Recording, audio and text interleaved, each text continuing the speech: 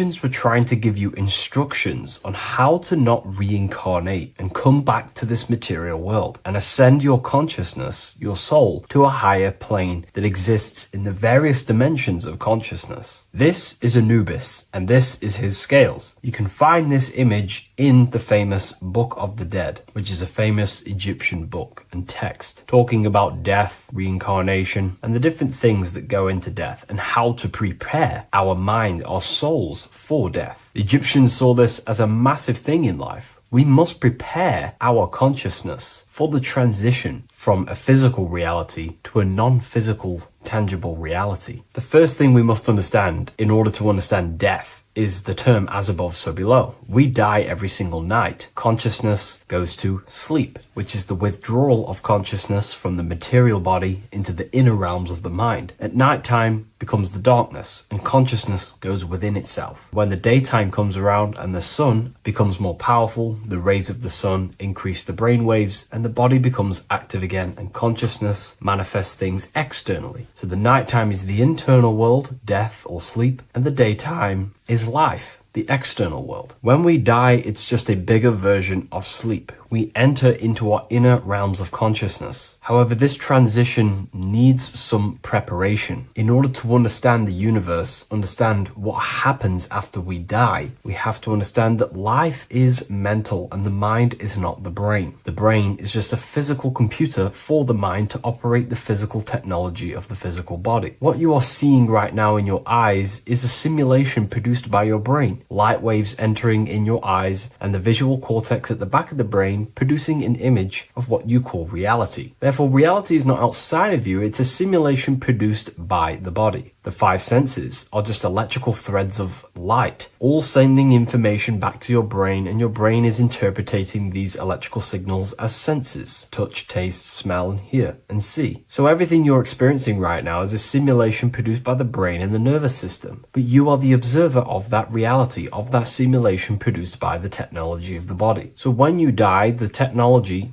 the simulation produced by the electrical system called the human body, is no longer running. Therefore, we don't actually leave anywhere, but the simulation stops running and we are dissolving one layer of ourself. So most people think they leave the body when they die, but we're not. We're simply just removing an aspect of ourself, a different dimension of ourself, and casting off that dimension, removing a veil or a layer. And we're seeing what is behind that layer. And what behind the layer of the physical reality is simply the world of imagination, the astral plane. At the moment of physical death, consciousness withdraws from the physical brain, yet the awareness does not cease. For a short period, the individual may experience a condition of peaceful unconsciousness, similar to deep sleep. Then, once the individual becomes conscious again after death, once the physical body, the etheric body, has fully been split up and consciousness is now operating in the astral plane, this is what the ancients called karma loka. Arthur E. Powell mentions this. C.W. Ledbetter mentions this place as well. Karma Loka is a place in the astral plane. The astral plane is the realm of imagination. It is where the forces of the mind manifest desires as imagination. All of your desires, your desired realities, the screen that you have in your mind, that screen you manifest a visualization on, exists in the dimension of the astral plane. It is a realm made of thoughts. It is an object made of thoughts. If you think of a chair, for example, and imagine that chair in your mind's eye, that screen you are seeing in your mind's eye is a thought animated. That thought is an animated desire, and that exists in the realm of the astral plane, a realm of subtle thought forms. Therefore, the physical world has an exact copy of this world, however, in the astral plane. Just like how if you remember the house that you grew up in as a child, if you could sit down right now, wherever you are, and you can imagine, walk around that house in your mind. You can imagine the layout of the street of the house. So in our minds, we have our own layout and map of our house, but then now connect all of the collective consciousness's minds and memories of places on the earth, come together to create a collective astral plane, a world made of thought forms, but it's an exact copy of the material world. To go into a bit more detail, this would exist on the lower astral plane. On the lower astral plane, there is an exact copy of the Earth, made of everyone's memories, imaginations, and things along them lines. Karma Loka is where the word karma comes from. This is the region of desire and emotion and imagination. This place is not a place of reward or punishment, but a state of consciousness corresponding to the emotional nature of the person who passed on, who transitioned from the physical to the astral. Your state of consciousness, the thoughts you think every day, the fears that you face every day, the belief systems you have in your mind every day, still is passed on from the physical into the astral. The astral plane, you will go into an astral plane that directly corresponds to your state of thought, just like a dream. In your dreams, you will see materializations of your fears, belief systems, and things going on in your subconscious mind. You will go into an environment and a landscape when you die in the astral plane that match your desires, habits, and your state of mind. If you believe in Jesus, you will go to a place where then thought forms manifest in the astral plane. If you believe in Buddha, you will go to a place where then thought forms manifest. That is the environment. It's mental. Reality is your level of realization. You are seeing through the lens of your mind, of your beliefs, and you see the world tinged with your belief systems. Karma Loka is a place where you balance out your desires, sensual cravings, ambitions, jealousies, fears, emotional fixations continue to assert themselves in your mind when you die. Yet because there is no physical instrument through which they may be gratified,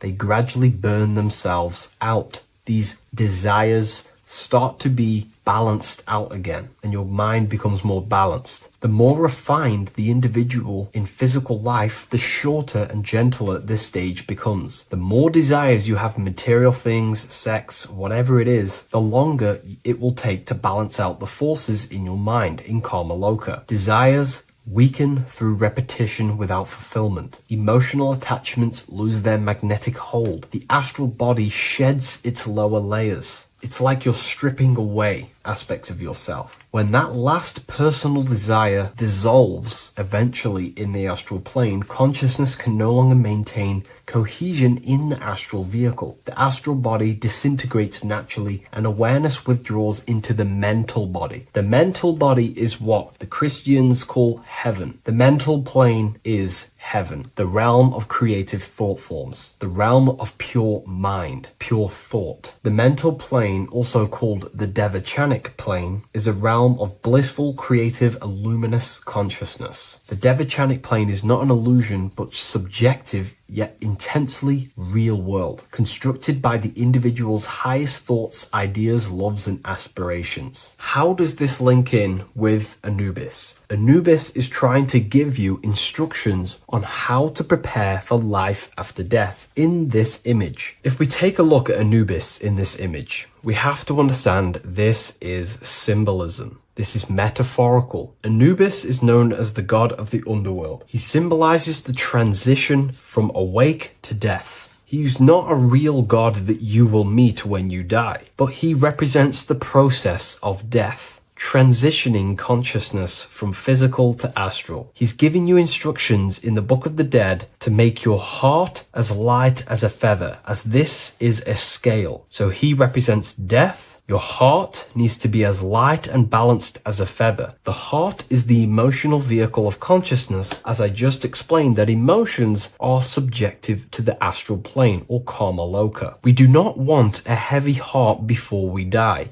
We do not want addictions to smoking, addictions to pornography, addictions to status, the ego, material gain. If we die with these things, this means we have a heavy heart, and this will manifest in the astral plane when you die and take longer to balance out them emotions and desires. So this is telling you to remove any addictions, any emotional attachments, mental attachments you have to the material plane. This does not mean go full monk mode and don't have anything physical, don't chase after anything material. We should definitely have material things as we are spiritual and material. However, do not place your heart on it. We should all aspire to have the best possible life, have the most possible resources resources as possible in our lives, having abundance in everything. That's completely fine. But placing our soul on it, your desires on the material world, will only pull you down in life after death, take you longer to balance out them forces and desires. This is why transformation during physical life is essential. We need to release attachments to master our thoughts and emotions and align with truth. We don't want to die with false identifications, that thinking and believing that we are the physical body. We need to balance out our heart. Yes, have material things. Yes, chase the best possible life for ourselves, but also have connection with the divine and practice detaching from the material world, maybe even fasting from any addictions that you have, the phone and things along them lines. When this is achieved, when you are fully balanced and have no more addictions and attachments to your mind and consciousness, the scales are balanced. The soul becomes free and rises beyond the lower planes of existence when you die. It transcends the physical body and more than likely enters the mental body. We can't take anything physical after this life. The only thing we can take is spiritual things such as wisdom, understanding, and connection. We can only take internal things. So we have to master our internal world before we pass on to a world where we cannot fulfill our physical desires. Now, this is kind of what heaven and hell is. There is a hell realm in the astral plane. If you desire horrible things, you desire to kill people, or you desire to do horrible things, then you will manifest in a place where that is taking place, with people, with entities that assimilate with that vibration. You might have to watch this video a few times to get a full understanding of this, but Anubis is trying to teach you, make your desires as light as a feather, purify your heart, purify your soul, and place your heart on the spiritual things, knowledge, information, connection, thought. Because if you desire material things, then you will more than likely desire to manifest yourself back into the material world and reincarnate. If you've read the Book of Symbolism, you already know this information. You can now find this book in the description of this video. Please leave a like, comment, and subscribe to the channel if you like this information. And we also have the Book of Symbolism available on Amazon.com now. Take care, everyone. I'll see you in the next video. Welcome to Revival of Wisdom.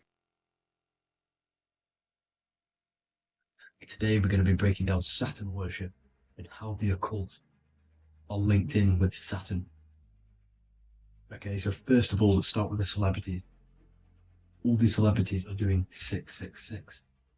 Okay, covering the one eye, which also symbolizes the all-seeing eye, which is another occult symbol. But we're focusing on the 666. The 6 with the 3 fingers. Also, we have CERN with the 666 within their logo. Also Disney, okay, as you can see here, 666 within their logo. Pepsi, Coca-Cola, and even Cadbury's. Monster Energy with the 666 in Hebrew numerals. Unleash the beast. So what is 666 to do with Saturn? Because on Saturn, on their north pole of Saturn, there is a 6-sided hexagon, okay? So Saturday is named after Saturn Day, the 6th planet. It is also the 6th day of the week, and has a 6-sided polygon on its north pole, 666. Not only that, when you create a star out of the hexagon, you will create a 6-pointed star, okay? With 6 triangles within the star and a 6-sided hexagon, which all adds up to 666. Okay, so this is why all these symbols contain 666. So why do they worship 666? Saturn.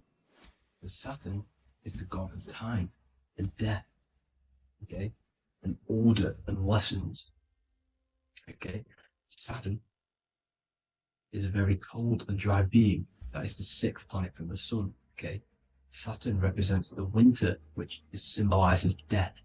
Okay, because all nature dies within winter because the sun's not there. So it represents darkness and death. It rules the zodiac sign of Capricorn. Okay, so in the celestial cycle, Saturn is always opposite the sun. So it's the opposite of the sun. So they're worshipping this energy which is death-like, Okay, this God which is death and does not bring life. Okay, also is the God of time. Okay, also in the Roman and in Greek it's called Chronos. Okay, which is just a translation for time. It's also known as the Father Time, aka the Grim Reaper. Okay, the Grim Reaper. Keep that in mind. We'll come back to this. Here are some more logos with Saturn. Okay, NAG, Internet, Wi-Fi. Okay, all these occult logos all worship Saturn. They are a satanic occult. They worship this death god, this evil god. Okay, this is where the cube now comes in. Okay, because what color is associated with Saturn? It's black, because it's the absence of light. It's opposite the sun. So black is the color associated with Saturn. Each planet has its own color associated with it. Okay, so when you make the cube, okay, as you can see here, the cube out of the polygon, it creates what? A black cube. Okay, and the Kabbalah, okay, Kabbalah means cube, Allah means the God, the cube God. These religions are secretly worshipping this cube God, the god of death, Saturn, Satan. It's the same entity behind it all. Okay, so also we have these black cubes in Australia, Denmark, all around the world, these black cubes, because this occult is worldwide. It's Saturn, Satan taking over this realm. Okay, also with this black cube, they walk around it like the rings of Saturn. Around the black cube of Saturn with the rings, they walk around in circles. What are circles? Cycles. What is a cycle? Time. The time god. This is why it has a ring around it, because it represents time, cycles. Okay? And this is another depiction. Saturn, always depicted with this Reaper staff. Okay? Keep in mind this staff, just like we associated with aka the Grim Reaper. The Grim Reaper also wears a black robe, representing Saturn with the same staff. Can you see it? This is where it comes in. Okay? The same thing, look, the same staff with the black robe. Black representing Saturn, the god of death. Okay, the Grim Reaper, Satan. Okay. Also, when you graduate from university, what do? You wear a cube on your head, a black cube with a black robe. This is Saturn worship. See, this is how Saturn, Satan, has tricked the world into worshipping him, not God, the sun, which represents God. So what is a corona? Because a corona is a crown, a circle, okay? A set of concentric circles of light seen around a luminous body. So Saturn. So this is why they used to worship Saturn by wearing crowns in ancient days. And we still do to this day. The king or queen has a crown, a corona. Also, corona, the drink. Corona adds up to 666, just like Saturn is 666. But like you see in the corona, you see the staff. You see this staff, just like the staff of Saturn, the Saturn god, like the Grim Reaper, with the black robe and the staff, just like the Saturn god. What is the Grim Reaper? It's a killer. It represents death, just like Saturn, the god of death and time. So all these occults and secret societies all worship the 666 god, which is Saturn, Satan. All of our energy is being put into Saturn. Okay, and Saturn, Satan, is harnessing all of this energy. So gradually This is what the mark of the beast is. Like it says in the Bible, the mark of the beast, or the name of the beast. Here is wisdom. Let it know that you have to understand and count the number of the beast, for it is 6. It is the number 6 of a man, and is 6. 600, 3 score is 6, 666. So this is what the mark of the beast is. They are going to eventually put green chips, just like Neuralink, which is what Elon Musk is pushing. Okay, so this chip is the mark of the beast, and it's going to be implanted to our hands or brains. Okay, and they will manipulate our consciousness, and it will manipulate our DNA, and it will directly connect us to AI, and AI is linked in with Satan, as the demons and the people who rule this world are in love with AI. They want to connect humans to AI, and this will control our consciousness completely and give all of our energy back to Satan, this deity that they all worship. Just like when you get married, you wear a wedding ring, the rings of Saturn, over the finger, which represents the sun. So you're basically seeing Saturn over the sun. The sun is the son of God. It represents the sun, represents God. So you're putting Saturn over the sun. So thank you guys all for tuning in. I'm going to leave you guys here. Please leave a like, comment some topics that you want me to talk about. And please subscribe for more amazing content. God bless.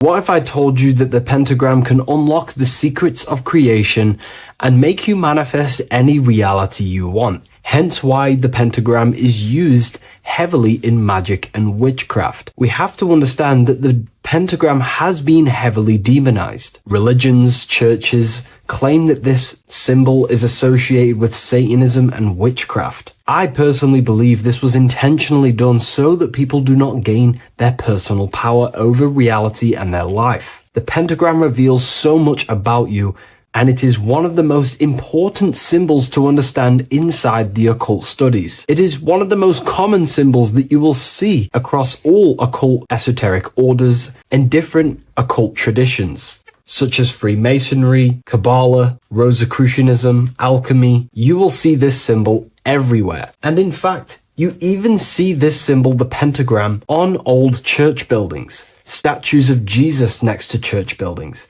You will see this symbol used by Christianity itself, which is very contradicting about the church. But I'm not here to tell you to think anything. You can simply take this information with a pinch of salt and see if it benefits you. The pentagram used by the early Christians was said to symbolize the 5 wounds of Jesus on the cross. But this goes much deeper in an esoteric explanation. The pentagram ultimately represents the 5 elements of creation. All creation falls within these 5 elements. We have spirit on the very top, then you have air, water, earth, fire. This is the correct placement and order of the elements. Air is always on the left, water is always on the top right, earth very bottom left, fire bottom right, and spirit placed on the tip point of the pentagram. It's a 5-pointed star drawn with one continuous line. But this actually reveals much deeper things, and we're going to be going into how to use this symbol for magic and creating your reality towards the end of this video. But now we're going to give you a basic understanding of the pentagram. It's showing you the 4 physical elements symbolized as triangles and spirit symbolized as a circle. The 4 physical elements are made out of the base element, spirit, or what the ancients call ether. Ether is the underlying base of all physical matter. This is the substance that animates physical matter with life force. All physical matter has its origin in the etheric substance, or spirit, what we want to call it. It is simply the life force that animates the physical thing. However, if we go deeper onto this symbol, it also represents something personal to the individual who wears this symbol. If you wear this symbol, you're basically saying You're putting your divine nature over your material nature. Your divine self is in control of your material self. You put your spiritual needs before your physical desires and needs. Hence why the spirit is on top, looking down over the four physical elements. The circle is continuous, one line, eternal, no beginning, no end. The triangle has beginning and end and points. You can see the beginning and the end when you draw it. On a deeper level, this is pretty much showing the process that symbolizes the structure of the macrocosm, the universe itself, showing how the invisible spiritual planes condense and crystallize into the visible physical world, spirit turning into physical reality. But if you wear this symbol, you're basically saying, I put my divine nature over my material nature, showing that your spiritual nature rules over your earthly existence. You put your spiritual needs first. If you see this inverted, it is now the opposite, placing spirit on the bottom, basically saying, I desire the physical things over the spiritual. But what exactly is your spiritual nature? Well, your spiritual nature is simply your internal self. You chase things that are immaterial, such as knowledge, love, experience, expansion, gnosis. These are the qualities of spiritual things that the spiritual person likes to chase and desire, instead of desiring the things that are temporary in the material world and never actually lead to fulfillment. True fulfillment is by chasing spiritual things. God, the nature of creation, the self, gnosis, knowledge. But if we go even deeper, this symbol ultimately represents how reality is created. Hence why this symbol is heavily used in Kabbalistic magic and so-called witchcraft. We are all magicians. Each one of us are creating reality. There are just certain ways you can actually create reality by becoming conscious of them. By becoming conscious of the elements and the qualities of the self that actually create your experience in your life in the present moment. If we look at the pentagram, we see that when you draw a pentagram, it is one continuous line. It is one expressed in 5. The order of the elements are very important. Spirit at the bottom, fire at the bottom right, and so on and so on. Because this is showing you the descent of the spiritual into the material, the invisible crystallizing into a material reality. As you can see when you start to draw the pentagram, you see spirit at the very top. You're descending down to fire. Fire is the closest element to spirit. Hence why in magic and witchcraft, people like to use candles. So you're descending first into fire, then into air, then into water, then into earth, then back into spirit. Because of course, the cycle of creation unfolds itself. When you die, you return back to spirit, and then you reincarnate yourself back into physical reality if you wish and desire to. Everything is under this process of matter spiritual. In the daytime you wake up, you're in your material body. When you go to sleep, you enter your astral spiritual body. Everything's in this continual process, renewing itself in spiritual, then material. But the reason why this is associated with magic so heavily is because each one of these elements corresponds to a different body of consciousness, a different vehicle of consciousness. Consciousness has many different vehicles it uses to create the tangible self, the physical reality. For example, consciousness has a spiritual nature. The spirit element in this case symbolizes the emanation, the descent of the one power, the one force that we are all using. Each one of us is using this one power, the power of the source consciousness, unfolding its creation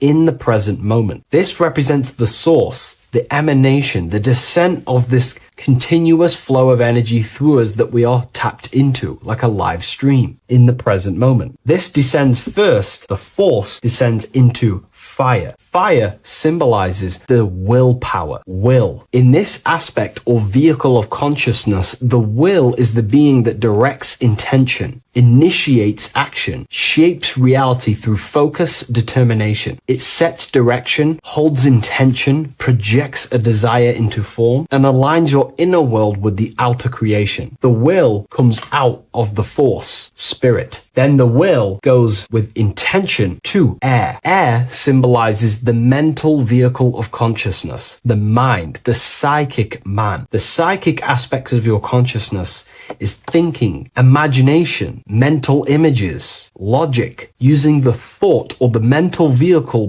body of consciousness. Then that thought has an emotion, which is then water. So it goes from the force to the will to the intellect to the water, the emotional body of consciousness. The emotional vehicle of consciousness amplifies the thought into an emotional desire that you want to take action on. No one takes random actions, and if we do, we say we're very bored and we don't care. The water is the energy, the emotion you have to fulfill something. And that emotion then descends into earth, which is the physical body to take the physical action in the present moment, to fulfill that desire, to fulfill that will, that thought, that desire. And that is how reality is created all the time. Now, there is much more that you can go into with the pentagram, because true magic is about changing consciousness at will, not casting random spells. It's the ability to change the direction of consciousness using the power of the will to direct these forces to create change in the internal world so it can project outwardly in the external world. Because consciousness creates the external reality. What happens within us, we see change outside of us. So true magic is about manipulating the forces and the vehicles of consciousness that exist within our own mind to produce a change in the material world. There are other ways you can use magic, by purifying each body of consciousness or banishing each body of consciousness. Other forms of magic, you can dissect each body of consciousness and work with that specific body. If you think you're using your mind too much, you can start using banishing rituals to banish the power of the mind to stop overthinking, for example. Or if you have lack of emotional connection with your emotional vehicle of consciousness, we can dissect this body, tap into this body, and invoke this body and strengthen it. We're dissecting each body and vehicle of consciousness so we can work with it to create a specific change inside ourselves, then to be mirrored outside of us. So pretty much this pentagram represents the descent of the spiritual turning into a material reality. Hence why sometimes we see a human figure standing in the point of a pentagram, because it ultimately represents the microcosm. You are the microcosm. You represent the entire process of spirit into matter, the invisible into the visible, the formless into form. The pentagram, drawn in one unbroken motion, captures this divine act of creation, showing how consciousness flows downward through the elements or the vehicles of consciousness to bring forth the material reality. The Book of Symbolism will teach you all about this. It was released November 17th. A lot of people have taken advantage of this. You also gain a free ebook with this copy. Every order comes with a free ebook. And if you wish to get your copy of the brand new Book of Symbolism, you can find it in the description or revivalofwisdom.com. Thank you, everyone. I'll see you in the next video. What are we all doing, people? Survival of Wisdom. Today we're going to be breaking down the Bible and its real, true metaphysical meaning. All of these slides within this video is taken from my book, The Book of Wisdom. So you can get all of these slides. So the Temple of Solomon, you are body, mind, and soul, which is the Holy Trinity, the moon, sun, and earth. The sun is your soul because the sun is its infinite source of energy. It is its own source of energy. And that is what your soul is. It's its own source of energy. The moon is mind. This is why you call people a lunatic. You're a lunatic. Luna means the moon. And inside of your mind, you have a specific mood. Mood is moon.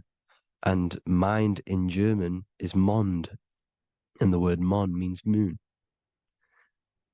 And earth is your physical body because your body contains of the four elements, the four physical elements.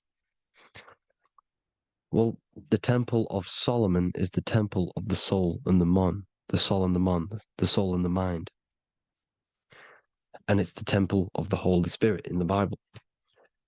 Everything leads back to one singular point in the center of the brain. The brain is not the mind. It's mind over matter. Okay? The brain is the physical manifestation of the mind. The brain is the electrical computer which decodes the light waves given to it by the mind. This is why everything in the body leads back to one singular point. And we'll go over this in a minute. But this is controlling the physical body. This is the within. If you rearrange within, it spells high twin, because within you is your twin, your true self. And it's just an entity in the center of the mind. And if you shut your eyes, you can feel it. Your awareness is in the center of the brain. So there's just an empty chamber in the center of the two cherubs, the two brains. They are two separate brains. They're two hemispheres. And the empty chamber, when scientists chop it up and see it's just an empty chamber, well, because you can't see in that plane of reality, you cannot see the mind. You cannot see thoughts. It is invisible to the human eyes, to the visible light spectrum, to the two eyes. The reason why we call it the third eye in the center of the brain, it's not the third eye, it's your true self. It's the mind and soul. It's an eye because it does see. It's the all-seeing eye that you always see here. There's some Masonic artwork showing the two pillars, the two cherubs, the two hemispheres of the brain, and the inner eye. This is the eye that sees all things. What do I mean by seeing all things? Not physically. It sees the mind. It's what, because your soul is watching the mind. You can observe the mind. You are not the mind. And if you meditate deeply enough, you can go beyond the mind. It's the all-seeing eye. It sees the mind. It sees what emotions you're feeling. It sees what you're thinking. It sees what you're seeing with the two eyes. It's the all-seeing eye. It sees all things. It's omnipresent. It's everywhere. Because the mind can be anywhere. The mind can switch itself into any place it wants. There is no limitations with the mind. So there is two hemispheres in the brain. And in the Bible, there is a quote saying, the most holy place between the two cherubs. The two cherubs is the two hemispheres of the brain, and the most holy place is between them, which is what the Masonic artwork is showing. This is the all-seeing eye, the soul and the mind in the center of the brain. And you will not see this with the two eyes. So when scientists come to seeing the empty chamber in the center of the brain, they wonder, because they do not understand the occult side of the world. They do not understand the layers of reality.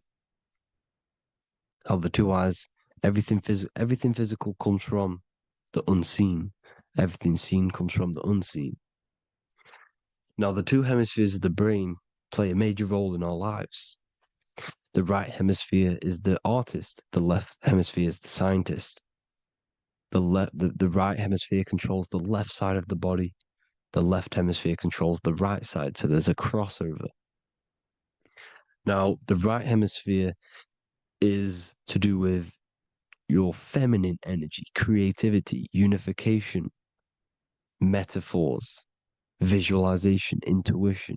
The left hemisphere is to do with sequencing, facts, materialistic details, language, and logic. So they keep us normally trapped within the male aspect of our mind, which is the left hemisphere. You know, if you listen to Spotify, Apple Music, and radio, they're all tuned to 440 hertz, which shuts down the right side of the brain, makes you left brain dominant. And we learn, well, 90% of people learn to write with their right hand. They're taught to learn with their right hand, which is to do with the left brain. You see, so we are being trapped within this left side of the brain, which is all to do with logic, thinking logical, not creative. You know, very analytic. But the right side of the brain is to do with your creativity. So the right side of the brain is perceiving reality as a holistic perception. Now, what do I mean? If you're riding through a woods, for example, If you're riding through a woods, your right hemisphere is seeing the whole woods as one unified woods. The left hemisphere's job is to break down the perception given to it by the right hemisphere and break it down into individual trees. So what am I saying? The right hemisphere is seeing humans and everything in creation as one unified consciousness. The left hemisphere is seeing individual egos. This is why the left hemisphere is the place of the ego, the right hemisphere is to do with the higher self. They're both needed, though. I'm not saying one's better than the other. It's balance. Now, they don't want you to see the unified picture, perception of creation. They want you to think everything is individual, everything doesn't come from the one, because all things come from the one. And we experience the two in this reality, dualism. In order to understand the one, we have to experience the two to advance. So, anyways, let's get away from the two hemispheres.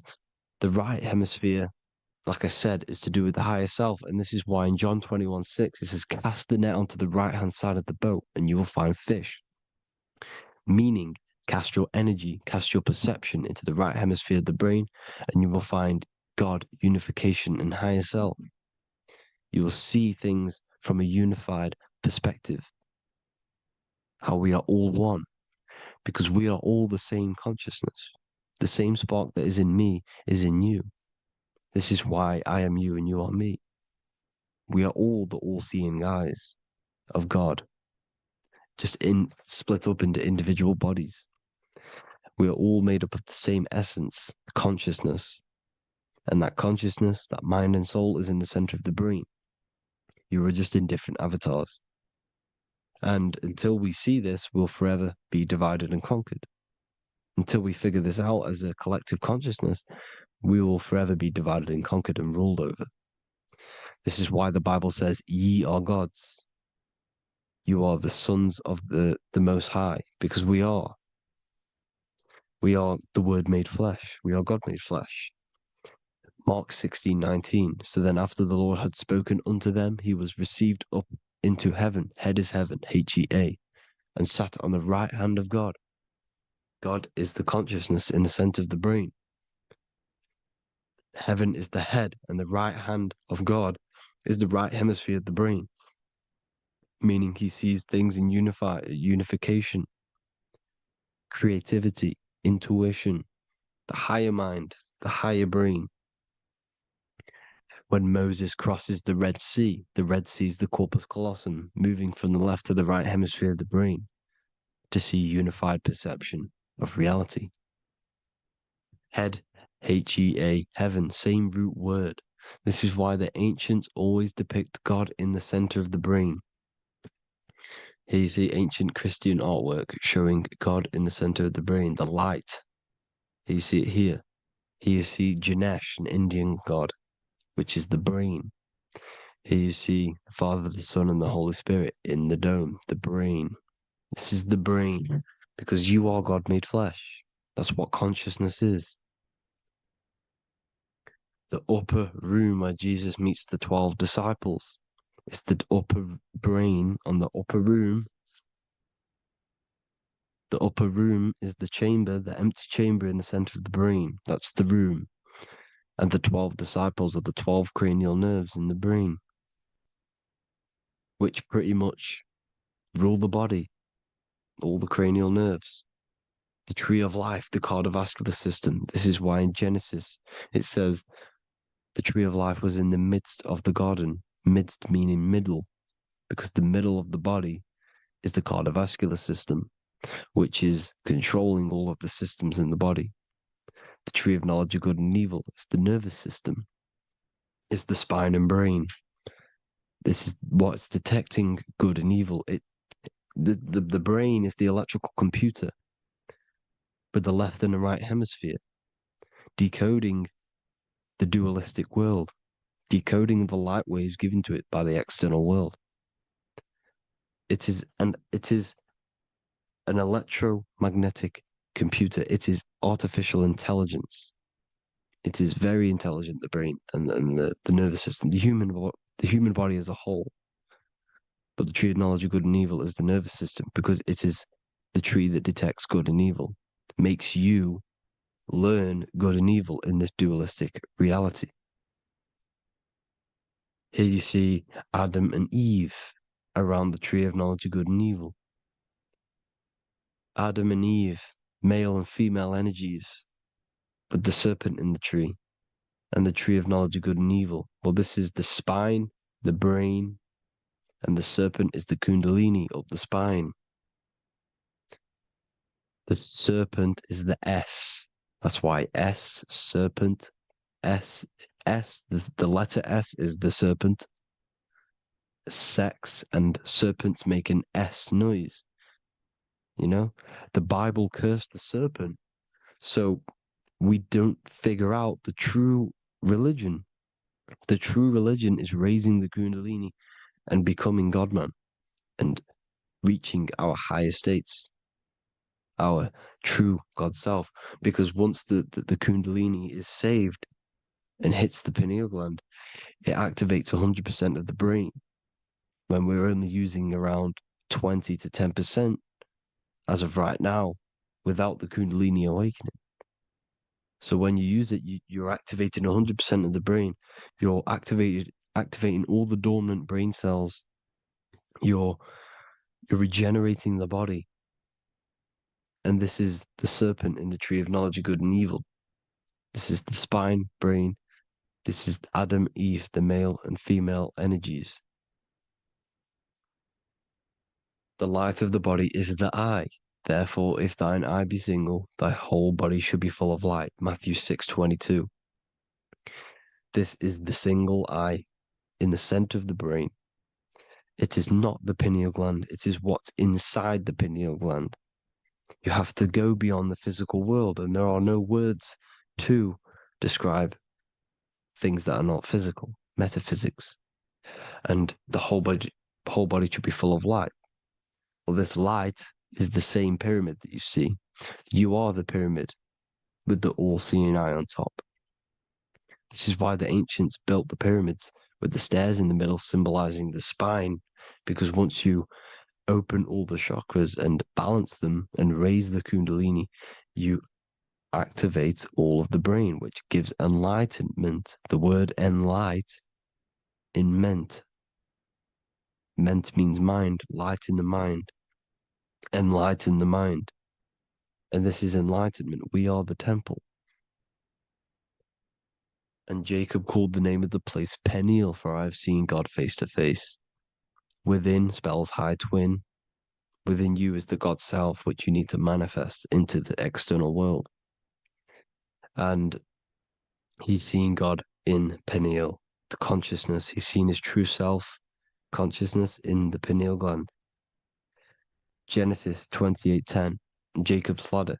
Jacob, he took a rock there and laid his head on it to sleep.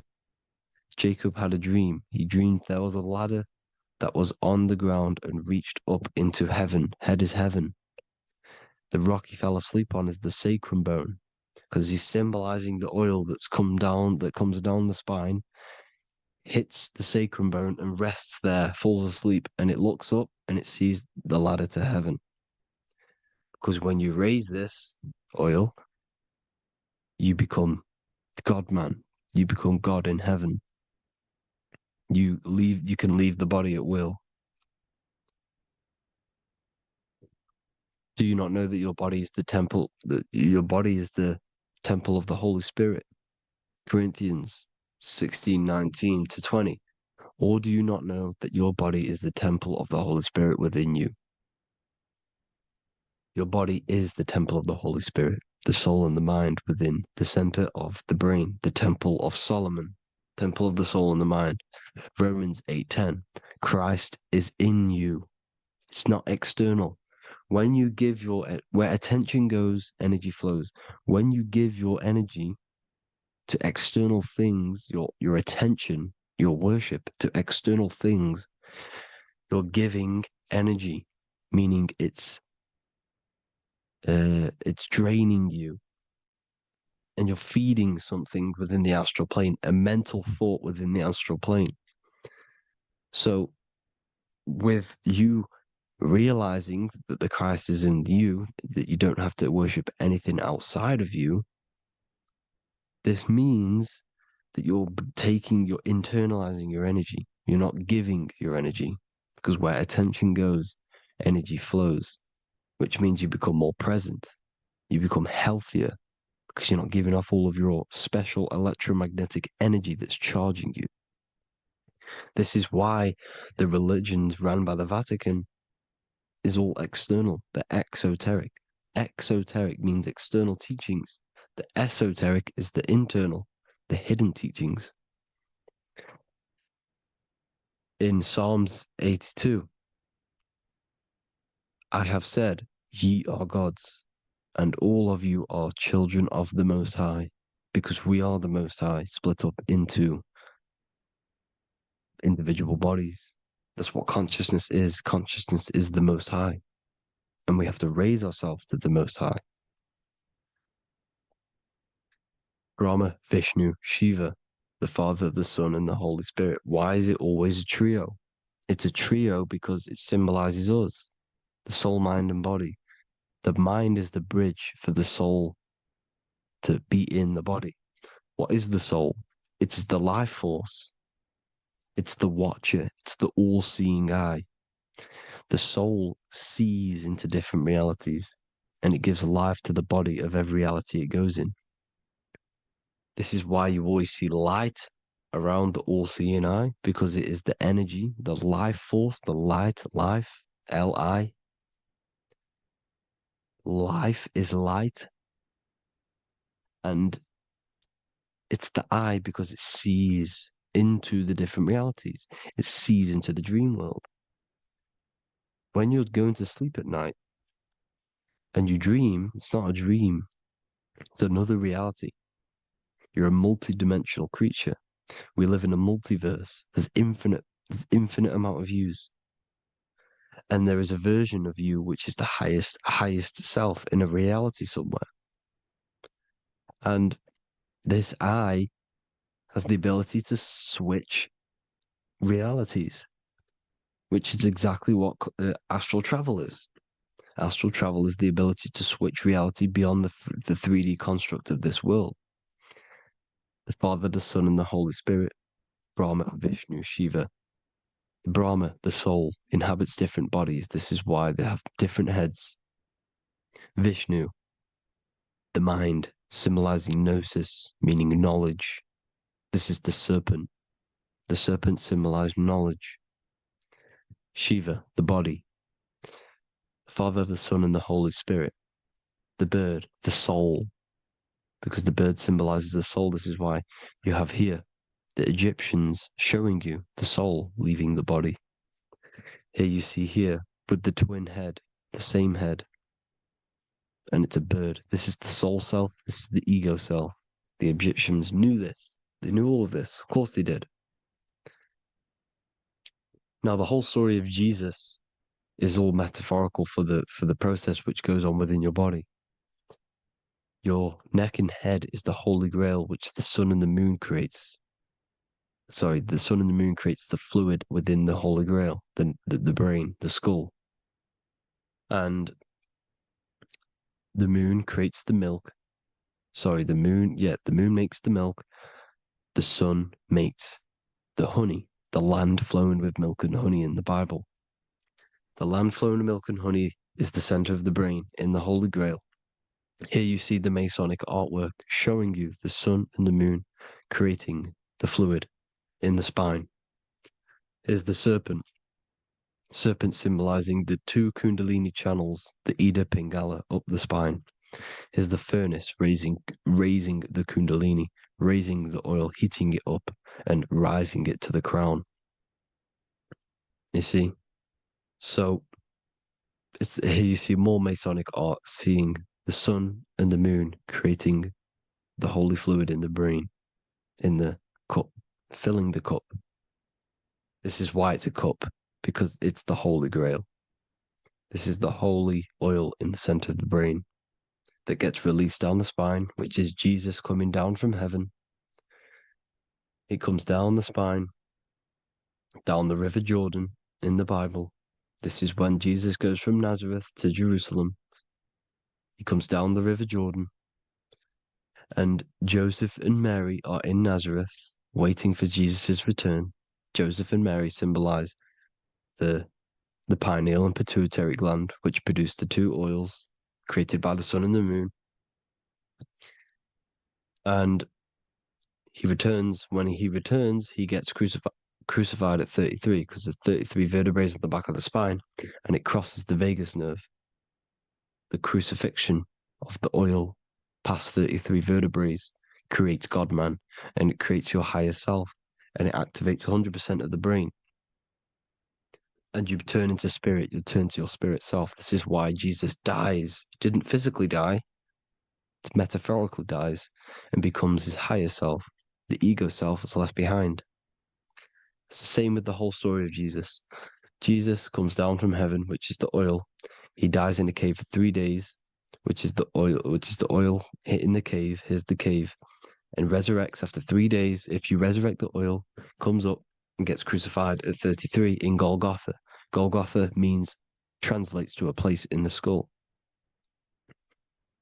The three wise men from the east. Well, if you look at the Masonic artwork, they'll always show you a ladder up to the east. Okay? Here you see north, south, west. This would be east. Here you see east here. East here. The ladder up to the east. The east is the top, up. Three wise men from the east, the thalamus, pituitary, and pineal gland in the center of the brain. The most important glands in the body. Here you see the Egyptians with the spine, the sun, and the two hemispheres of the brain. What did I say at the beginning? The sun is the soul. The sun is its own source of energy. It's the life force, which gives life to anything it inhabits. The soul is the same thing. That's why sun and soul mean the same thing. So, what I'm saying is consciousness is God. And this is why when it refers to as God in the Bible, means your higher self, pretty much. And returning back to this higher self, because God is something that you need to manifest. Consciousness is God, and your body is a reflection of the creation by God. This is why everything in the body corresponds with the stars. The stars rule the body. We are an image of the stars. This body is an image of the whole of creation. Aries rules the head. This is the cerebrum, the ram in the brain. Here's the ram, Aries. And we have something called the cerebrum, Aries, the ram. This is the Lamb of God moving to the higher mind. Taurus, which is the lower brain and neck, the cerebellum, the bull Taurus, the lower mind, and the cerebrum and the cerebellum, the ram and the bull, is what makes you ramble on. Ramble meaning walking. The higher mind and the lower mind working together makes the body ramble. Ramble is what makes you walk along. Thank you to Santos Bonacci. Gemini, the two twins, rules the two arms, the hands, and the lungs. These are the two twins of the body. Sagittarius, the horse, which rules the hips. Hips means hippo. Hippo means horse. Hippopotamus means water horse. Hippo means horse, and this is why we call them hips, because horses have massive hips. Capricorn, the kneecaps. Pisces, the two fish, the 2 feet. Then they make us swim. We are an image of the stars, people. Well, the body is anyway. Consciousness is God, and the body is the image of the whole of creation. It's a reflection of the whole creation, as above, so below. 12 systems in the body, 12 cranial nerves for the 12 constellations, 12 cell salts. The body's made out of 12 cell salts. So, this is where it gets kind of deep. This is where we get deep. And he said Jesus was known as the fisher of man. And fisher of man, meaning man does not mean man as in the male. Man means mind. He's the fisher of minds. So the Bible is not patriarchal. It's not patriarchal. Man just means mind, pretty much. So the fisher of mind, man, because he was fishing minds out of this reality into the higher realities. He was teaching people how to leave the body when he walks on water. Walking on water is the physical, etheric, astral, and mental. These are the different planes of reality. The ether is the either because the ether is the substance that's on either side, astral and physical. It's the fifth element is ether. And the fifth element is the water. The same water at the beginning of the Bible when it says, let the firmament divide from the waters above from below. The water symbolizes the ether. It's the base of all physical matter. And the ether symbolized is known as the water. So when you're walking on water, you're walking on the ether, meaning you're leaving the physical body. So when Jesus walks on water and he's teaching Paul to walk on water, Paul becomes scared and falls back into the water. Well, when you astral travel and you become scared when you're projecting, you'll fall back into your body. So he's pretty much saying walking on water is leaving the body, and walking on the ether, because the ether is the veil between the astral, and that's what devil means. Devil has the word veil in it, because the devil is trapping you between one veil, which is this world. They're trapping you in this world, this thin layer of reality. Your dreams are different veils. The ether, the astral, the mental are different veils. Devil is deveil. Deveil. You need to escape being stuck in one reality and live in between realities. And this is when you truly become a multi-dimensional being, because your soul is just the eye. That's what you are. You're just an eye, and you see into different worlds. And it also, when Jesus means the fisher of man, the fisher of minds, he is. I truly believe, because of my research, that there is other worlds. It's not just this one. There's higher worlds. There's an infinite amount of you, and you've been in you, in them dreams you call dreams. Them dreams are other realities that you are in. That's why when you're there, you don't feel like you're in a dream. You feel like it's 100% real, because it is real. So this is why the ancients always depicted the many different heads, because there's many different versions of you. And this I, the soul, the watcher, is switching itself into different bodies at all times. Well, when you sleep, when you astral project. And this is what the ancients were doing. They understood the multiverse, and they could switch bodies at will. And this is what the seven seals are in the Bible, also known as the seven chakras. These are literally portals within us to these different worlds. We're in the heart at the moment. Earth rearranged spells heart, meaning middle. This is where good and evil exist. It's the middle point, the midpoint of realities. So I hope you all enjoyed the video. All of this knowledge that I've give you in this video is inside of my book, the Book of Wisdom. The Book of Wisdom gets updated every single month with new pages. It's a one-time payment for a lifetime worth of research and knowledge by me. So if you do want to get it, the link will be in the description.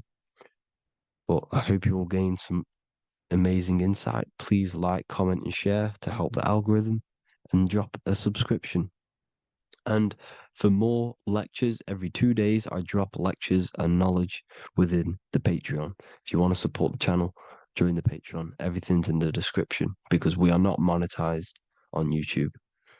Thank you all. Have an amazing day. How are we all doing, people? It's Revival of Wisdom from the Wisdom Academy. Today, we're going to be breaking down God, consciousness, and the higher and the lower self, and how to overcome the lower self. Now, the first thing you need to understand is that you are the invisible intelligence within the brain, within the body.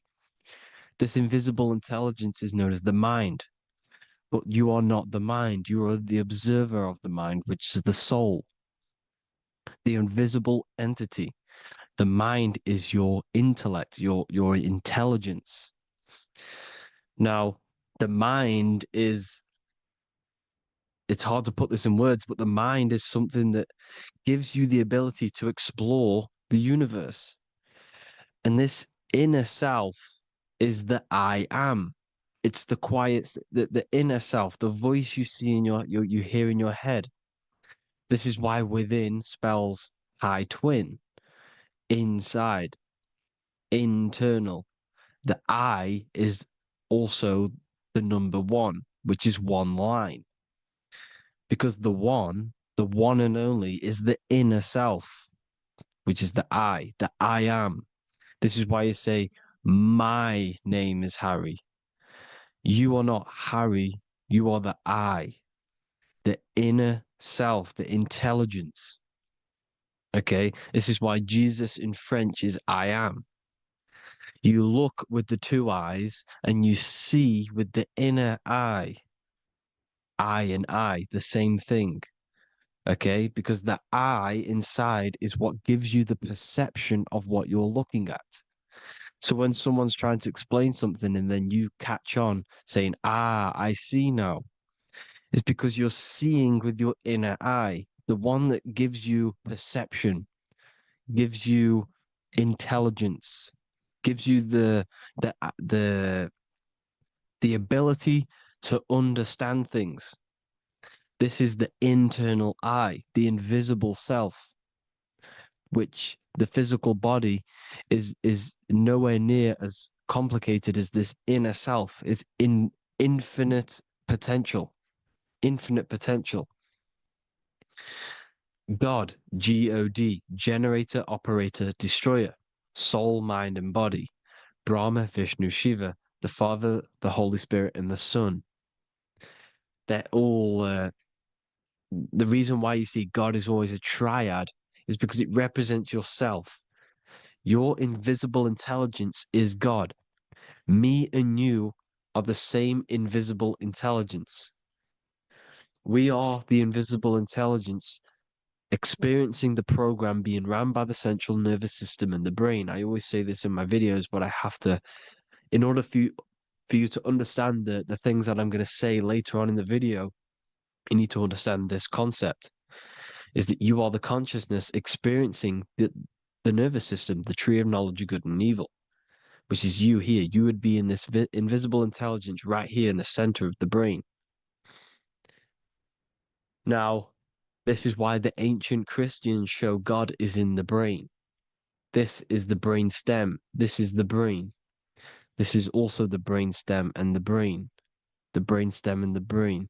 It's all depictions of the brain because the brain's the computer, the electromagnetic computer, which decodes the demands created by the invisible intelligence, the I, the inner self, you, your true self. The person moving, if you observe what someone moving, this is going to sound, but if you observe someone walking, it's not the body. The body is moving, but the thing telling it to move is the invisible intelligence. Before you kick a football, a decision is made within your invisible intelligence, your mind. And this consciousness, this invisible intelligence, is either stuck between the lower self and the higher self. Okay? When the invisible intelligence, meaning the true self, identifies itself with the physical body, it will trap its mind within physicality. This consciousness that we have is either operating in the lower self or the higher self. It's either feeding the material body or it's feeding the spirit. Okay? But because we are physical and spiritual, we need to be even. We don't want to be meditating all day long because we do have a physical body as well whilst we are here. We are playing a game in physical matter. Okay? Now, the reason that you incarnated here is to learn a lesson because the mind can manifest anything it wants within the astral planes, within the world of imagination. It can manifest anything it likes, but it incarnates into matter, into this game, so we can understand labor, because anything in matter you have to labor to manifest. But in the astral, you can manifest at the click of a finger. You come here to learn the knowledge of good and evil. And your consciousness, I came out a bit off topic there, but your consciousness is experiencing the lower or higher self. The lower self is manifested in the lower parts of the body: sex, food, and power, the lower three energy centers. These centers are like mini brains. You are literally thinking with these centers. And when your mind is stuck within these lower centers, you'll think. Have you ever heard the term of thinking with your penis or thinking with your, you know what, as a man? Even females, maybe. But mainly, this is a boy saying, you're thinking with your penis. This is a truth. It's truth in plain sight. You think with these energy centers. When you're living off the lower three centers, all you care about is sex, food, and power, eating, sleeping, and greed. Power's kind of like greed. Now, when we move up to the higher parts of the body, when we live our life within the higher parts of the body, this is considered heaven: love, expression, intuition, and wisdom. This is what we need to be aiming to do, moving out of the lower half of the body and living our life within the higher self, the higher parts of the body, thinking with the higher energy centers, thinking with love, expression, intuition, and wisdom, spreading love, expression, intuition, and wisdom to others. Heaven is even. This is why Jesus is pointing at the heart chakra, always pointing at the heart. Earth rearranged his heart because in earth you're manifested as a physical being. You're in the heart, good and bad. You need to be balanced between the good and bad. Because love can be a demon too. That's a whole nother video, but love can be a demon. Now, the seven chakras are known as the seven seals in the Bible. When the Lamb opened the seventh seal, there was silence in the heaven for about half an hour. This is a verse from the Bible. The Lamb is Aries, which is the higher brain, the cerebrum, the cerebram, Ram, Aries. Because when the Ram opens the seven seals, you enter the kingdom of heaven. Because these chakras seal your invisible intelligence, they seal your true self. You are behind these seven seals, your true invisible self, your true consciousness. Because behind these seven seals, you do not think about anything materialistic. Your intelligence is not material, it's not physical, it's not from the physical world. It does not desire the physical world. The body is the beast, the body's the animal, the lower self, which can corrupt our intelligence. It can corrupt the intelligence. Okay? Now, we need to balance these chakras so that we gain a deeper connection between this intelligence and the brain.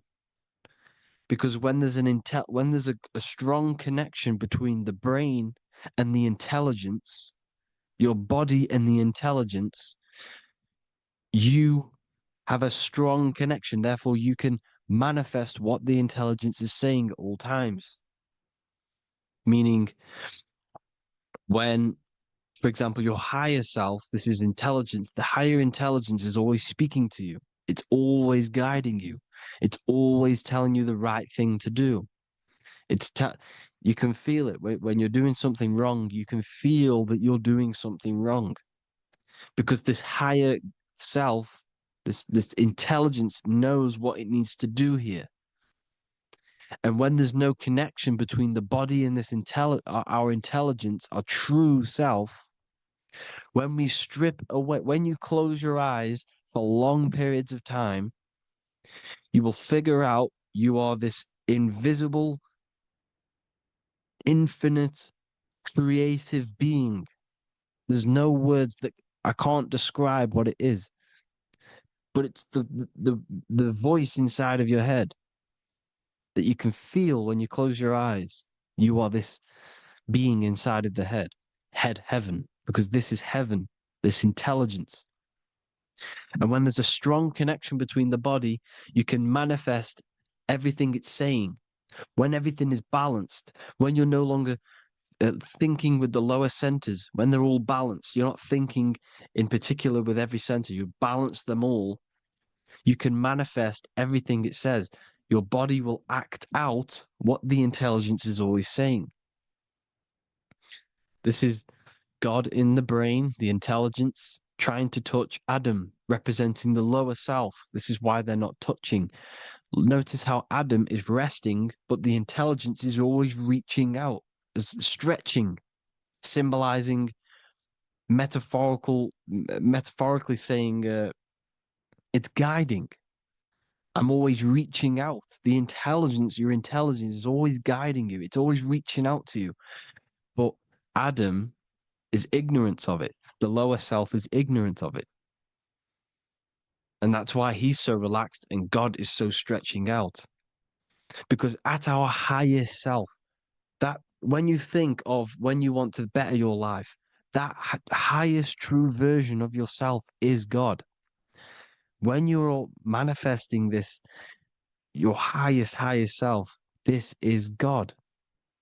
Your truest form, your most perfect form, that is God. Your highest version of yourself, that is God.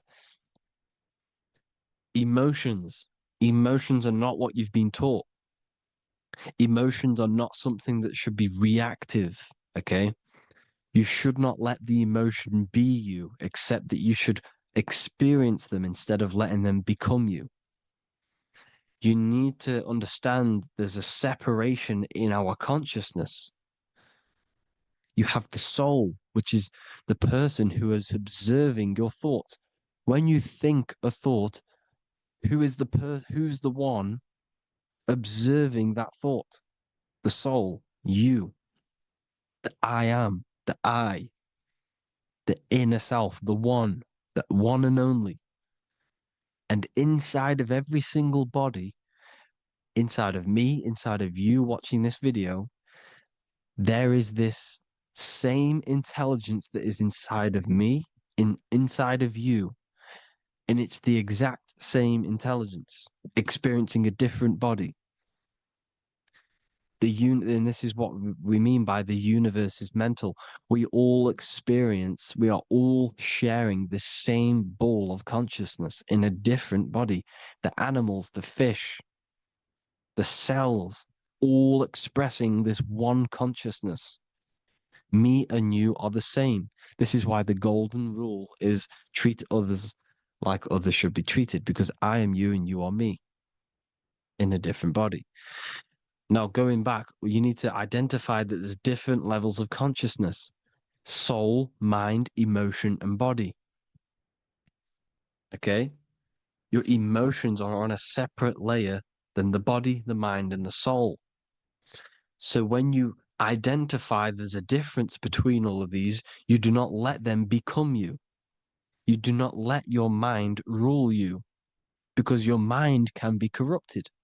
Your soul is the one that is pure good, pure love, but your mind can be corrupted.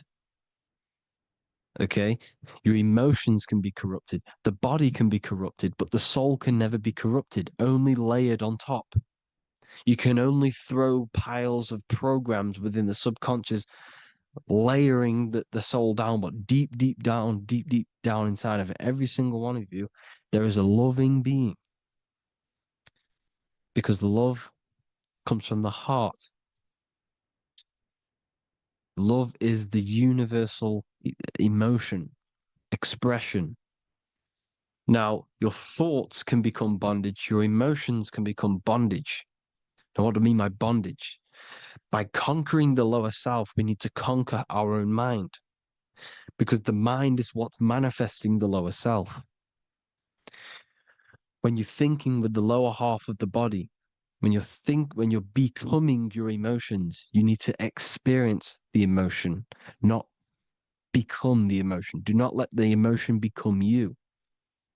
Do not let your thoughts become you, because your thoughts are tools that you can manifest. Your thoughts are the idea. Your emotion is the energy that you can use to manifest that thought. Your emotion is energy in motion, emotion. You use emotion to manifest, to feel as if you already have the thought. Therefore, you become that vibration. Therefore, your emotions are actually a creational force that is given to you to manifest things, because you're a human, a manifester. You're here to manifest things. You're a creator. You are a god. Your inner self, your intelligence, your I am, the one and only inside of you, the inner self, the quiet one, the one that's deep down, the invisible intelligence, is it's creating things all the time. All the time. Speak no evil, see no evil, hear no evil. This is the astronauts, they're Freemasons, but they understand this, because thinking, seeing, and hearing can corrupt your mind. And when you have a corrupted mind, you'll have a corrupted subconscious. The subconscious will manifest into the body, because 90% of your behavior comes from the subconscious mind. So you got to speak, see, and hear no evil. But sin, what is a sin? To overcome our lower self, to overcome our lower self, the 7 deadly sins are not something that goes against an external God. A sin is something that goes against your inner guide, your inner conscience, the inner self that's always speaking to you. It's always telling you the right thing to do. A sin is something that goes against this inner guide. And this is why you can feel something where you can feel you're doing something wrong, because the inner guide is speaking constantly. And when you commit these 7 deadly sins, which are 7 internal states which keep your invisible intelligence bound to your physical body. Because evil, right? Evil love bondage. This is why they stay in this realm and they control this realm, because they love the bondage of the body. They like matter. They want to stay in matter for eternal life. They don't want to ascend back into the heavenly realms where you do not have a physical body. You can explore the universe within the astral planes. They stay bounded to the body, bounded to the 3D construct of the physical world. They have greed, lust, envy, gluttony, wrath, sloth, pride. They want all of this. And if you want that, that's okay. But deep down, you don't want that, because your soul is always telling you the right thing to do. Your soul knows what to do to get out of here. It needs to detach from the external world, detach from all of these 7 internal states which bound you to your lower self, your lower centers. That's what a sin is. You have a left and right brain. The left brain is always analytic. The right brain is metaphorical. So the right brain is producing a holistic view of reality. Now, what do I mean? And not view, perception. When you see, because your eyes are parts of the brain, sorry, when you look at something and you look, that image is produced in the back of the brain in the visual cortex. And then the right brain produces a perception, a holistic, it breaks down what you're seeing into a holistic image, a holistic perception. So, for example, if you're in a woods, the right brain sees the whole woods as one big woods. The left brain is breaking that perception down into individual trees, branches, and leaves. So the left brain's to do with duality, the right brain's to do with wholeness, unified. The left brain's dualistic, analytic. This is necessary so that we can pick things up and manipulate them and break things down. We need the left brain, we need the right brain. I'm not saying any of them's bad, but the left brain, sinister in Latin, means left. Because when you're left-brained, you see everything in dualistic. You see everything is dual, when everything's actually one. We need to be focusing and strengthening our right hemisphere. I'm not saying sit in the right hemisphere all the time, but we need to be strengthening our hemisphere. And this is why left is sin and right is right. Because when you focus on the right hemisphere, you see the holistic perception of creation. The right hemisphere sees humanity as one unified consciousness. The left hemisphere sees everyone as individual persons and egos. Because the left hemisphere is dualistic. And this is why the Bible says, cast the net onto the right side of the ship and ye shall find. John 21:6. What does that mean? Cast your energy, cast your perception into the right hemisphere of the brain, and ye shall find unified consciousness. You shall find your higher self, the one and only. If then you have been raised with Christ, seek the things that are above, where Christ is seated at the right hand of God. Wow. Powerful. What does this mean?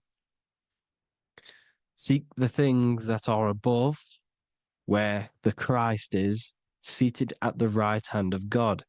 God is your consciousness, your invisible intelligence between the two hemispheres. The right hand of God is the right hemisphere. Seek the things that are above the heart. Love, intuition, expression, and wisdom. Seek the things that are above the heart, the higher self, the higher part of the body. Because when you seek the things of love, expression, intuition, and wisdom, you create a strong aura. You attract the same frequency. And this frequency is heaven, God. This is the Sumerian artwork showing the lamb. This is a step symbolizing stepping upwards, raising up. He's stepping over the lamb up to the bird. His hand is going to the bird. The lamb symbolizes the lower self. Okay? The bird with the wings is in the sky. It represents the higher self. This is why angels always have wings, because it represents the higher self in the sky. The lamb is a ground animal, symbolizing the lower self. He's stepping over the lamb to the bird, his higher self, his invisible intelligence. Horus and Set, Jesus and Satan. Look, Horus has an evil brother, Set, just like Jesus and Satan. Horus is a bird, higher self. Set is a ground animal, lower self, which is the devil and the angel on your shoulder. You see? The right and the left hemisphere, the two wings. So the devil and angels always speaking to you. The higher and the lower self. It's the battle between the higher and the lower self, between the invisible intelligence in the physical body, because the body's the one that wants the sugar, it wants the pleasure, it wants the sex, it wants the porn, it wants all of the materialistic things, it wants the 7 deadly things. Okay, it wants this. There's a battle between the higher and the lower self, your intelligence and the body. This is why you need to become balanced, so that there's a deep connection between the body and the invisible intelligence that I am. You need to master your mind with discipline, and you gain a connection between the brain, the body, and the intelligence. Resurrection, transmuting sexual energy. Okay, this is important. Res is resh, which is Hebrew. The early Hebrew resh symbol is the head. This is the head. Resh, erection. Erection is a sexual stimulation. Resurrection is rise erection. You got to raise your sexual energy up the base from the spine to the head. This is the Christ, the Christos. Because there's a psychophysical psychophysical oil produced in the brain every month. Go and watch my other video on raising the chrism. Okay. And every month there's this fluid produced in the brain, which takes 2 trips, because one's produced by the pituitary, one's produced by the pineal, magnetic female, magnetic and electric charge. And it takes 2 trips down the spine to the solar plexus, the bread of life in the Bible, or Bethlehem in the Bible, because the River Jordan's your spine. Goes down to Bethlehem. It gets born in Bethlehem, just like Jesus. Because when this oil travels to the solar plexus, it creates the seed, the seed of life, and it feeds the body, all the central nervous system, all the cells. It regulates the blood, does all sorts of good things for the body, this oil. Now, when you save your sexual energy and you raise your resurrection, you awake the Christ, you raise it from the solar plexus or the sacrum bone up to the brain, you activate 100% of the brain, and this is the true resurrection of Christ. Instead of wasting the energy and giving away your sexual fluids, because behind the fluids is the energy. So when you release that fluid, the energy is out there. You've released the energy. Your sexual energy is the most potent emotional force a human could possibly feel. Same with any animal or anything. The sexual urge, the sexual emotion is the most powerful, potent emotion that you can feel. It takes over the whole body. When you feel sexually aroused, it takes over everything because it's so potent. And when you fight the serpent, when you fight the sexual energy, which is shown here in the Egyptians, the cat cutting off the head of the serpent, or Hercules fighting the serpent, or in the Greek mythology fighting the 7-headed dragon, the 7 chakras. The serpent is your sexual energy because it symbolizes your kundalini. When you fight it and you transmute this energy, instead of releasing it, instead of acting sexually on it, you can transmute the energy, transfer it from the solar plexus up to the brain. You can also you can do this with other tasks. Instead of releasing it, instead of raising it from the solar plexus to the brain, you can use it for other things. So, for example, you want to think critically.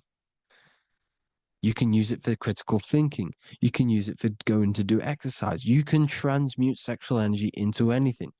But you can do this, you can raise the sexual energy, and you can use this energy to push the cerebrospinal fluid from the solar plexus up through the spine, up the 33 vertebrae to the brain, and it'll activate 100% of the brain. And this is the resurrection of Christ. Jesus was never dead. Jesus was never rose from the dead. It symbolizes the Christ, Jesus Christ. Christ is Christos, which means oil in Greek. The resurrection of the Christ, the Christos, the oil. And when it activates 100% of the brain when it's raised, and it can regulate all the systems, it can regulate all the blood, it can regenerate the body. And this is the true Antichrist. They don't want us doing this process. The Antichrist is not against Jesus, it's against the fluid in our body that makes us live hundreds and hundreds of years and makes us live as gods. This is the true resurrection. And when you fight the serpent, you fight your sexual urges, your sexual emotion, the most strong emotion that you could ever feel. You can do this process. And this is the true secret of transmuting sexual energy. Because when you transmute the sexual energy, you can become a god. And this is why Hercules is fighting the serpent. Notice how the serpent is low. He's reaching down to it. It represents the lower self. Because the lower self wants the lust. It desires sex. The body desires sex. There's a fight between the higher and the lower self.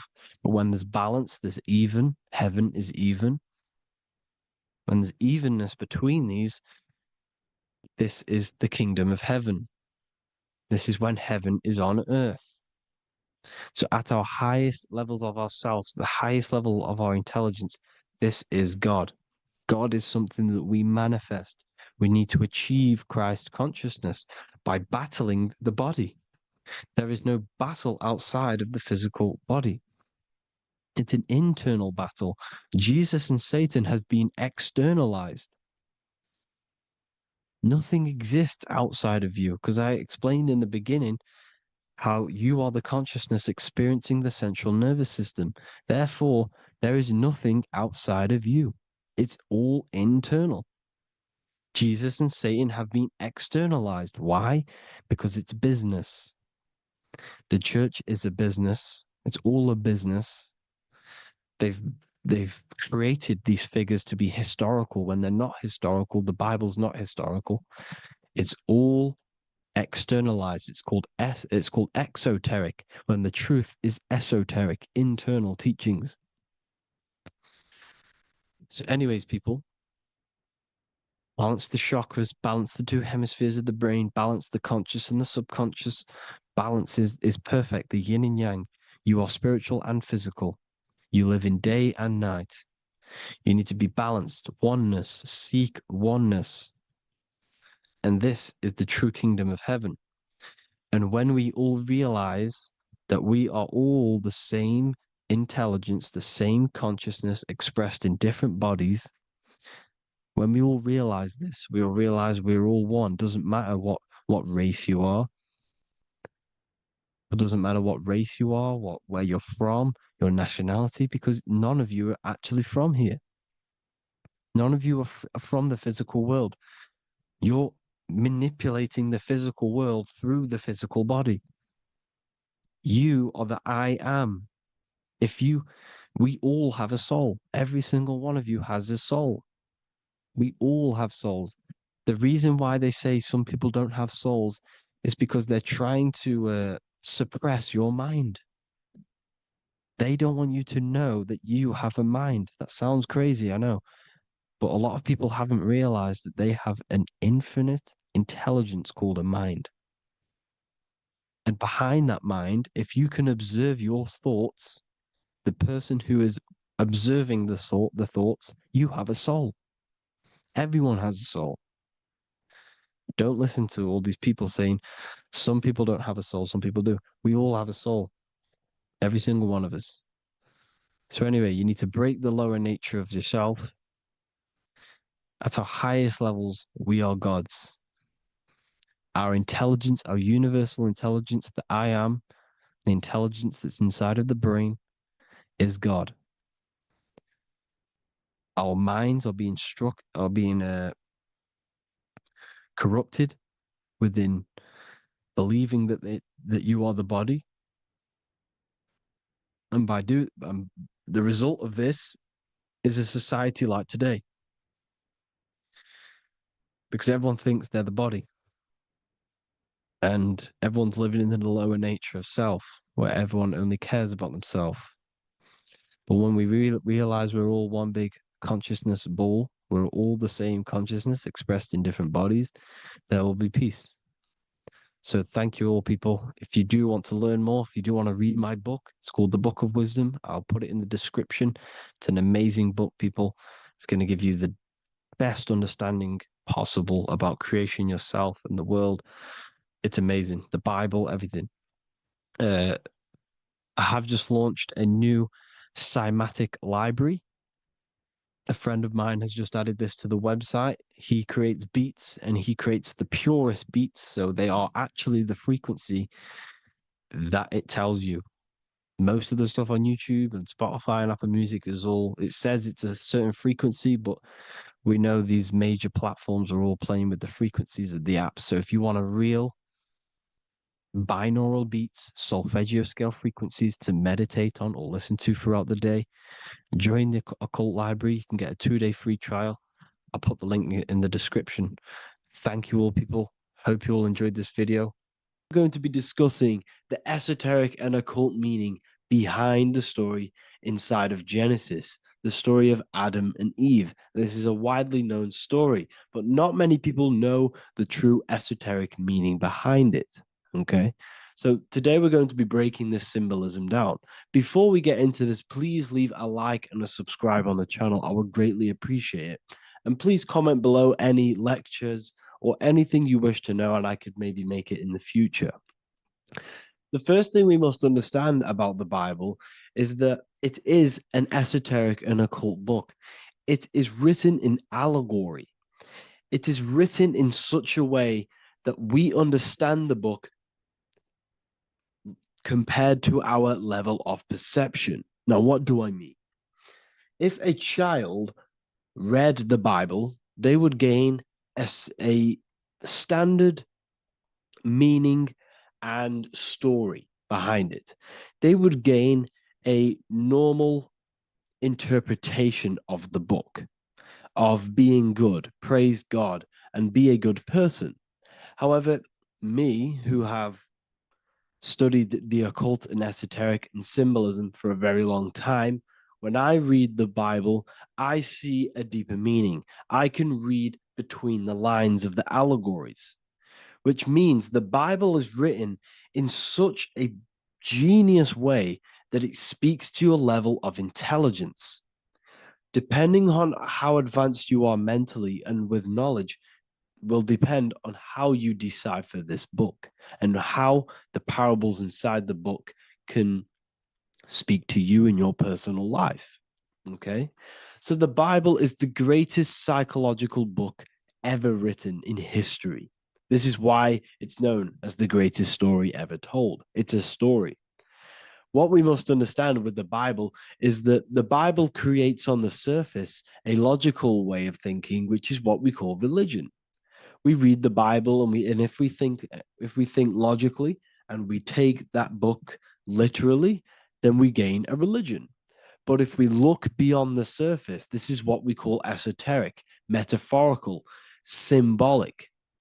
You can read between the lines using our right hemisphere of the brain in deciphering this book and what it truly means to us and the evolution of our mind, body, and soul. What this book actually reveals between the lines is instructions and stories which teach you how to level up your consciousness, how you can sync the mind, body, and spirit and the soul all together so you can live like a god. This is what the esoteric is. It's the purification of consciousness. Now, when it comes to Adam and Eve, okay, what we must understand is that this is the beginning of creation. This represents the beginning of your life in an esoteric way. This is symbolic for the beginning of your incarnation into this physical world. Okay. And we have Adam, masculine, Eve representing feminine. These are the two masculine and feminine energies which create the whole material universe. Okay. And as we are born with a pure consciousness. We are born with pure consciousness. Well, now, what do I mean? As a baby, we have no knowledge. We are pure essence of the soul. You know, we don't gain the knowledge of good and evil. We are pure. Yes, we're not happy all the time as a baby, and we're not sad all the time, but we have no ego. This is what I mean. Our consciousness is not split. As a baby, you are whole. You have a whole consciousness. You are yourself. You have no false identifications, no limiting belief systems, nothing. You are pure awareness and the pure soul and the pure mind. Now, this is what Genesis is representing. As we grow older, the more experiences we gain, the more thoughts we start to think, the more knowledge we gain of this world, the more impure our mind, our heart, our soul, our spirit becomes, the more impure our body becomes. As we grow older, we're infected with negative beliefs, negative thoughts, and society norms. This is a big one. As we grow older, we are molded by society. We shut off areas of ourself and we push them away so that we fit in with society. We all know this. We all did this in school. We pushed away parts of ourselves to act cool or to fit in, whatever it may be. Whatever type of person you were in school, we all went through this because society and culture is programmed. So as we grow older, our consciousness splits. We gain a persona, an ego, and we gain a shadow self, the subconscious, and we gain an ego. Now, the ego is what you show to people.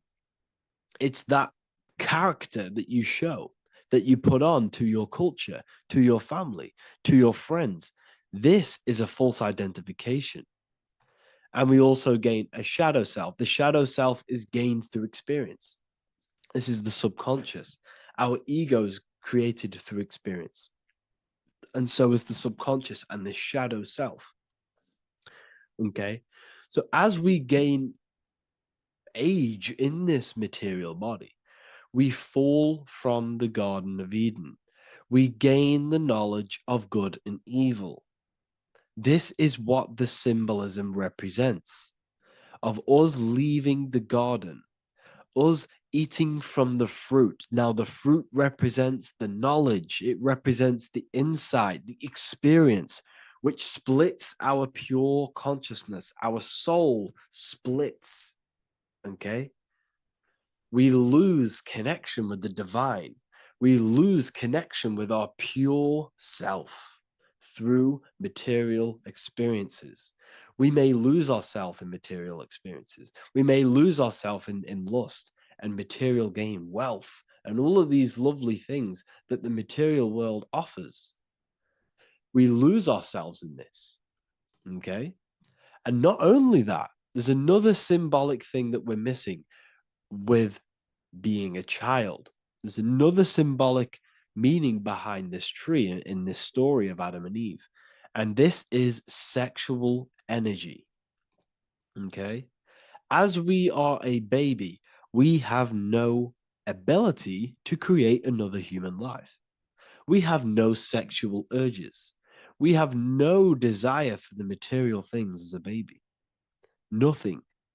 As we grow older, our sexual energy cultivates around the age of, it's like 10, maybe earlier for some people or later for some people. This is what we call puberty, when our sexual energy activates.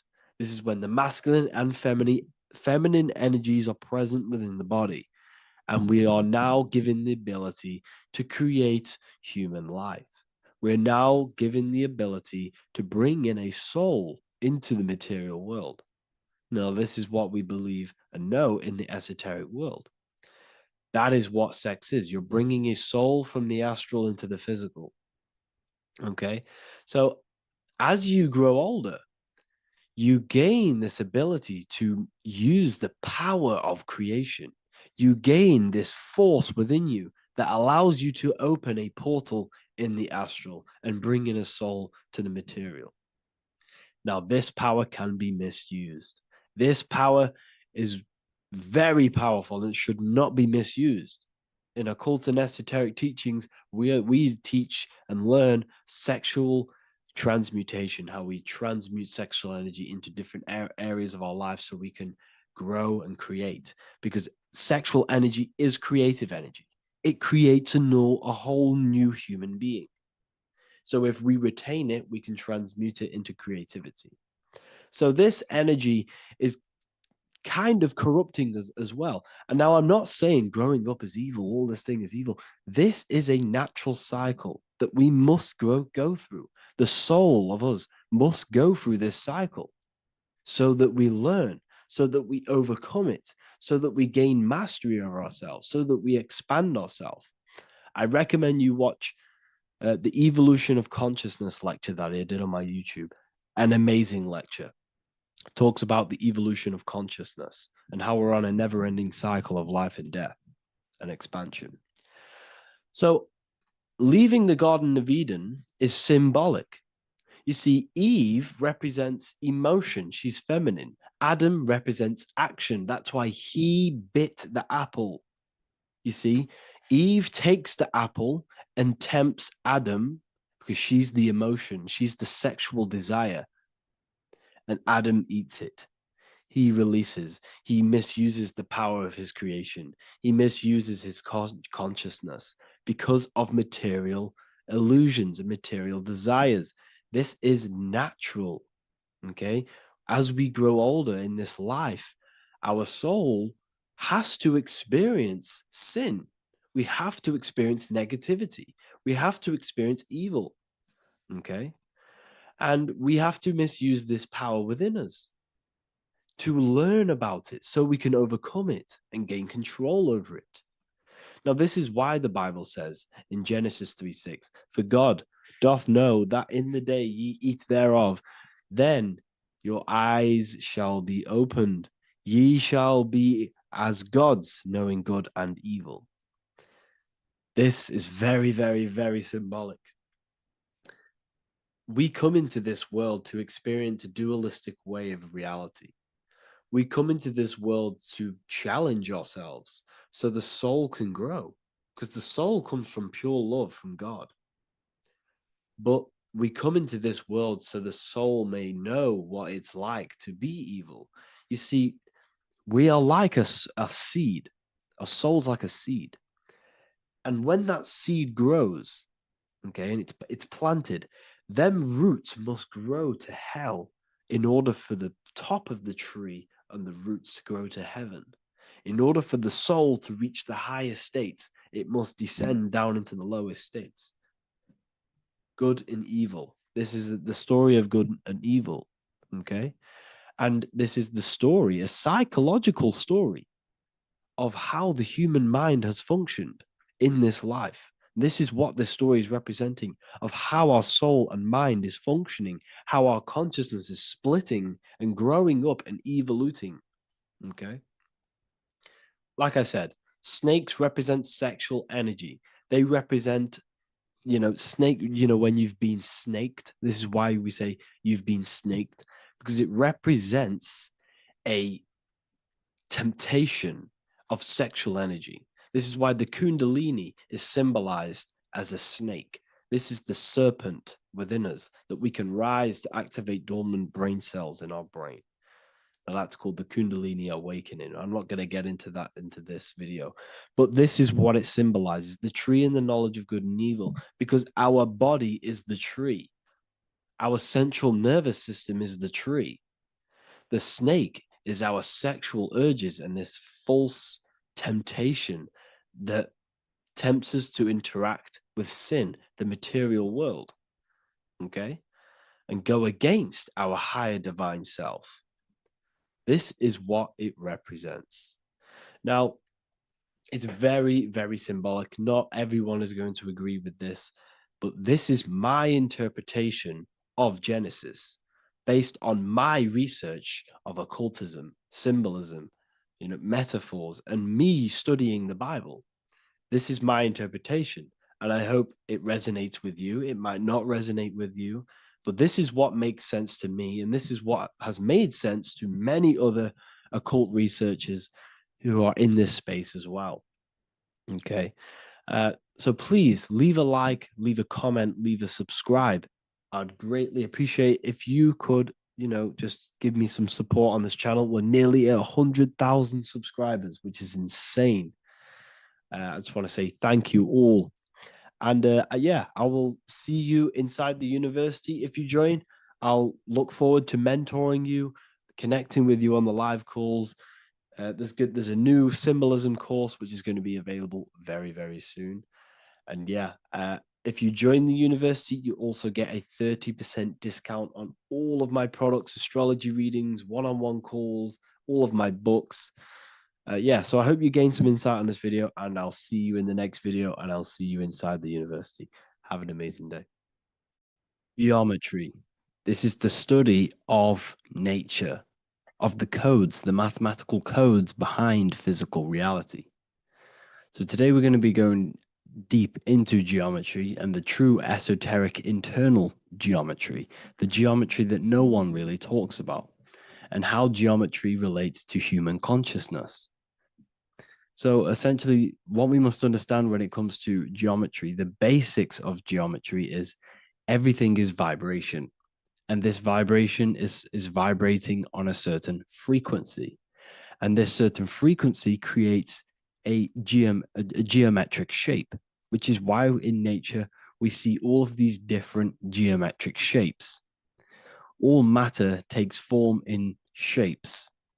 So if we put sand on a plate and we vibrate the plate on a specific frequency, we see that the sand goes into specific geometric shapes and patterns. So essentially, matter is energy condensed. It's energy vibrating on a low frequency, vibrating at a certain frequency. So matter is condensed energy. And each geometric shape is manifesting and showing a specific energy. Some shapes carry more energies than others. For example, the cube is what traps energy. A square is what traps energy. So geometry and the flowers are basically how energy manifests itself into physical matter. We are in a world made out of energy or light. Light is energy. So everything is vibration, everything is frequency, and everything is energy. Even the words, each atom in our body, everything. So everything in nature has these mathematical energetic codes. So geometry is basically the study of nature and the shapes that are in nature and their energetic principles. Because like I said, matter is energy. So this is what we call cymatics, when we place water in a petri dish and we shine light on top and we vibrate the water. And we can capture, this creates certain patterns. Each frequency, like you see here, has its own pattern. So what we are seeing here in the physical plane is essentially energy condensed into physical reality. We see it in the turtle. We see it in every single form in nature. Now, external geometry and normal geometry, we normally get taught that this is God's way of creating physical reality, which is essentially true. However, it's far more deeper than that. Far, far, far more deeper. Okay, so what geometry truly is, it's not God's codes to reality. What we must understand is what the brain truly is. And what we must understand is that we are not in the world. We are not in the universe. The universe is us ourselves, and the world is produced by our brain itself. Okay? So the way you must understand how the brain works, so what you visually see, so geometry is to do with what we visually see. And what we visually see is heavily connected with our eyes, which are an extension of the brain. The eyes are the brain. And essentially how we see is energy enters the eyes, and each eye goes to the optic nerve. And this energy is transferred into electricity, which travels to the back of the brain, to the visual cortex of our brain. And this is where the image is produced, what we see. Therefore, the world outside of us is truly inside of us. It's a projection from within the brain. The brain is an energy condenser, a decelerator, an energy decelerator. Everything outside of us is basically formless energy. It is formless energy vibrating at a certain frequency. So, what the brain is, it's sucking in this energy, this light, and turning that frequency, that code, that light code, into a physical reality. It's condensing the energy and turning it into a visual image inside of the brain. Therefore, everything outside of you is not what it looks like. Everything outside of you is basically energy, infinite energy. And our brain is condensing this into a physical reality and projecting it outwardly, which you experience your visual field. Okay. And the ancients knew this. So this is basically called the sigil of Lucifer. Lucifer is known as the light bringer. Lucifer in Latin means to bring the light. This is the sigil of Lucifer, which shows the visual field and the brain. We also see this in the Google Play symbol. It's a powerful symbol showing you the visual field, which is basically a symbol that tells you that reality is inside of the brain. The brain is what produces reality, but consciousness is not produced in the brain. The brain is essentially a consciousness downloader. It's a computer and it's a reality simulator. The body is a simulation of physical reality. You are inside of the body experiencing the body simulation. The body produces this reality. It's a piece of technology. So Lucifer is to bring the light. Lucifer is the light being produced in our brains. Okay. So this is why they say Lucifer can tempt you. Lucifer can be the devil because it represents physicality. It represents the false light. Lucifer can trick you because it represents the physical world can trick who you truly are. So now that you understand how the brain is basically an energy decelerator and it creates and simulates a reality to your consciousness, you are no longer a person in a universe. You are the universe itself experiencing itself. Therefore, geometry is heavily linked in with the brain.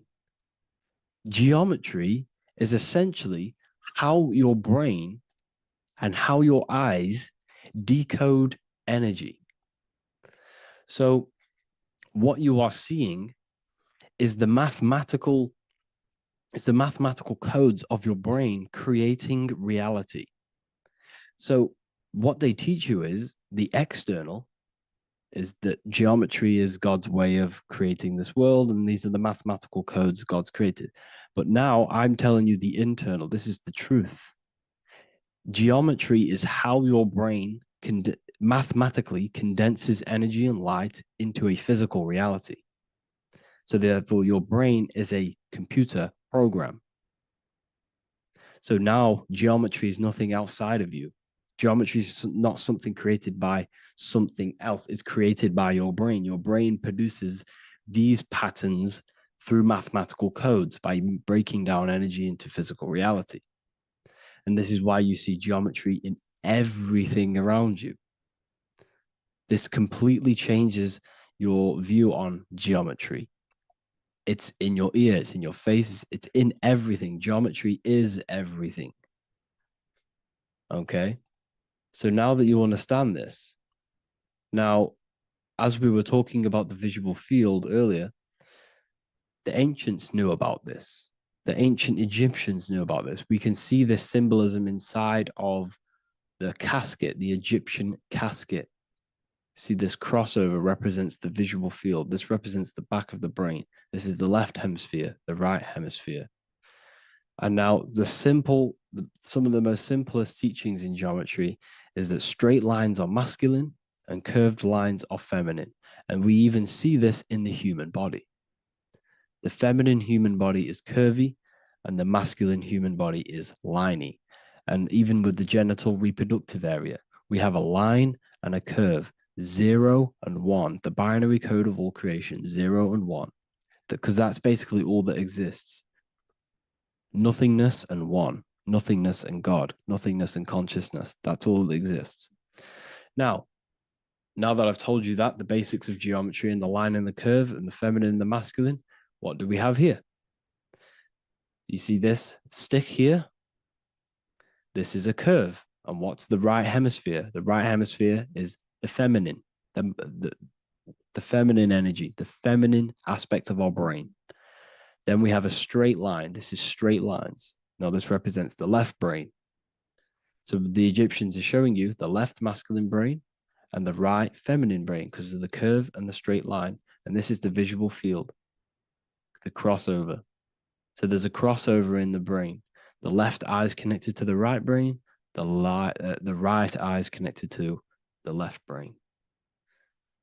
Okay, so the left eye is connected to the right brain. The right eye is connected to the left brain. The solar and the lunar. So, like I said, everything outside of you is basically energy. Your body is basically a holographic avatar, condensed energy produced by your brain. There's nothing actually outside of you. Your five senses are electrical threads of light. And when you touch something, this is basically electrical signals in your nervous system, which are reporting back to the brain. Therefore, what you touch is actually, you're not touching. The feeling that you feel when you touch something is not the true feeling. That's your nervous system you're feeling. You're feeling your nervous system in the brain.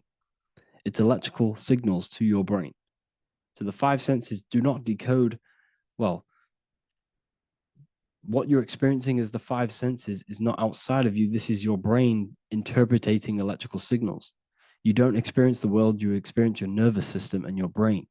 The nervous system is an extension of the brain. So this is the truth. This is not woo-woo spirituality. This is true consciousness science that I'm teaching you here. Okay?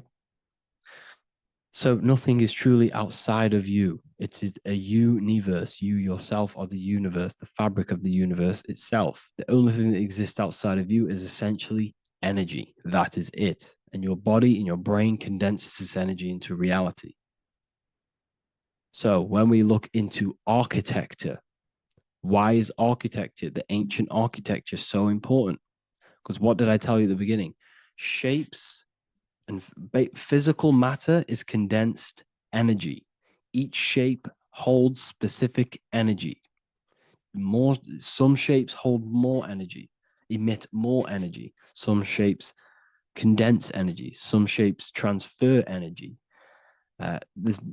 Each shape, each geometric shape has an energetic principle because matter is essentially energy. So when we look into cathedrals and the ancient buildings, they were filled with geometric patterns, geometric shapes, because they understood the energy principle. Architecture is basically solid energy. It's physical energy. If we create this pattern here is an energy code. And if you stand next to it, you're going to gain that energy. It's going to be imprinted on your body. So essentially, they filled their buildings with high energy geometric shapes. Points, triangles, pyramids are very, very energetic. This is why you have crystal pyramids made, organite pyramids. They're always in pyramid shapes. That's why the Egyptians built in pyramids, because pyramids hold high energy. They emit high energy. So this is why you see all these different geometric patterns.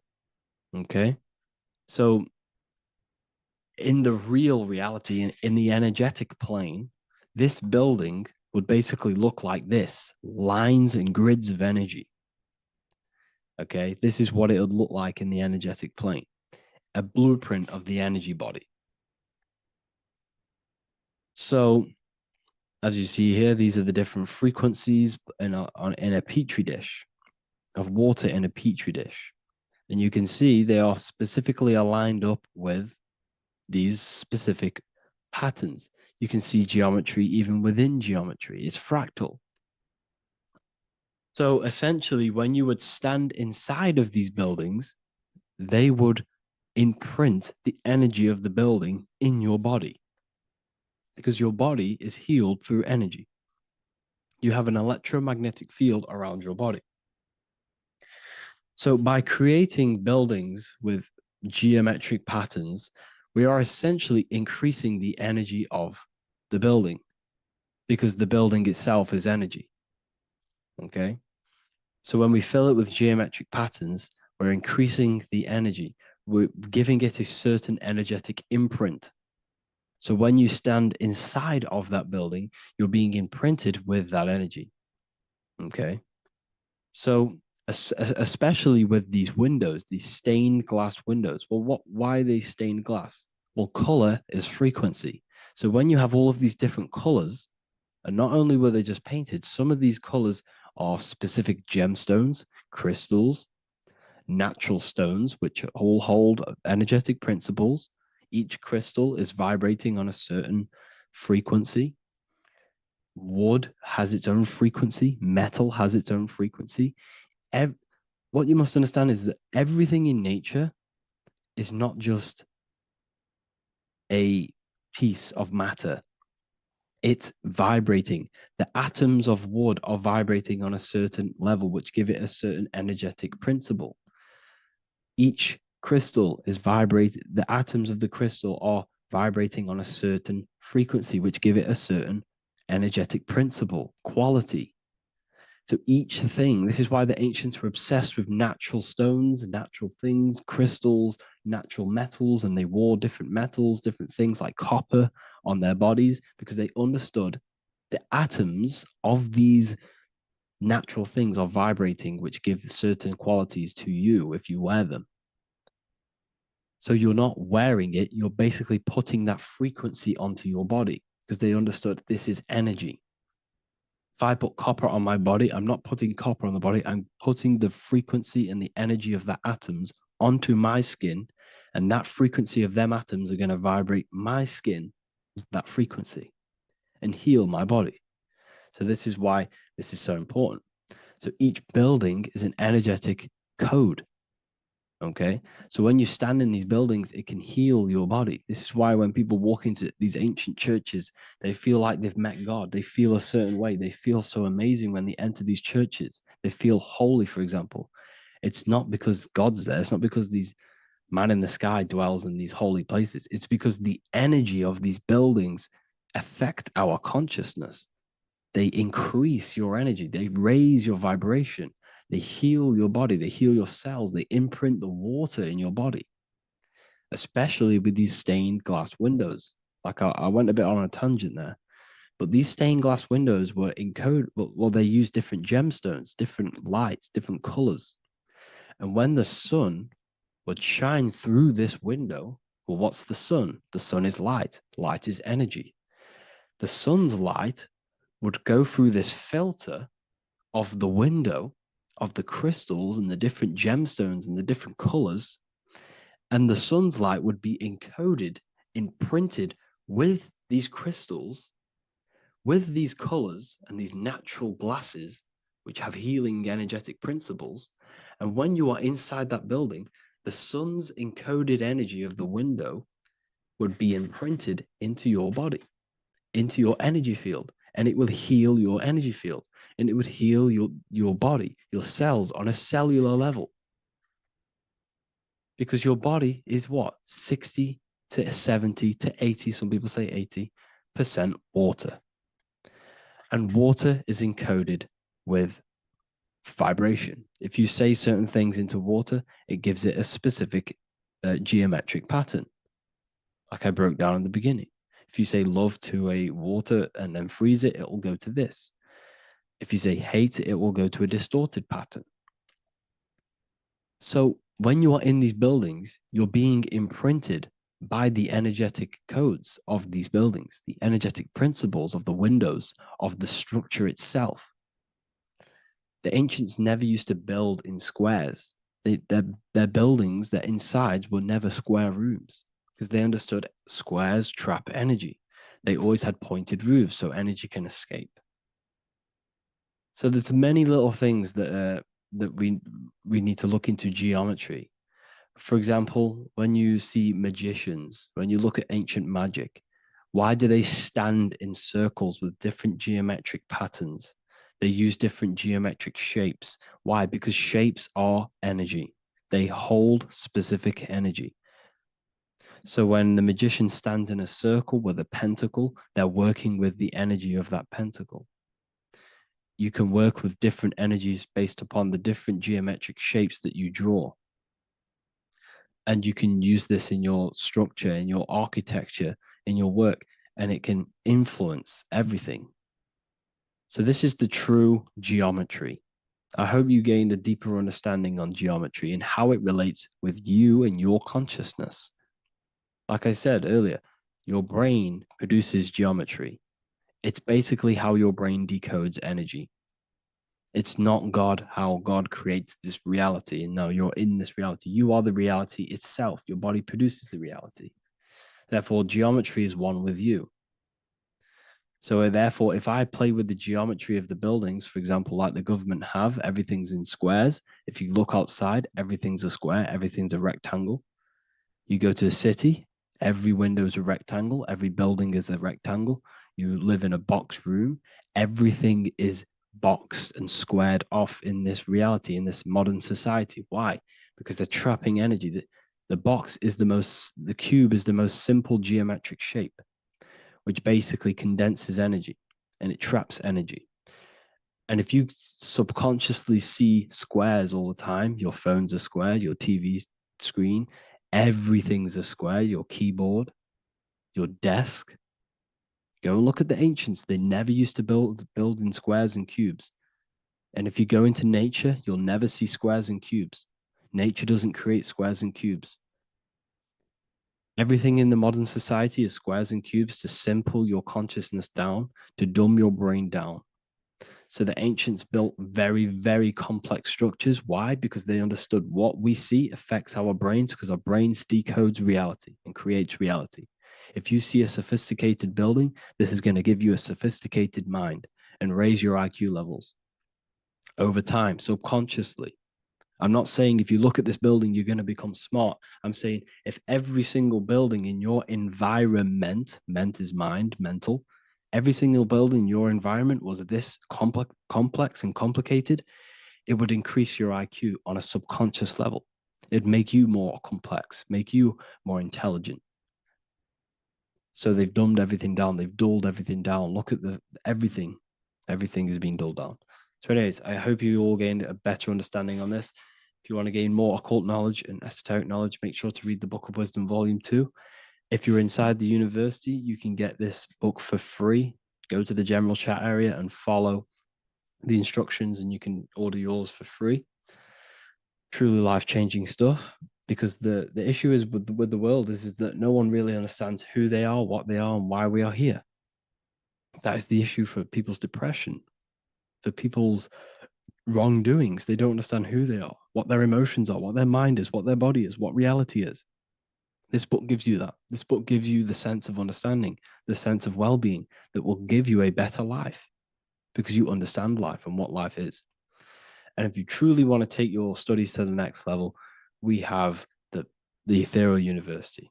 This is the place for truth seekers where you can connect with like-minded people so you don't have to feel insane, because not many people think this way. I've been there. I've been there when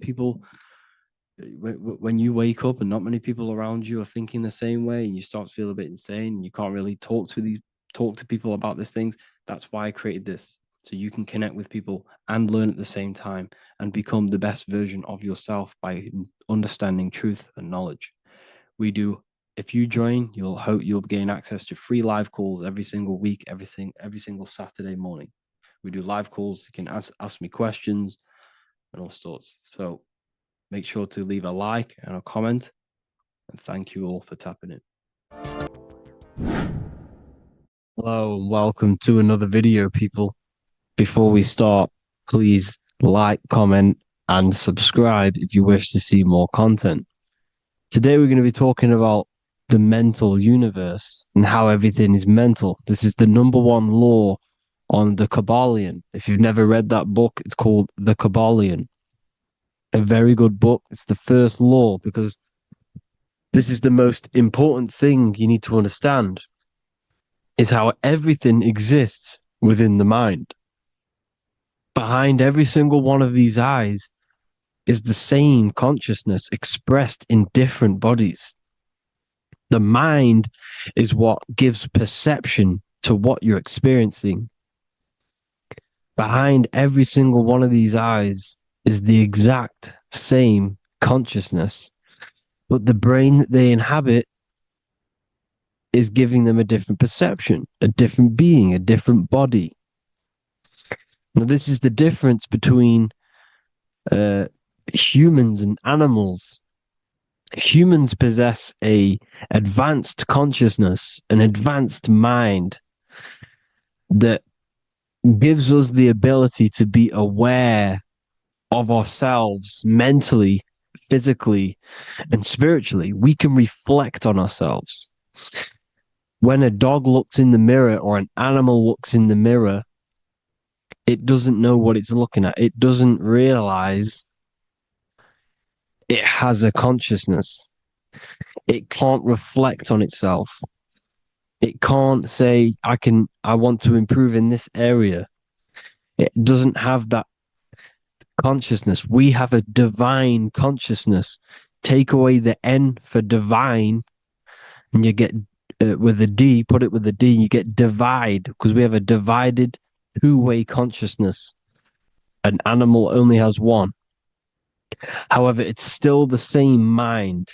We're all mind. We're all mental.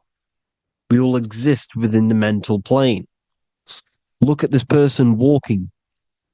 The body, the brain is sending electrical signals through the 12 cranial nerves, which the 12 disciples that spread the gospel of Jesus, right? You have 12 cranial nerves in your brain.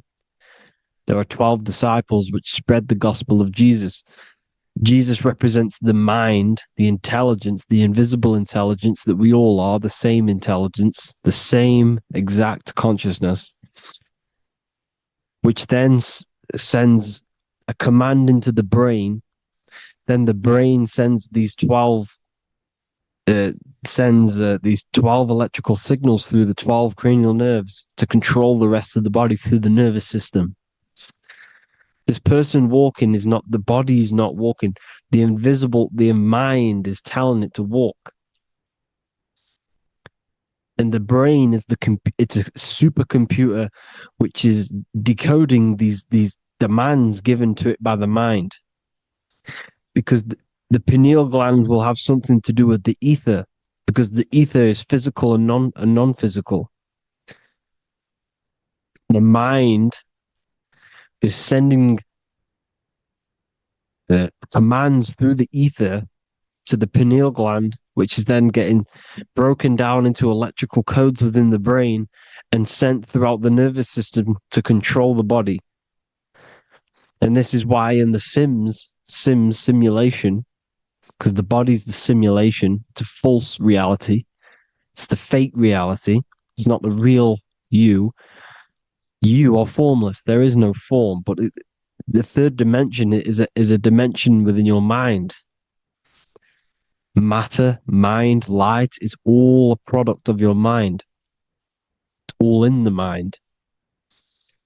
Now, this is why The Sims has this green little diamond on top of the head.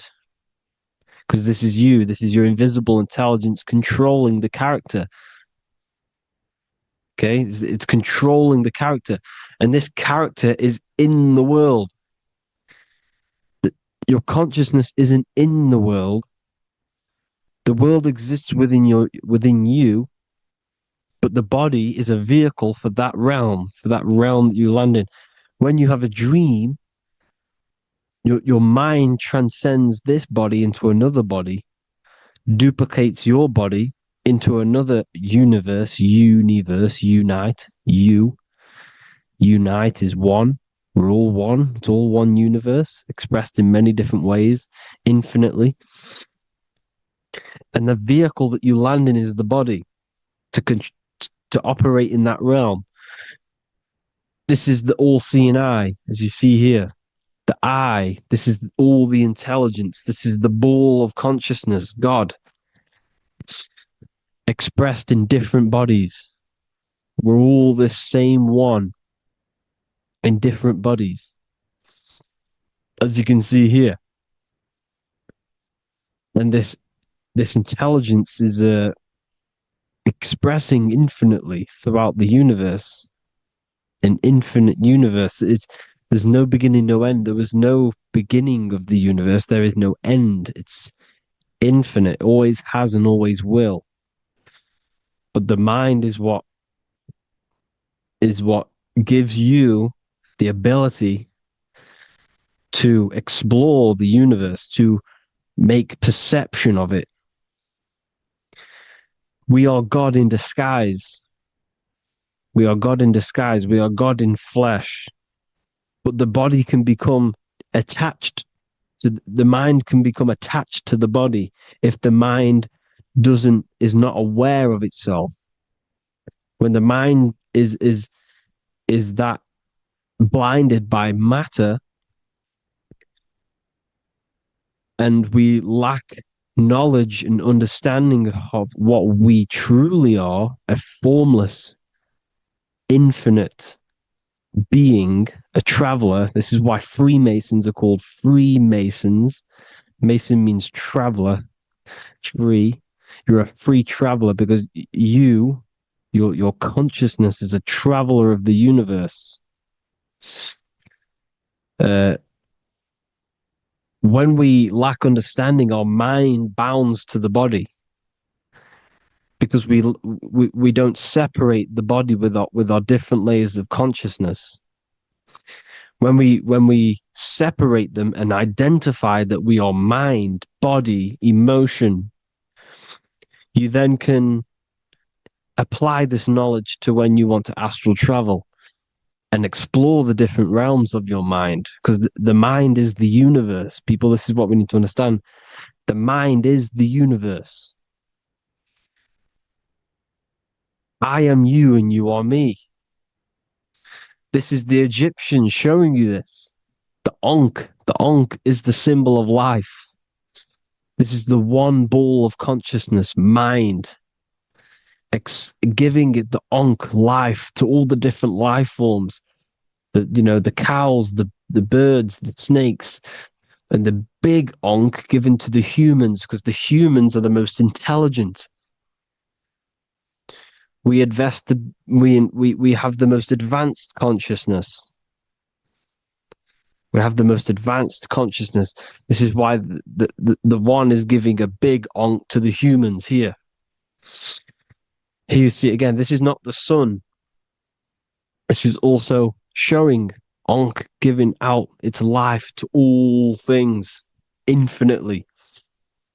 And this is the Most High. We are the Most High in disguise. When we strip off the body, we strip off the desires for the physical world, we strip off all of these fake identities that the mind gets attached to. That is God. The universe. You are the universe experiencing itself. I and I. The letter I and the number one is just one line. The letter I is the number one. Because your I am, when you refer to yourself as I, every single one of you who's watching this video refers to yourself as I, which is the one. We are all the one. We are all intelligence. We are all invisible. We are all the one. One is the only number. 1, 2, 3. Everything goes up in ones because there is only one. Doesn't matter how far you go down the line with numbers, all of their numbers are created by one because there is only one. It's me and you are the exact same consciousness expressed in different bodies. Mind, cause. There is only one cause. There is only one mind. There is only one being. But because we lack understanding of this, we think we are the bodies. And this causes division because the physical world is the most illusionary world. It's an illusion. It's all an illusion. Now you see with the two, you look with the two eyes, but you see with the inner eye, the mind. Okay, the mind is the mental plane is a shared plane, and it gives perception to what you're looking at. The mind. I'm affecting you when I speak because the mental plane is shared. We all share mind. We all express mind. When I'm speaking to you, I'm affecting you because we are mind. So the words that I'm saying, which are being manifested from my mind, are being manifested through my body into vibration, is affecting you. I'm affecting you with what I'm saying. And these words are having an effect on your mind because we're all mind. This is why you need to be careful what you're listening to, music and all sorts. Because music can also create thought loops within your mind. Because the chorus, we shouldn't be listening to choruses. Choruses are loops. And what they're saying in the chorus is being looped. And this can create thought loops within your mind. Go and listen to an old song that you used to listen to about 5 years ago, 10 years ago, 20 years ago. Go and listen to an old song, and you guess what? You will get nostalgia. Why will you get nostalgia? Because that song will trigger the thoughts that you were thinking in that time of listening to that song. So songs with choruses create thought loops, and they reprogram your subconscious mind. It's important why music is very powerful. Mine and mind, same word. See, language is the truth, people. This is why I use language in all of my presentations, especially the English language. It's riddled with occult truth. I is my me. I, you, and me, or I, one. We are not the name. We are I. Every single one of you is I because we are all the one, all mind. Now, the only thing that is truly mine is my mind. When you say something is mine, it's an illusion. It's not yours. The only thing that is mine is mind, my mind. Okay? It's my mind. It's the only thing. It's the same word, mind and mind. Like I said before, everything's one. Hot and cold is different degrees of the same thing, of the one substance, of degrees. The 7 colors are different frequencies of the one white light. Everything is one. There is only one. We are all one. Everything is one. Hot, cold, day, night. It's the same degree of one, which is mind. The mind's perception is what's giving it, labeling it hot or cold. The mind's perception of colors is what is giving it red or purple. hot or cold. There is only mind. The mind gives things perception. There is only one, that is mind. The conscious and the subconscious mind. The male and the female, these are married. The subconscious mind is your hidden part of the mind. Okay, it's hidden. You can access it through different meditations and Reiki teachings, and dreams or manifestations of your subconscious. This is how you know mind and matter are one, because your mind creates matter in dreams. Your subconscious manifests everything in a dream, in the astral realms. The conscious is what you're conscious of, what you're consciously thinking of. So me, I am conscious that I am speaking into this mic and creating this video. My subconscious mind is the hidden part of the mind, which is speaking to my heart, telling it to beat. It's telling my food to digest. It's regulating all my blood. It's doing everything in my body without me being conscious of it. Without me being conscious. The subconscious is the feminine. The conscious is the male. The Bible, of course. Proverbs 12:4. Helpful, not helpful, an excellent wife is the crown of her husband, but she who brings shame is like rottenness in his bones. In the same way, husbands should love their wives as their own bodies. He who loves his wife loves himself. You can take that physically, you can take that literally, or you can take it metaphysically. See, the Bible's written in such a way where you can take it as your level of realization. He who loves his wife loves himself. If you love your subconscious, if you love yourself, you speak good about yourself, because your subconscious takes everything literally. If you say, I hate you to someone, your subconscious does not know the difference between me and someone else. It only thinks me, me, me. Why? Because mind is the only thing that exists. You are mind, I am mind. If I say, I hate you, you're saying that to yourself. Your subconscious picks that up and says, I hate myself. And that's telling your subconscious that's what you want. Because your subconscious manifests 90% of your behavior. The programs within your subconscious. Tying your shoelace is a program. You don't need to be conscious of it. You can just do it because it's a program. It's deeply interwoven in the subconscious.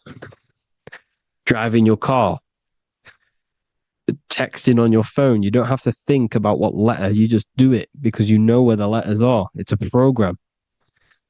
Therefore, if you look after your subconscious, they are a married couple. It's your wife. Your subconscious is your wife. And it manifests 90% of your daily basis thought patterns, actions, behaviors, emotions, all the things that you all the trauma that you've experienced is stored within your subconscious, which is affecting you.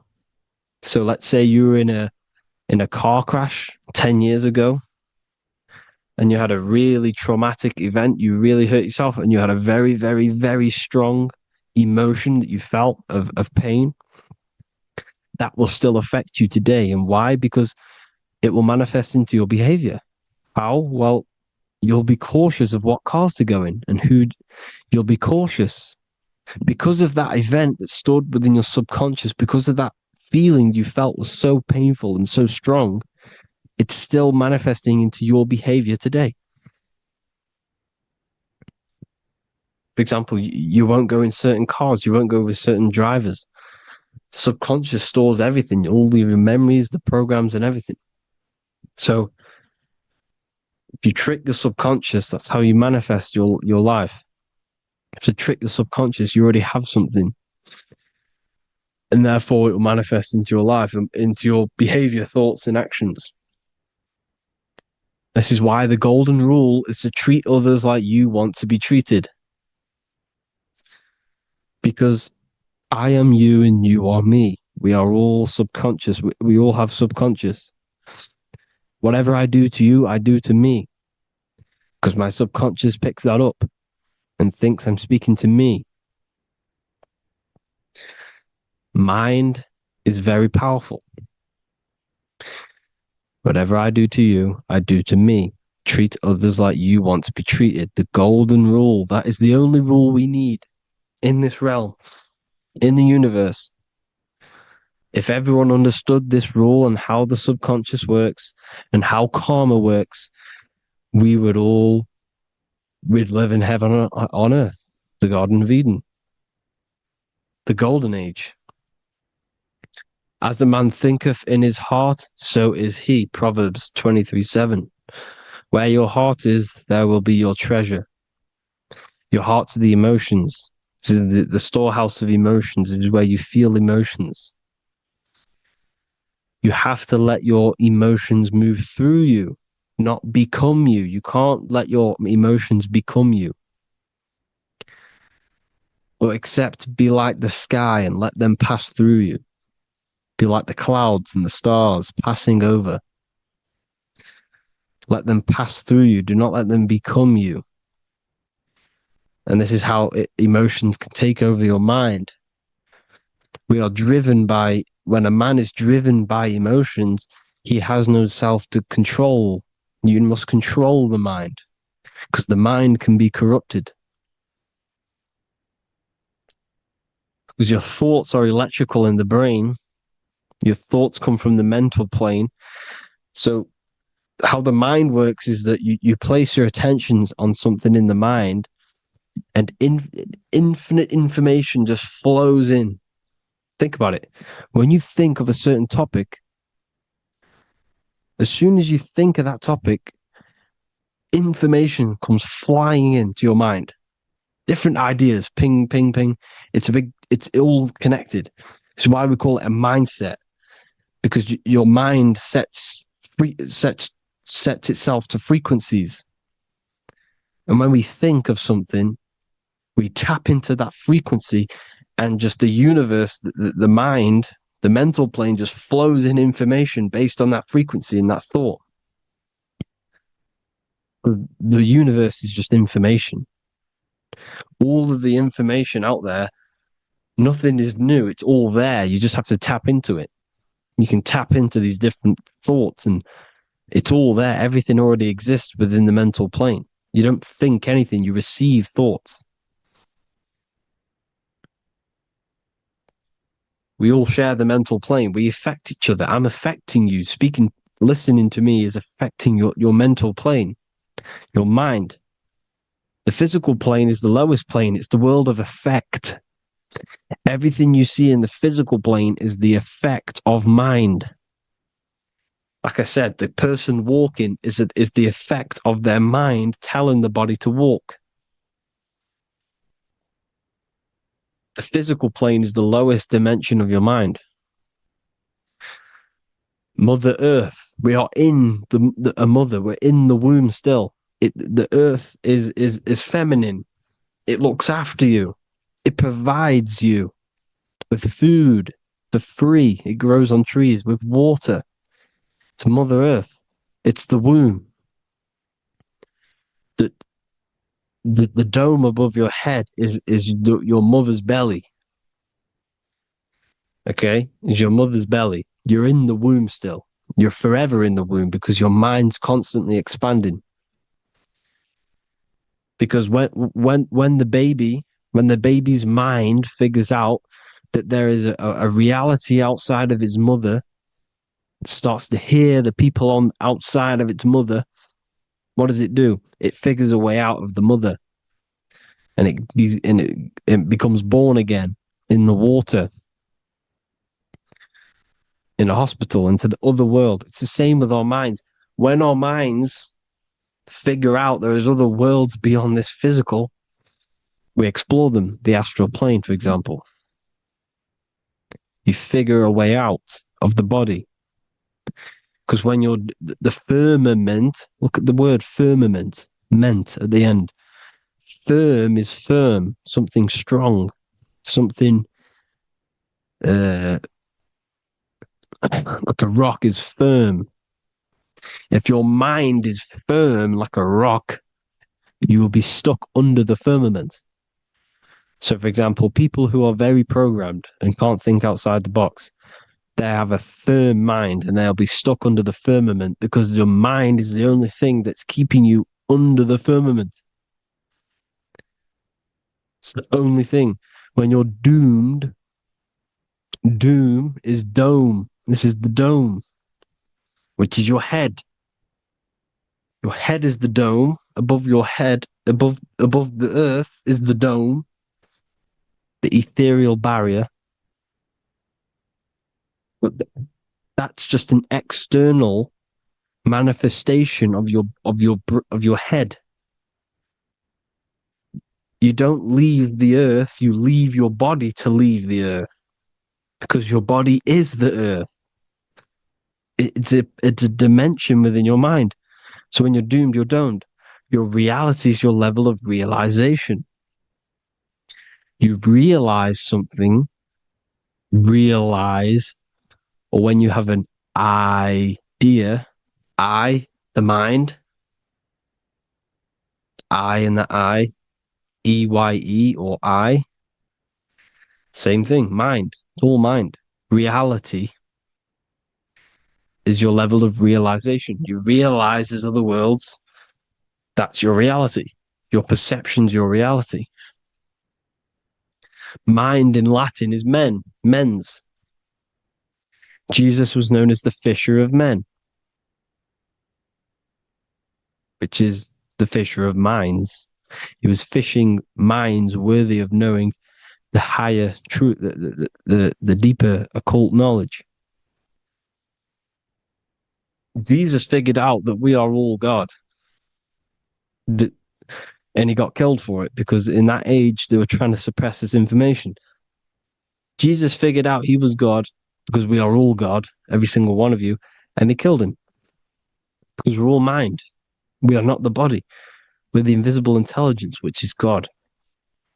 But you are not God if your mind is attached to this physical world, to the worldly pleasures. If you master your mind and travel the depths of your mind, that is God. Mental and men. Look at the word mental. It has men in it. Men in the Bible means mind. Here you see Masonic, the Masonic symbol with the eye, the mind. Looking over everything is the one. Everything comes from the one. All the lines coming off it, giving its life to all of the life forms. Down here on the bottom, you have duality, black and white. Up here, you have singularity. One and the two. Unification and division. The lower self is divided into the left and the right. So the Bible even says, I forgot what verse it is, but it says, it's better to go through life with one eye than to have two and be cast into the fiery abyss of hell. I'm not sure what verse it is, but you can research it yourself. It's better to go through life with one eye, to be unified consciousness, dimension. No brainer. The language tells you the truth, people. Dimension. The dimensions are in your mind. Entertainment. Entertain the mind. Disappointment. It's all in the mind. Environment. The environment that you are in is a product of your mind. Within, rearrange spells high twin. Within is your mind, and your external world is mirrored from the decisions you make in your mind. Advertisement, commitment, it's all meant, it's all mind, everything is mind. Everything. So this is important. The collective thoughts and collective beliefs. The collective, because we all share the mental plane.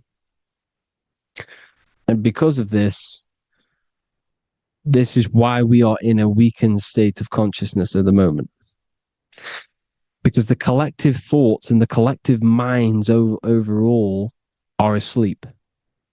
And they don't believe in anything. You see, everything is true within the mind. You think of something, it is there instantly. You think of a chair, it's there in your mind. You think of anything, it's there instantly. So everything's true within the mind. Anything can happen in the mind. Anything can happen on the physical plane if the collective consciousness, the collective minds believe it to be true. This is why back in the days, in the ancient days, you look at all the old world stuff, you see all this crazy technology, and it's because as a collective, as humanity back then, they believed that they had much more open minds. Therefore, the things manifested in the physical world were a lot more out of the box, so to say, compared to today. For example, magic is not as powerful today because the masses don't believe in it. It's still powerful, don't get me wrong. But if the masses believed, or if everyone knew magic could be real, because it is, anything's real in the mind, it would be a lot more powerful. You see? So and what they're trying to do is create a hive mind worldwide. They're trying to make one religion, an external God. What happens when you worship something external? You give energy to it, because where attention goes, energy flows. Where your mind gives attention to, energy goes there. And when we all believe in external gods and give our worship and our power to these external things, we all give energy to it, which will manifest as a demon in the astral planes. It's a hive mind. They're trying to make a hive mind to summon our energy. Trying to summon our energy. And it through mind, through collective thoughts, the hive mind. They want one religion, one government, one currency, one belief system. And that will create a hive mind, which will limit our consciousness, which will limit what we can do in the physical world. Because if everyone doesn't believe in certain things, it cannot happen, because it's all in mind. Mind is so powerful. I am you and you are me. I hope you all enjoyed this video, people. If you haven't already, join the Wisdom Academy. The Wisdom Academy, we have many occult lectures just like this one. Also, we have just launched Mindwave Hub. If you want genuine frequencies, genuine binaural beats, because the ones on YouTube, the ones on Spotify, Apple Music, they're all tuned to A440 hertz, which shuts down the right hemisphere of the brain. If you want to gain access to your true consciousness, your mind, you need to balance the two hemispheres and balance the chakras. You can do that externally by listening to binaural beats.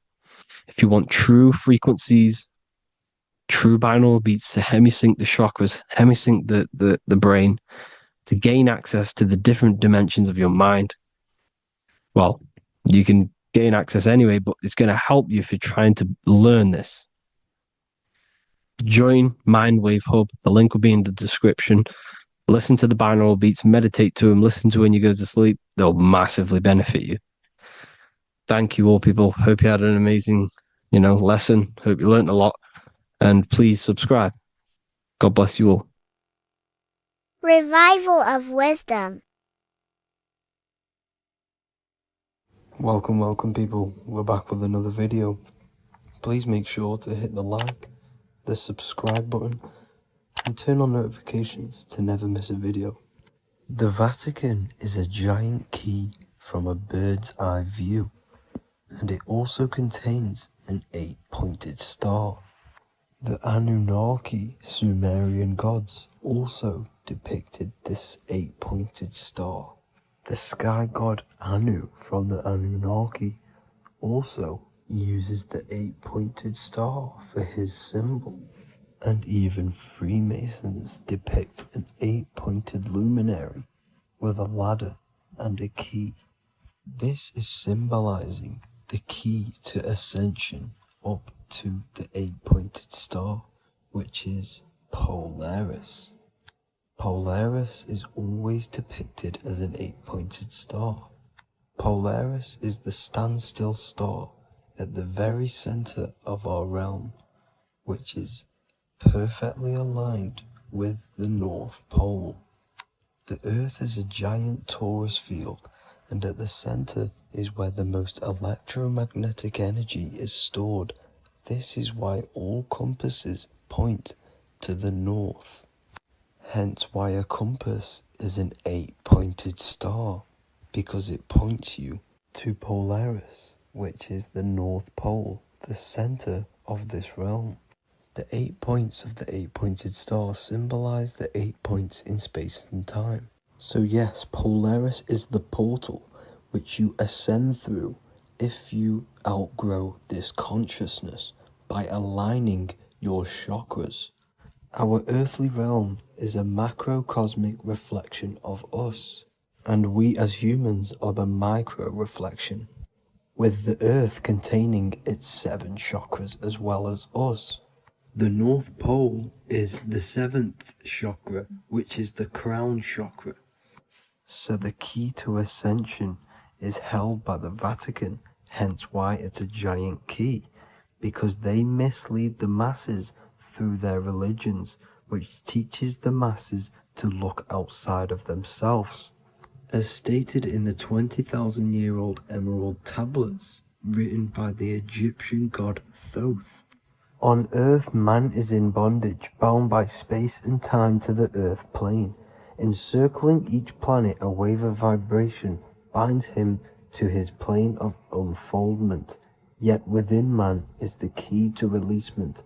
Within man may freedom be found. So the 7 planets are associated with each 7 chakras. The lowest chakra being the root chakra, which is associated with Saturn.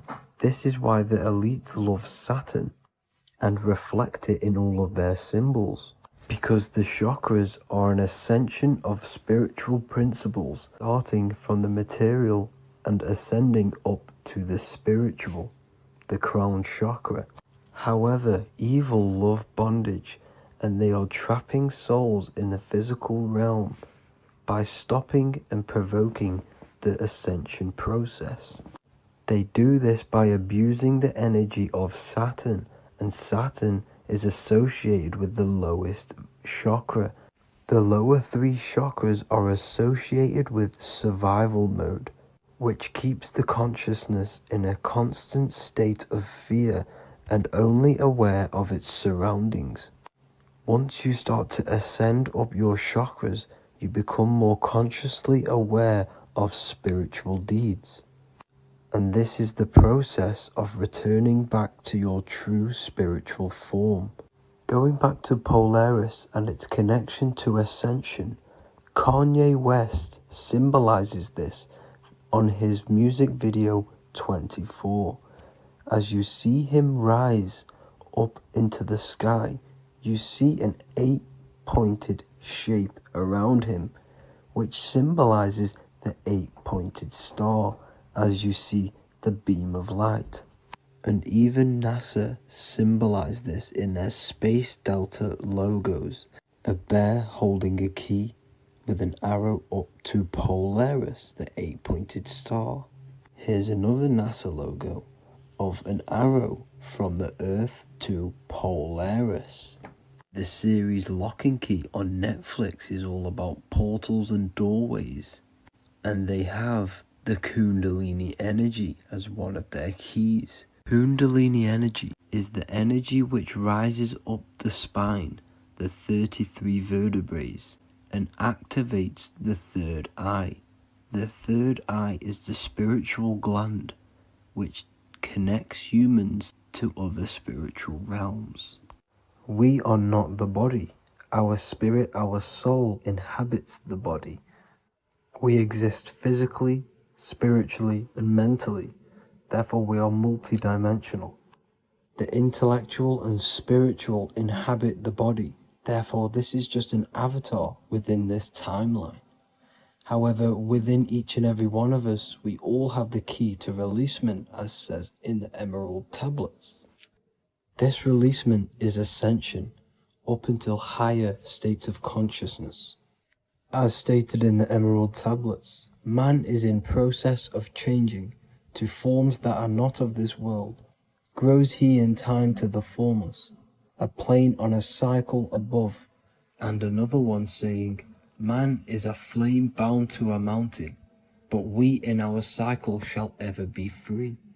Know ye, O man, that when ye have progressed into the cycle that lengthen above, life itself will pass to the darkness, and only the essence of the soul shall remain.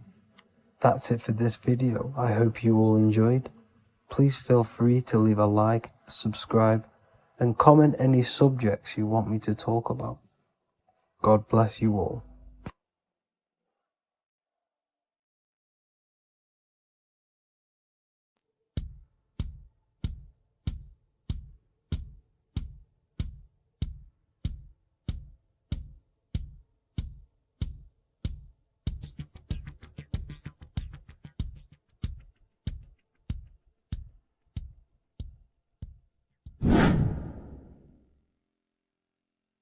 What is good, people? How are we all doing? Today we're going to be talking about the different planes of existence, the occult side of the world, the things they don't teach you in school.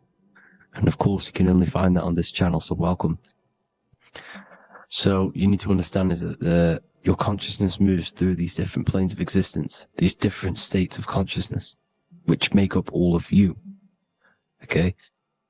They are all interlocked planes. They are all interpenetrated into each other.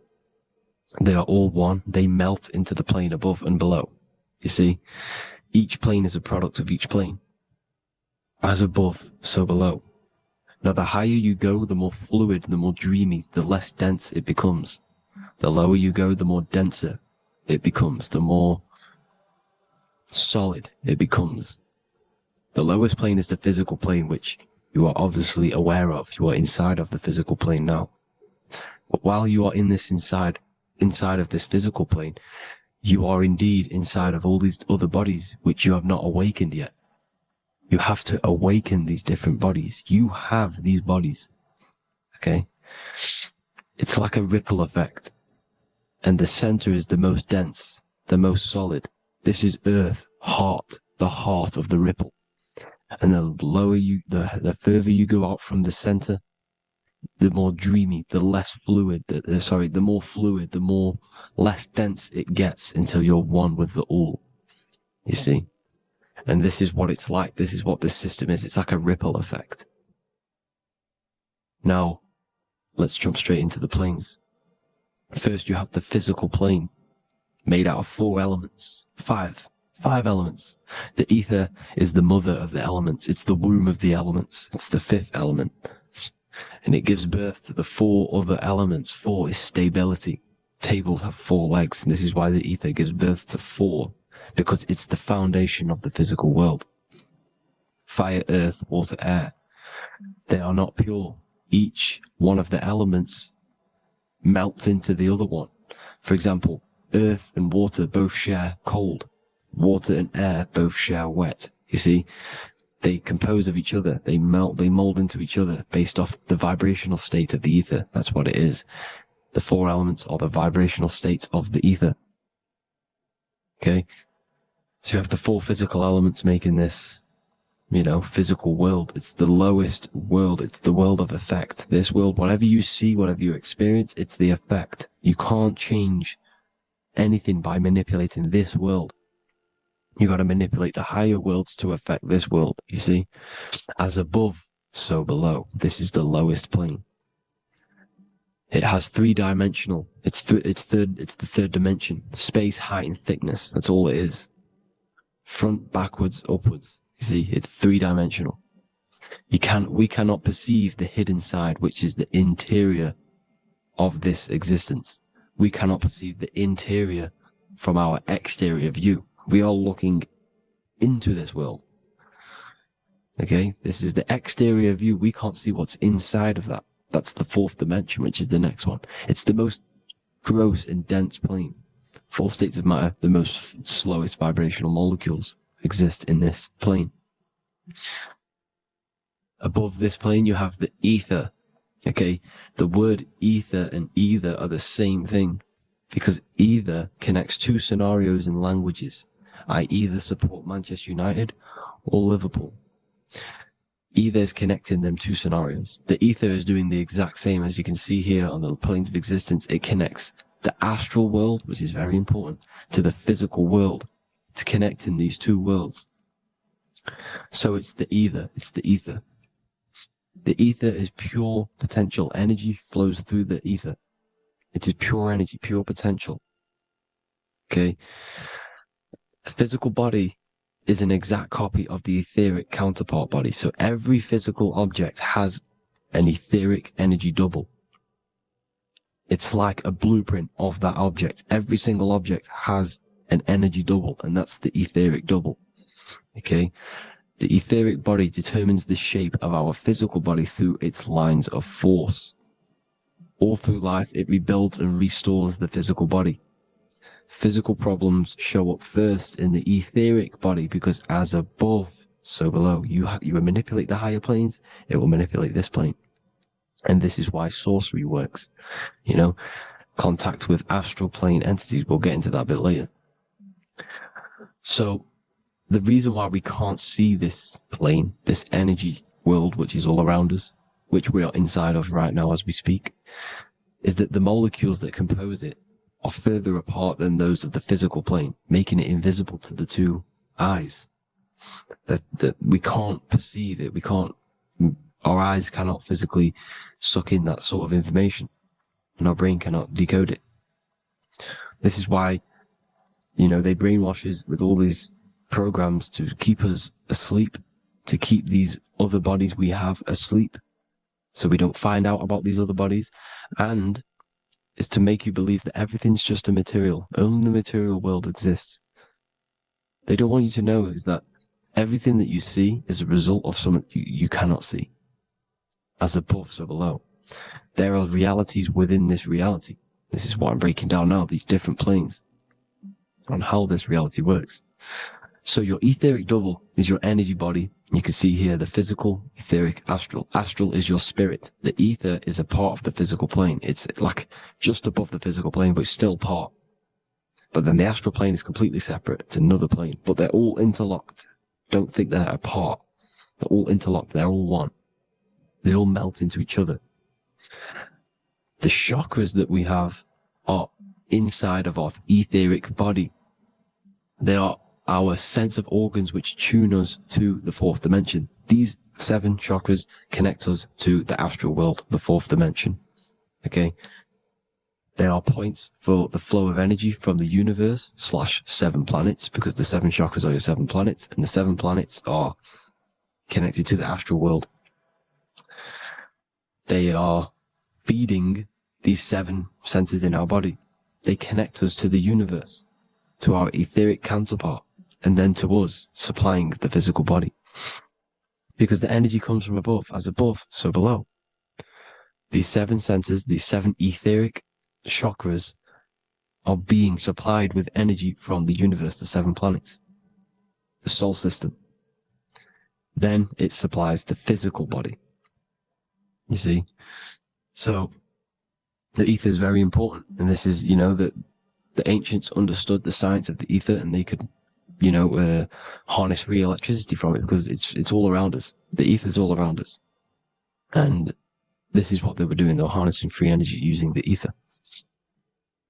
The astral plane, the fourth dimension, very important plane. Very, very important. We've all been there. Every single one of you has been there. Okay? The fourth dimension is unseen of what we see. It's the interior of the exterior that we see. We see the third dimension, but we cannot see beyond what's making this third dimension. This is the fourth dimension. Okay, it's the dream world. This is where you go when you dream. Okay, this is where you go when you dream. It's the place of disembodied spirits or ghosts, entities, whatever you want to call them. When you hear ringing in your ears, that is not tinnitus. That is an entity around you. Okay, that is an entity around you. The fourth dimension is where thought forms exist. Mental images. Thought forms as in what you see in your mind when you think of an image, because the mind is the highest plane of existence. Mind is the highest plane of existence, and it manipulates all of the planes below. So it goes the mental plane, then the astral plane. So the thought is in the mind, the mental plane. That just the thought alone, no image, but then the form depiction, the thought form exists. It manifests in the astral plane as a sort of image, an entity, a living conscious being. So this is why thoughts are things. You see, thought forms exist within the fourth dimension. So when you imagine something, when you are, for example, right now, look into your hand and imagine there's an apple in your hand. If you can see that, you are seeing into this fourth dimension. You can only see into this fourth dimension using the mind's eye, not the two eyes, the mind's eye. When you shut off the two eyes into darkness, the third eye opens. The mind's eye is open, and you can see, this is astral travel. You got to work on astral travel, and you will see this astral plane, this fourth dimension. And there are 3 different sections to this astral plane: higher, middle, or lower. So yes, there is a kind of a heaven and hell, and a middle, Midgard. Heaven being the higher vibrational entities manifesting higher vibrational thought forms existing there, the lower vibrational thought forms existing in the astral plane. But these thought forms are beings. You can create these beings. They're called elementals. Okay? If you entertain specific thoughts for long enough, this will plant a seed and it will grow. If you so for example, you have a bad feeling or whatever, what's a good example? Unforgiving someone. You keep that energy inside of you for long enough, it will manifest in the fourth dimension. You entertain that thought long enough, it will manifest. And it will create an etheric body, and it will be an entity which will harm you. It will feed off you, this low vibrational energy. Your mind is so powerful. It creates thought forms, and these thought forms can take consciousness, can take bodies, etheric bodies. Now, that's why it's very important that you master your mind, master your thought patterns. So this fourth dimension is the astral world. So when you have a nightmare, this is the lower astral plane. You're in the lower astral plane. Whilst this physical body rests at night, your consciousness, you awaken this other body, your consciousness goes inside of this other body, whilst the physical body lays asleep. You see? So it's all inside of you. This is what you need to understand. You just haven't awakened these bodies yet. You can awaken them. You just got to awaken them. Okay? The next is the mental plane. This is the mind, the source, pure cause, pure motion. The most less dense, the most fluid. No form. There's no form to the mind. Astral plane is the first plane where a form takes existence, pretty much. The mental world has no form. It's pure mind, pure intelligence. Thoughts alone exist here without any images or manifestation. The most fluid, the most dreamy, the most causal plane. All of the rest take the effects of this plane. That's why it's mind over matter. Your thoughts they create vibrations. Each vibration is vibrating on a specific frequency, which creates mental images, creates effects down here on this physical plane. This is why it's so important to master your mind. Master what you think. Master your mind. It's the hardest thing to master. You could conquer the world but it's probably harder to conquer your own mind than to conquer the whole world. I can promise you that, because the mind can play tricks on you. You got to listen to that inner guide within you that will constantly manifest the good things. So anyways, people, hope you learned a lot from this. Please work on trying to activate these other bodies. I will maybe do another video on trying to activate these bodies if you wish. Please comment down below if you would like to see that. And have an amazing day. Please like, subscribe, comment down below any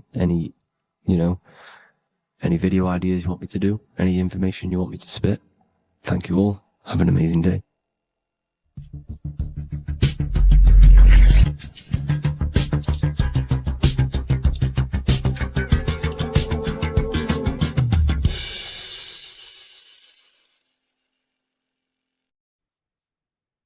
Hello and welcome to another lecture from Harry B. Joseph, also known as Revival of Wisdom, the author of the Book of Wisdom series from revivalofwisdom.com. In this lecture, you will learn how to decode Freemasonic symbolism, gain a deeper understanding of yourself, expand your awareness of consciousness and reality, and receive guidance to navigate life with greater clarity.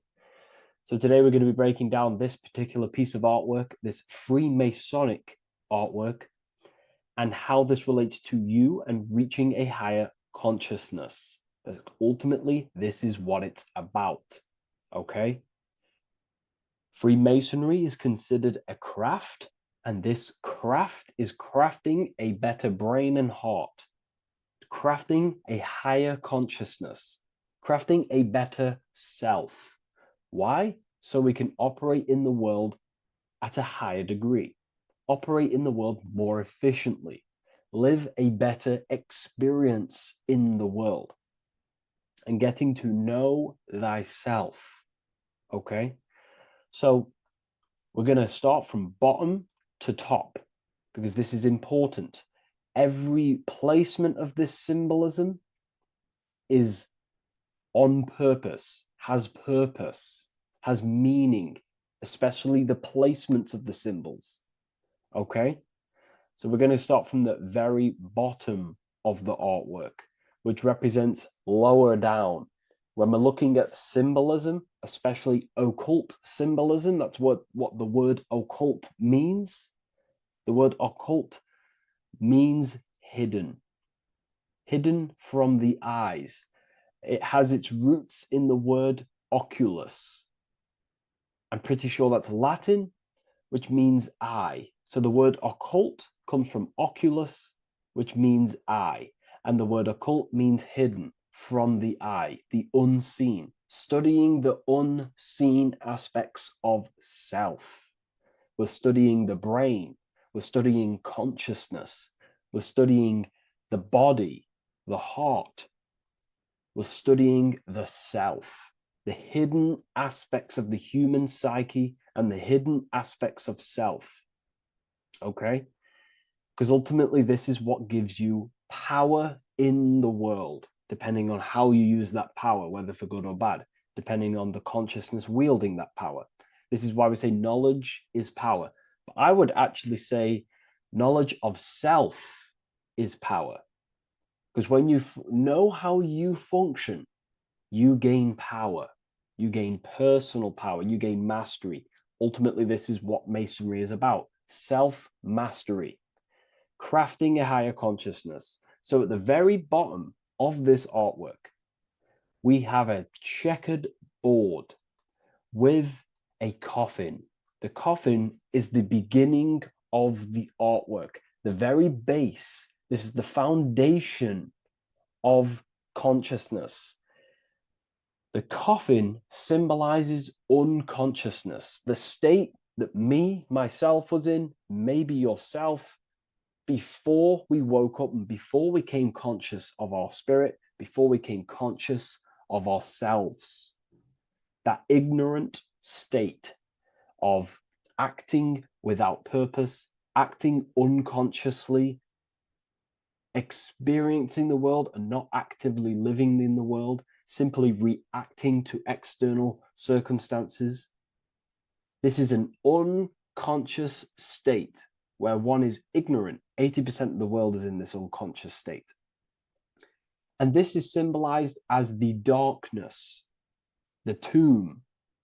Look at how the tomb is fully blacked out, representing dull, no emotion, it's dark.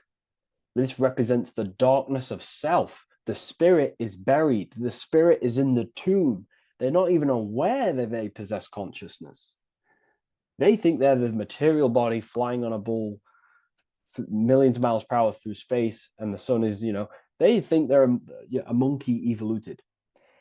They've never questioned themselves. They stay in ignorance. They're in the spiritual darkness, okay? And they're furthest away from the light. Look at the top. This is the light sources. They're in the darkness, okay? They're in spiritual darkness. They're in ignorance. And they're in division. Their mind has no power. Their thoughts contradict themselves. They say they're going to do something, but then their mind tells them, oh, I'm going to fail. Or I want to do this, but my mind says this, and I believe this about myself. They want to, I don't know, they want to write a book, but their actions are scrolling on TikTok, and their emotions about, feeling about their past person in their life. That's division between the self. That's divided consciousness. They also have a divided brain hemisphere. They do not see reality through a true lens, because the brain acts as like a lens on how we perceive things. And if the brain hemispheres are not aligned, then we cannot see reality the way it actually is and truly presents itself, neutral. If we're left hemisphere dominated, we see everything as divided. Nothing's interconnected, nothing's a whole. But if they're, right hemisphere dominated, they see everything as a whole. We need to look in the middle of that, okay? So we'll go into that a bit later. But ultimately, they're in a divided state of consciousness. They're in ignorance. But the tomb, the tomb is symbolic of that. The tomb is, you're not even aware they are divided. They think everything's right in that state. I was like that. My family is like that. They're not even aware of themselves, and you try and say something to them, and they don't even know they're in division. They don't even recognize that they're in a bad, low earth base consciousness. Okay? So when we get out of the tomb, which is representing by a spiritual awakening, we get out of the tomb, we realize, wow, I possess consciousness. I've woken up. You're waking up to the things in the world, and you wake up and start to see the world for what it truly is. When you become aware and you rise out the tomb, you're born again. You start looking within. You start to become conscious of your thoughts. You start to become conscious of your actions. You start to become conscious of the evil in the world. You start to become conscious of the things. You rise out the tomb. You start to become conscious of your intuition. You then step on the checkered board. The checkered board is now you realizing you're in a divided state.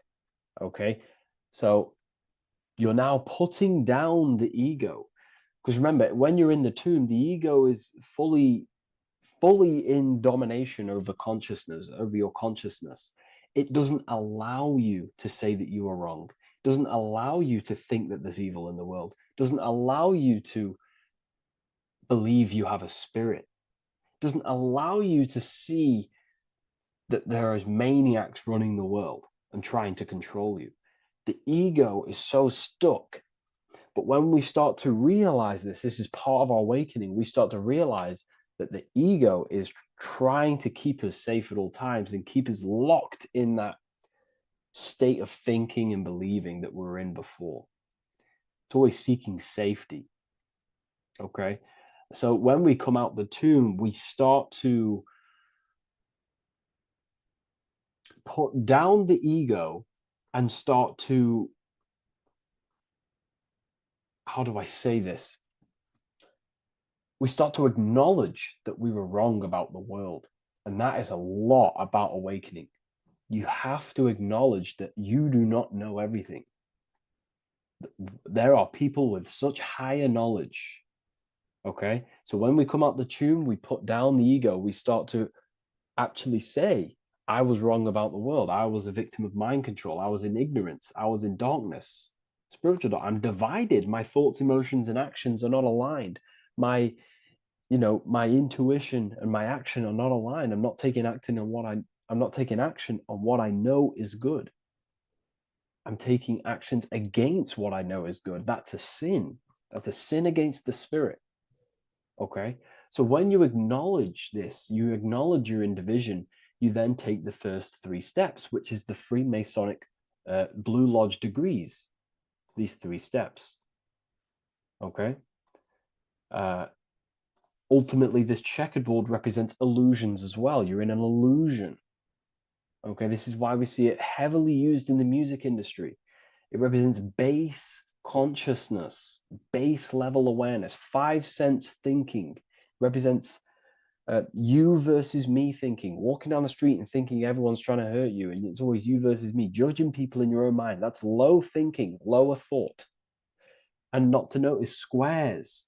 Squares are an unnatural state. They're an unnatural shape. We do not see squares or 90-degree angles in nature. It's the lower mind. So it represents base consciousness, base level awareness, only aware of the physical body, only aware of the 5 senses, never looked within. That is the base. And this is the foundation we have to rise up to the light from, up to higher consciousness. So this gives us a strong foundation when we realize this about ourselves, that we were in division. Our thoughts, emotions, actions were not aligned. Our brain hemisphere was not aligned. I'm not thinking with love of the heart. Okay, so that is the state we're in. Now, hopefully that's cleared things up about the chessboard. Before we move on, please leave a like, maybe a comment if you wish for me to discuss anything in the further lectures. Please smash the like button, and it would really help me out. And share this with a friend who is interested in the occult. Okay, so the steps are the first steps of the Freemasonic degree, the 3 Blue Lodge degrees. Now, this can be represented as the number 3, a very powerful number, a very symbolic number. Number 3 is the 3 expressions of consciousness. How do we express consciousness? How does consciousness express itself? Well, there are 3 ways. We think, consciousness thinks, consciousness feels, and consciousness acts. They are the 3 expressions that we express our awareness and consciousness. So we're looking at thought, emotion, action. We're also looking at the 3 brains: the reptilian brainstem, the mammal limbic brain, and the neocortex. The reptilian brain governs basic functions of the human body: breathing, surviving, scanning the environment for threats, automatic responses, eating, scanning for food, base consciousness. That's the reptilian brain. That's what most people operate their lives in, including myself before I woke up. I'm not trying to sound big-headed, but this is the truth. Ignore my tone of voice, ignore my voice, focus on the words I'm saying. If you're judging, that means you have divided thinking. It's always you versus me. So we need to get out of that thinking of you versus me all the time. That's lower consciousness. That's animal thinking. That's earth thinking. We're unified. We need to reach a higher consciousness and do not waste our mind's potential on low-level earth divided thinking. Okay? So we're looking at the reptilian brain, the mammal brain, and the neocortex. Now, the neocortex is ultimately what makes us human. It allows consciousness to operate on a higher degree. Okay? This is what makes you human. The neocortex. The neocortex. The reptilian brain, like I just said, governs natural survival instincts and the respiratory system, things along them lines of basic awareness, basic functions to operate and survive in the world, in the physical plane. And the neocortex is what allows us to critically think. Okay, it's what allows us to be human, be aware of ourselves. Okay, not. I don't think animals have neocortexes. Don't quote on me on that, but this is the part of the brain that makes us human, and it allows us to think deeply, to create masterpieces like we can. Humans have massive potential in creation. Look at the world we live in. This is because of the neocortex. It allows us to critically think and self-reflect. Now, when we start to operate from higher thought, we start to think with higher thoughts, the higher parts of the mental dimension, we ultimately start using this brain more. We start functioning from the higher brain. Now, this is why Neo from the Matrix is called Neo, because he uses he was in the reptilian brain. If you watch the film The Matrix, if you notice, he gets plugged out of the Matrix and he's plugged in on the back of his neck into the brainstem. And when he's plugged out, his name's Neo, which is neocortex, using the higher brain. It's what awakens the self. It allows consciousness to function on a higher degree compared to animals. Okay, so we're looking at thought, emotion, action. We're becoming conscious of thought, emotion, action. Becoming conscious, what am I thinking, what am I feeling, and what am I acting in the world? And what can I do to master these, to operate more efficiently in the world? How can I use these towards higher consciousness and use these actions, these thoughts, emotions, actions to reach a higher state of awareness of self? So when you go through the first 3 degrees, you enter the doorway. Now, this is symbolic of a doorway. Now, looking at this with a right hemisphere dominated view, you would see a doorway, right? The right hemisphere sees this as a holistic doorway, right? You see a door, you're gonna, you enter the stairs, you go through the door, right? But at the left hemisphere is now going to dissect and analyze each individual little part of this, right? So the right hemisphere sees the trees, the left hemisphere sees the woods. So to dissect this down on a right hemisphere, going back to the right hemisphere, we're entering the door. The door is symbolic of entering the unknown. You're entering a higher consciousness. You're entering the door. You're going beyond. See, this is the earth here in the background. This is the darkness. The darkness represents the abyss, the unknown. You're entering in the self. Okay? This door represents entering in the self, questioning internally. Most of us think externally.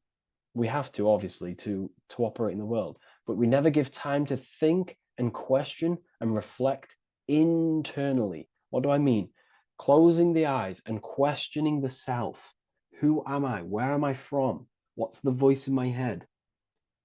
If the voice in my head stopped using the language that I speak, what is it then? It's about going within, into the darkness, what you cannot see, and finding the light. Okay? It's about entering within the self.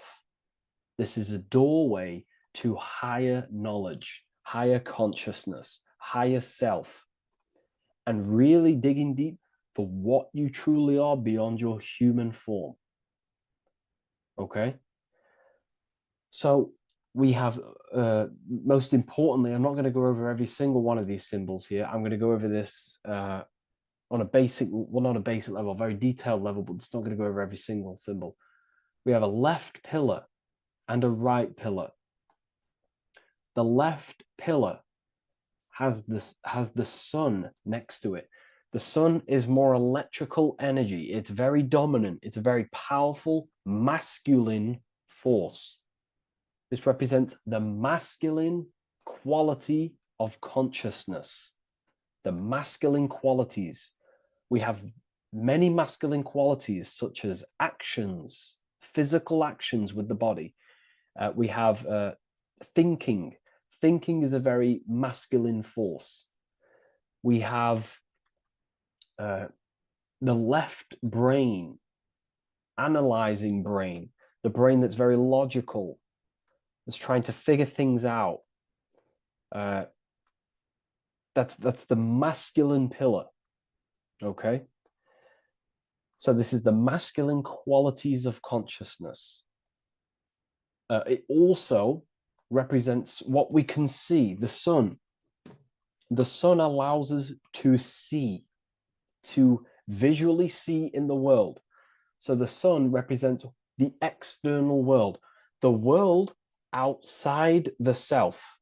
When we close our eyes, we have a self, an internal dialogue, an inner voice. We have an inner world, outer world. This represents the world we take physical action in, the material external world outside you, okay? The world we can see. And then on the right pillar, we have the moon, which is associated with feminine qualities of consciousness. Now, the moon is in the night, what we cannot see. The moon is the nighttime. The darkness symbolizes what we can't see. So it's representing the internal world, the world of the self, the immortal world, okay? The self in the mind is immortal. When you close your mind, you go in the mind, that self inside you is immortal. In the mind, you are immortal. Outside the mind, you are mortal. You will die. This body will die. Okay? So this is representing the internal world on a holistic understanding. It's also representing the right brain, the feminine brain. It's also representing intuition, emotion. They're linked. Intuition and emotion. They're a feminine force. Also, we're looking at the heart, the right pillar. So everything that is feminine falls under this right pillar. Now, don't get confused. I know a lot of people can get confused about what I've just said. So this represents the inner world, the outer world. It also represents everything masculine and feminine. So thought is, although it's an internal quality, it would fall under the left pillar, because thought is a masculine force. It's a penetrating force. So try not to get misunderstood with that. On a holistic scale, it's also represented inner world, outer world, and how they are reflections of each other. Now, these pillars, they're the same height, they're the same structure, but just different in sun and moon, which represents their reflections of each other. Their reflections, the inner world reflects in my outer world. My external world, what I see outside of me, is a reflection of my thoughts and my internal world. So the inner reflects the outer. The inner reflects the outer. As within, so without. So we're also looking at the right and left brain. I've already gone over that. So what we need to do is build the bridge between the two to reach higher awareness of self. Because ultimately, remember, we're still divided. We came from the checkerboard, we entered up here, we've just entered within the self, started questioning the self. We're still divided. We need to build the bridge. And this is what they're crafting in Freemasonry. The bridge, the arc, the agreement, the great work. This is the crafting of aligning the left and right brain. We're also aligning intuition, feminine, with the actions. Because ultimately, the higher self is always guiding us. That's our true spirit guide. Our true spirit guide is our higher self. And the higher self ultimately exists in a higher dimension. This is going to sound crazy to some people. okay? But who you are is not your human body. And your higher self does not communicate through the language of the human material world. It doesn't communicate through English, doesn't communicate through thoughts. It communicates through uh, intuition and communicates through dreams and symbolism. So it's all associated with the right pillar. This is the things we can't see. The higher self is always guiding us to awakening and to our purpose on the earth. Okay, so this left pillar also can symbolize what we're born into the world with, our circumstances, our external world. What are we born into? You know, our family, our current financial situation, where you're located in the world. So it's also symbolizing this. It's also symbolizing the qualities you bring here, the natural abilities you have when you're born, and what we need to do with our environment to ultimately reach a higher consciousness and reach our and transmute our environment we're born into to realize who we were and why we came here.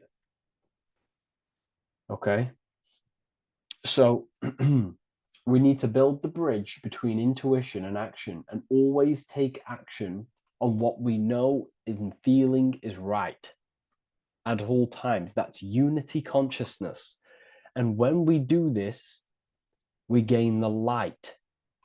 We gain more light, symbolic of more information of the self. Because the higher self is always guiding. It's always watching over. And it's always trying to give us knowledge of awakening, of why we came here. And when we take action on what we know and feel is right at all times, it's like a domino effect and a stepping stone that pushes you closer and closer towards your life purpose. Okay? We're also aligning the right and left brain to perceive the world in truth, to see the world in its true form, to see the world in what it actually is, instead of any distorted left or right hemisphere dominated beliefs or thoughts. We ultimately do that by acknowledging that, yes, you have a self, you have the left brain is more ego, this like divided thinking, everything's separate, and the right hemisphere is more holistic. So we need to see the world in the middle of this, in the middle, acknowledging the self and acknowledging the collective consciousness, and how my thoughts, emotions, actions contributing towards myself and the collective. We always need to keep the collective in mind. Why? Because we are experiencing this world together. It's not just you. And your actions also have a ripple effect on the collective. We're experiencing the world as a whole as well. Yes, there's yourself and there's the collective. We need to think, feel, and act towards the collective and the self. So aligning our brain hemispheres allows us to do this. It allows us to think holistically and individually and see reality in this. And when we do align the left and right brain, what do? We gain higher insight, the eye. We build the bridge between the left and right pillars. We gain the eye. The eye is what? Insight. The eye requires light to perceive and see the material world. So this is symbolic. This is the inner eye, the inner self, consciousness. And when consciousness has light, which is symbolic of truth, knowledge, light is a massive symbol in Freemasonry. And light represents knowledge of self, information. And when we gain information and knowledge of self, when we align our left and right hemispheres, when our actions take action on our intuition, we gain higher light, higher knowledge of self, ultimately. And this is why we also have the square and the compass. Okay? We have a square and compass here. The square and the bottom, base consciousness, also representing masculine qualities. This is the masculine qualities because squares are masculine. And the compass creates circles. So we have the circle on top of a square. Circles are divine. This is oneness. The circle is one line. The square is 4 lines. It's divided. So we need oneness over division. We need to unify the masculine and feminine qualities. Masculine and feminine qualities, okay? This is in the middle because the compass would fall on the right pillar and the square would fall on the left pillar. And it's unifying. It's representing unification of these two pillars of masculine and feminine qualities of self to ultimately rise towards this light, out of the darkness and into the light. Okay? Let's go back.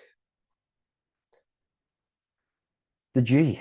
This is very important. This is one of the most important teachings I could possibly give you about the G. The G is the generative principle, is what generates things. And the force within you that generates things is care and the heart energy. The heart ultimately expresses our actions. We think, if we care, we act. Everything in your external world is in front of you because your heart cares. You care about the video and gaining knowledge. You're now here watching this video. That's the care energy expressing actions.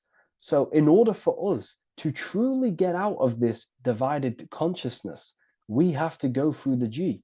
We have to go from base consciousness, the square, divided, we go through the G, because we have to care.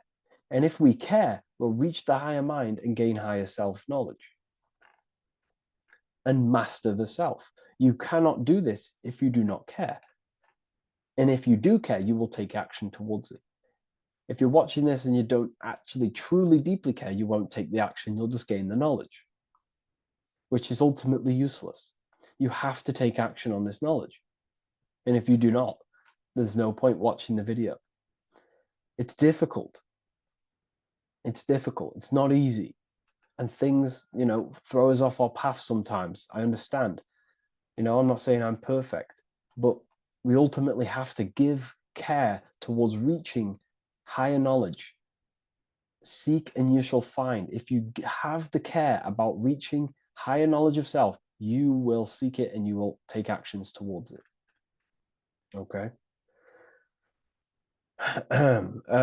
We see this everywhere, and I mean everywhere. The Temple of Solomon has the 2 pillars, Jachin and Boaz pillars, feminine and masculine qualities. Sol, O, Mon. Sol is sun, Mon is moon.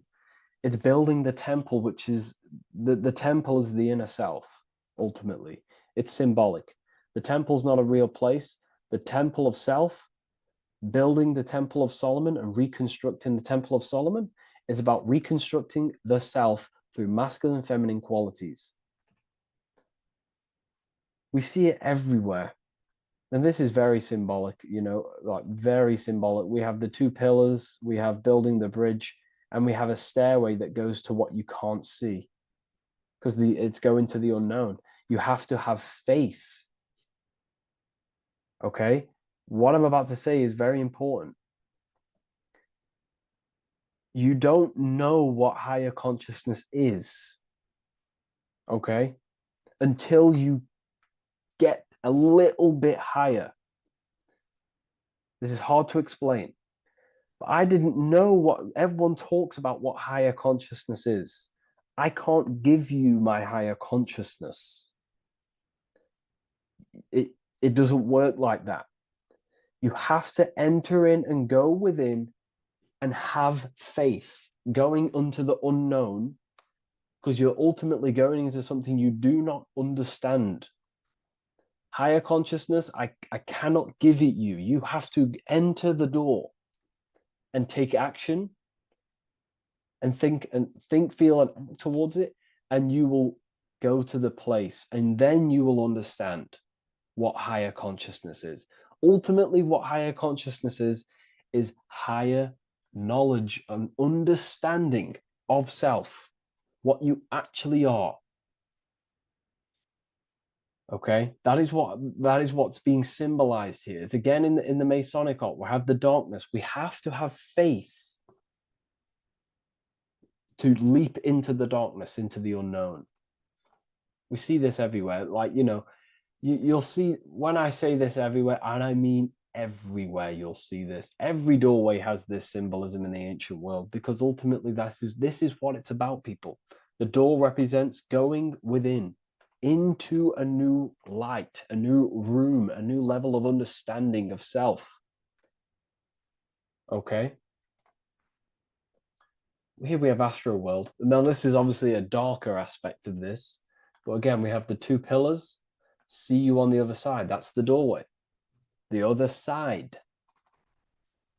And I'm not going to break down, you know, this ritual, but you can guess what I'm on about here. That's for the university, of course. I can't break that down on YouTube. It's way too deep. But there's knowledge out there that is so deep you couldn't even comprehend it with the current mind, even for myself. And this is the power of symbolism. The more you learn about yourself, the more these symbols reveal to you. It is a journey of self. And I can't give you these understandings. You have to go within and question and meditate on these symbols yourself, and have thinking exercises of meditating on a symbol and seeing what your mind does with the symbol, what it lets you think about that symbol, and you'll unlock deeper meanings. I'm going to go over one more symbol before we end this. This is the hourglass, which represents time, a very overlooked thing in today's world. We do not have unlimited time in this body. You have limited time. You will die. You will die. You have limited time in the external world. This is why it's on the left pillar, located on the left side, the external world. You are limited. The scythe represents you will be harvested. Your body will die. It'll be harvested. You will die, and you need to fulfill your mission here. You came with a purpose. You have to find that purpose by going within the self and questioning and taking action on what you know and feel is right. Unity consciousness, aligning thought, emotion, action. So if you wish to learn deeper insights, gain exclusive lectures, astral projection, self-mastery, I've just started a new section on mind control methods and how people are using this in society and becoming conscious of it. I've now opened 5 spots at a limited special price for Ethereal University. Use the code MIND, all capital letters, MIND, all capital letters at the checkout. And there's only 5 of these codes. Whoever uses them gets them. It's ultimately going to give you 20% off the university for as long as you're subscribed to the university. We go so much deeper in the university. Remember, social media is just the tip of the iceberg. Tip of the iceberg information. There are certain things I can't talk about, but I'll see you inside, and I hope you enjoyed this video. Please leave a like, comment, and a subscribe.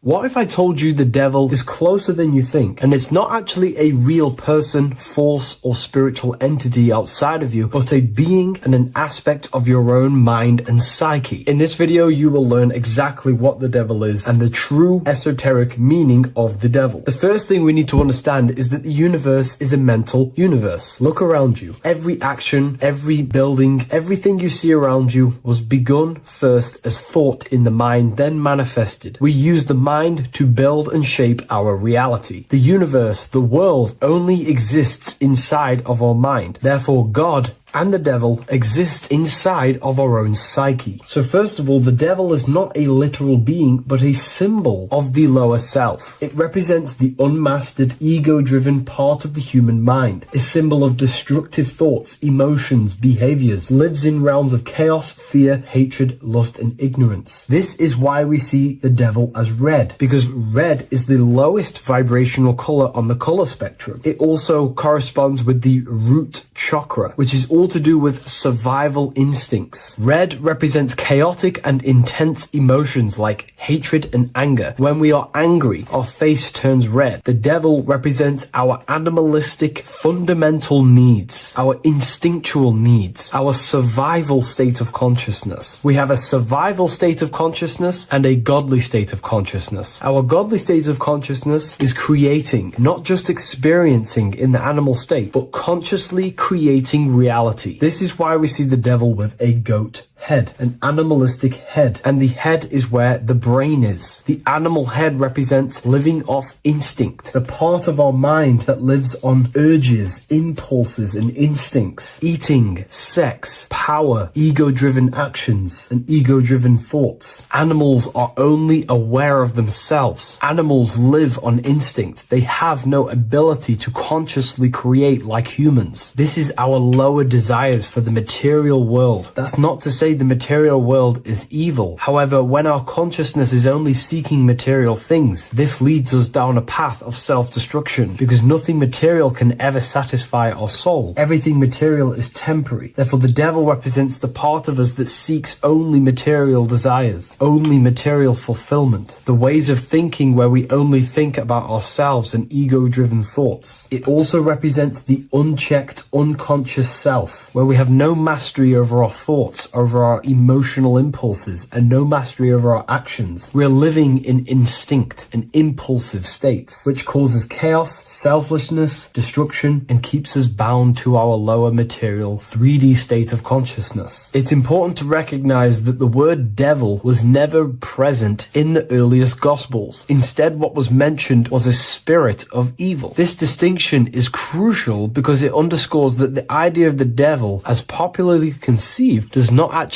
exist as an independent entity. Rather, it is a personification of the lower aspects of the human mind, a facet of our own consciousness. The term spirit of evil was not meant to denote a specific deity or being, but rather any force of negativity, whether it manifests as a destructive thought, emotion, or action. A spirit is a force, an energy, and we have three forces that create our reality: thoughts, emotions, and actions. We have full control over these three aspects, which transform and mold reality. A destructive thought, a destructive emotion, a destructive action is a spirit of evil, and it originates from the darker aspects of the human psyche. So now, because we're on the topic of the devil, we have to look at the pentagram, which is obviously connected to the devil heavily. The upright pentagram represents spirit, air, water, earth, fire. Upright, which represents spirit, the most important element on top of the earthly elements, showing spiritual principles over material principles. As spiritual beings as we are, we have to put our spirit first, our higher self first, and material things second. Why? Because material things never satisfy us long term. Seeking material fulfillment will leave us feeling unfulfilled in the long run and very unhappy, and we can lose ourselves in illusions. We have to put our spiritual principles first, seeking wisdom, knowledge, connection to the divine, and connection to our higher itself is what gives us true fulfillment in our hearts and souls. But when we see this pentagram inverted, we now have spirit on the very bottom, which now represents earthly principles on top of the spiritual principles. We're putting our earthly elements on top of our spiritual element, which this inverted pentagram represents no longer caring about spirit, no longer caring about our invisible internal world, and only caring about this external body, food, sex, material things, cars, money, and all the things outside of us, the world outside of our mind. This is what true Satanism is. Satanism is not worshipping an external deity, but it is worshipping the self, only fulfilling the ego's desires. This is what true Satanism is, and we have all been conditioned to live in this state. Satanists want us to believe that there is an external deity called Satan or the devil, and the reason they do this is because they trick us, making us believe that we are not Satanists, while they are actually conditioning us to be self-seeking, ego-driven people, where we only care about sex, food, material things, and money, which is actually conditioning us to be Satanists. 80% of the population today are unknowingly involving themselves in Satanism, which is ego-driven thoughts, actions, and emotions, dwelling and living in this state, where we only care about ourselves. When we are spiritual, we realize we are all one. We are all one consciousness family, and we need to do things that help and contribute towards our collective experience, helping others, instead of seeking to serve only the self. The angel is depicted with wings, which represents elevation, higher self. The devil is represented with an animal horns, which is on the ground. A goat is on the ground, which represents the lower self. This is the elevated mind and the lower material mind. Horus, the bird, higher self. Set, the ground animal, lower self. Jesus and Satan. These are two forces, two characters that exist within the human psyche, not real entities. They are forces of our minds, and there is a battle between our higher self and lower self all the time within our own minds. There's always a part of us that's telling to do one thing and another thing, to do something bad and to do something good. There is this battle inside of our own consciousness. Here we have the human spinal column. The human spinal column is showing you the higher and the lower self. The higher self represents the head. The head is where the mind is. This is the creative essence of the universe. This is where all material things begin as a thought in the mind. We create with the skull, with the brain. This is our higher self, the heavens, connected to the heavens, the sky. And the lower end of the spinal column is where our reproductive organs are, where our gut is. Our reproductive organs and our gut is all to do with survival. The lower end of the spinal column, lower instinctual 3D based consciousness. The lower end of the spinal column is where our lower self dwells. Eating, consumption, power, and sex, lust. These are all emotional forces and instinctual based organs that are not inherently evil, but when we dwell and live off this lower end of the spinal cord, it keeps us in low states of consciousness. Our goal to raise to our higher mind is to balance this, not to overeat, not to abuse power, not to abuse sex and lust, but to master these organs and gain the ability to say no to these organs so that we can raise to our creative side of consciousness. Instead of dwelling in our instinctual nature, we can turn to our creative nature and consciously become a builder and constructor of reality. This is the true way of raising consciousness. This is the stairway to heaven, out of the animal consciousness to the higher consciousness. To wrap all of this up, it's all about gaining control over our instinctual lower nature and allowing our spirit to rule over our body and not our body ruling over our spirit or mind. The moment you let a thought become instantly an action is the moment you are an impulsive person. We are all trained to be this way. It is okay if you are in this state. The moment you let a thought turn straight into an action without questioning, that is the mind controlling you and you not controlling the mind. We need to gain control over the mind, and we do this through many different ways, through meditations,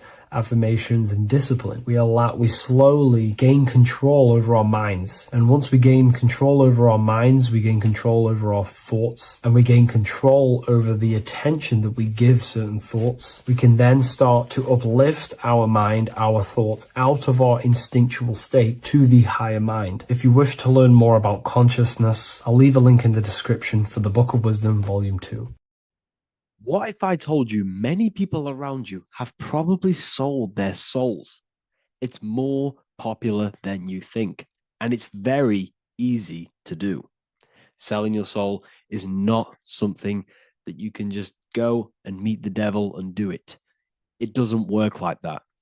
But before I tell you exactly how you can sell your soul and how not to sell your soul, what is the soul? So looking at Jesus, we always see two lights surrounding his head, one surrounding the heart. And as of course, if you've been watching my channel, you know Jesus represents you. He represents the divine essence of the universe made in human form. Each one of us possess a fractal of God's infinite consciousness. We are all God. We are all God experiencing himself in a three-dimensional divided form, separated from his oneness. God wanted to experience himself, so he made this world. So each one of us possess a soul, and the soul is the spark of God's infinite loving consciousness, filled with God's loving moral law.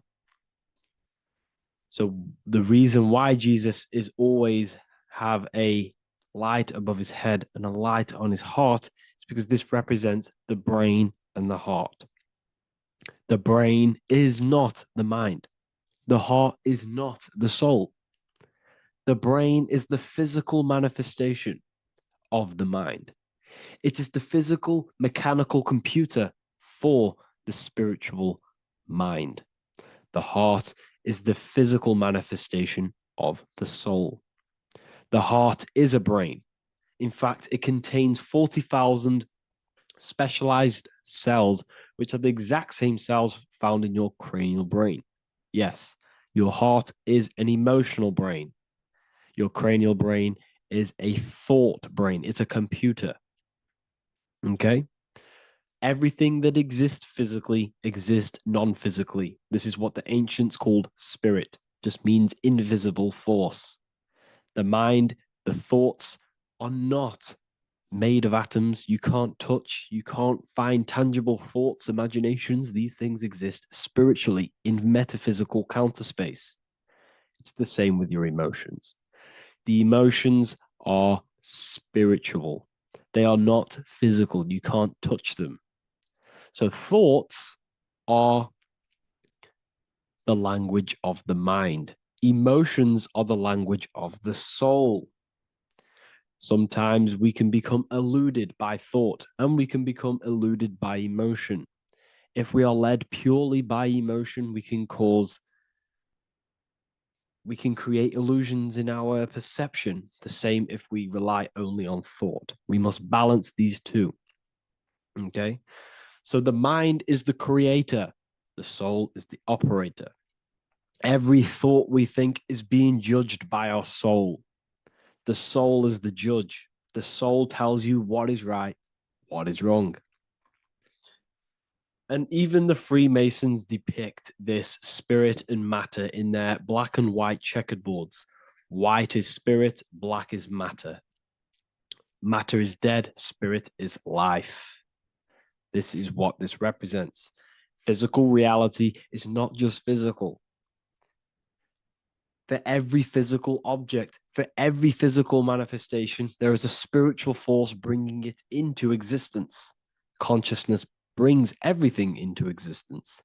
Before you kick a football, there's a change in your inner consciousness before you take that action of kicking the football. Everything exists in spirit before matter. You existed in spirit before you were physical. We also see this in alchemical Freemasonic artwork. This represents the clouds. This is the mind. This is the heavens. And then coming down into the heart, which represents the earth. the light entering the mind into the heart, because every thought we think is being judged by the heart. The heart speaks to you through emotion. The soul speaks to you through emotion. Every thought you think, your heart is telling you that is right, or it's telling you that is wrong. Why? Why is this? Emotions can guide us, okay? Emotions are the language of our soul. Our soul guides us to our soul purpose. Each one of us contains a purpose in this physical life.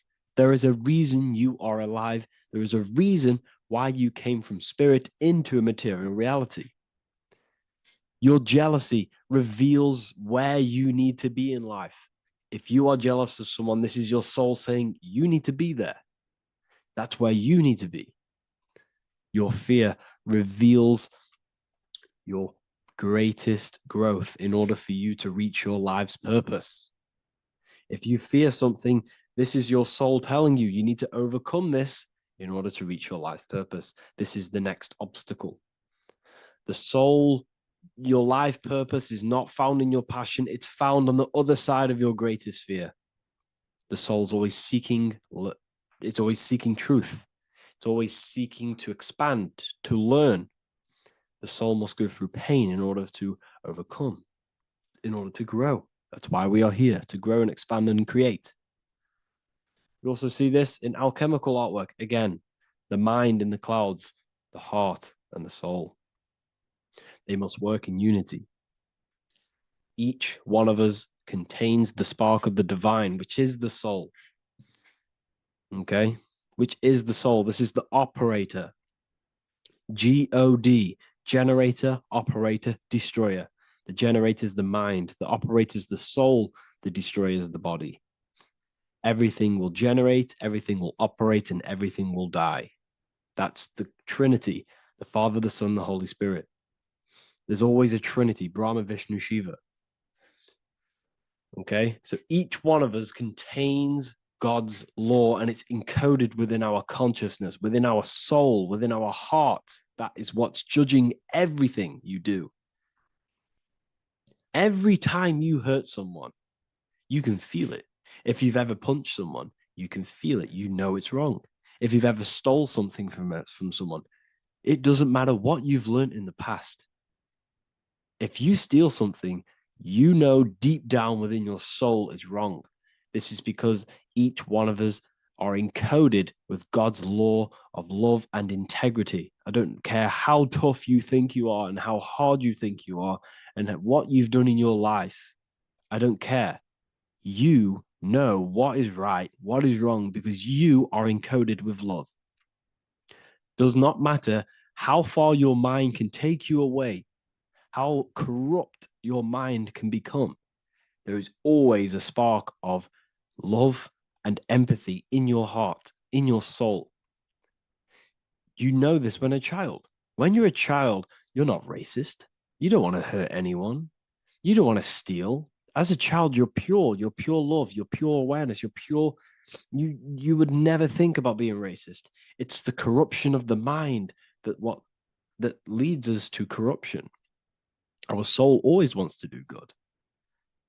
So the soul is encoded with God's law. And when we go against this law, this destroys our body. Yes, because your body is electromagnetic, and that's being casted from your heart. So every time you go against the heart's guidance, moral law, we weaken our electromagnetic field, which weakens our body. If you've ever looked at someone who's very negative, you can see them. You can see that they are aging quicker. You look at Scrooge, for example. If you ever watched Scrooge, look at how corrupt he looks. That's his heart. You can see the people's hearts on their face. People who do negative things and have negative thoughts, negative emotions, you can see it in their eyes and their face. It's because it corrupts you. It corrupts the body. It ages the body. Goodness is life. Okay. So can you sell your soul? You cannot sell your soul physically. But what you can sell is your conscience. What you can go against is that moral law. And you can exchange physical material things such as money, fame, cars, houses, business, in order for you can exchange that to go against your inner dialogue. For example, these rappers, celebrities, what are they doing? They're not selling their soul. You can't sell your soul to some entity on the astral plane. But what you can do, you can take money to say, I'm going to go against my heart. I'm going to go against my inner moral law. I'm going to take that money and I'm going to do something wrong. It's basically going against your soul. It's selling your soul's guidance of moral law. That's what selling your soul is. And that's what these rappers are doing. That's why they're so sad. You know, this is why all these rappers are on drugs, doing all sorts of things to escape, to short-term escape what they've done. They're going against their inner guidance for money.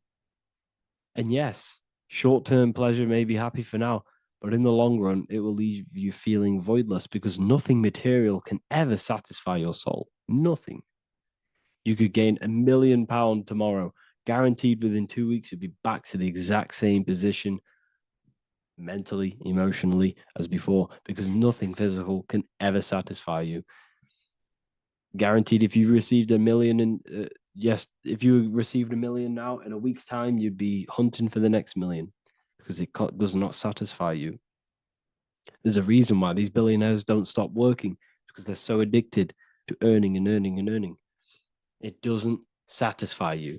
The only way you can satisfy yourself is through Christ consciousness, is through self-love, is through loving thyself, knowing thyself, and becoming balanced internally in consciousness instead of seeking external validation through material things, which end up leaving you feeling voidless, empty inside, and sad and depressed and anxiety. Everyone's looking outside of themselves for validation, when true validation comes from within. True satisfaction, true happiness comes from within, reaching Christ. Christ is a state of being, a state of consciousness that we must cultivate within ourselves so we can live a happy, balanced life. You can have all these material things when you're satisfied inside, but don't rely on them. Me, I enjoy material things, but I don't desire them. I don't chase them. I don't rely on them for happiness, for validation. You can have big cars. You could have your favorite watches. You could have Lamborghinis. Yes, it's fun, but don't let it give you your happiness. As long as you're happy on the inside, it's okay to have these things. You should seek balance with your inner world and outer world.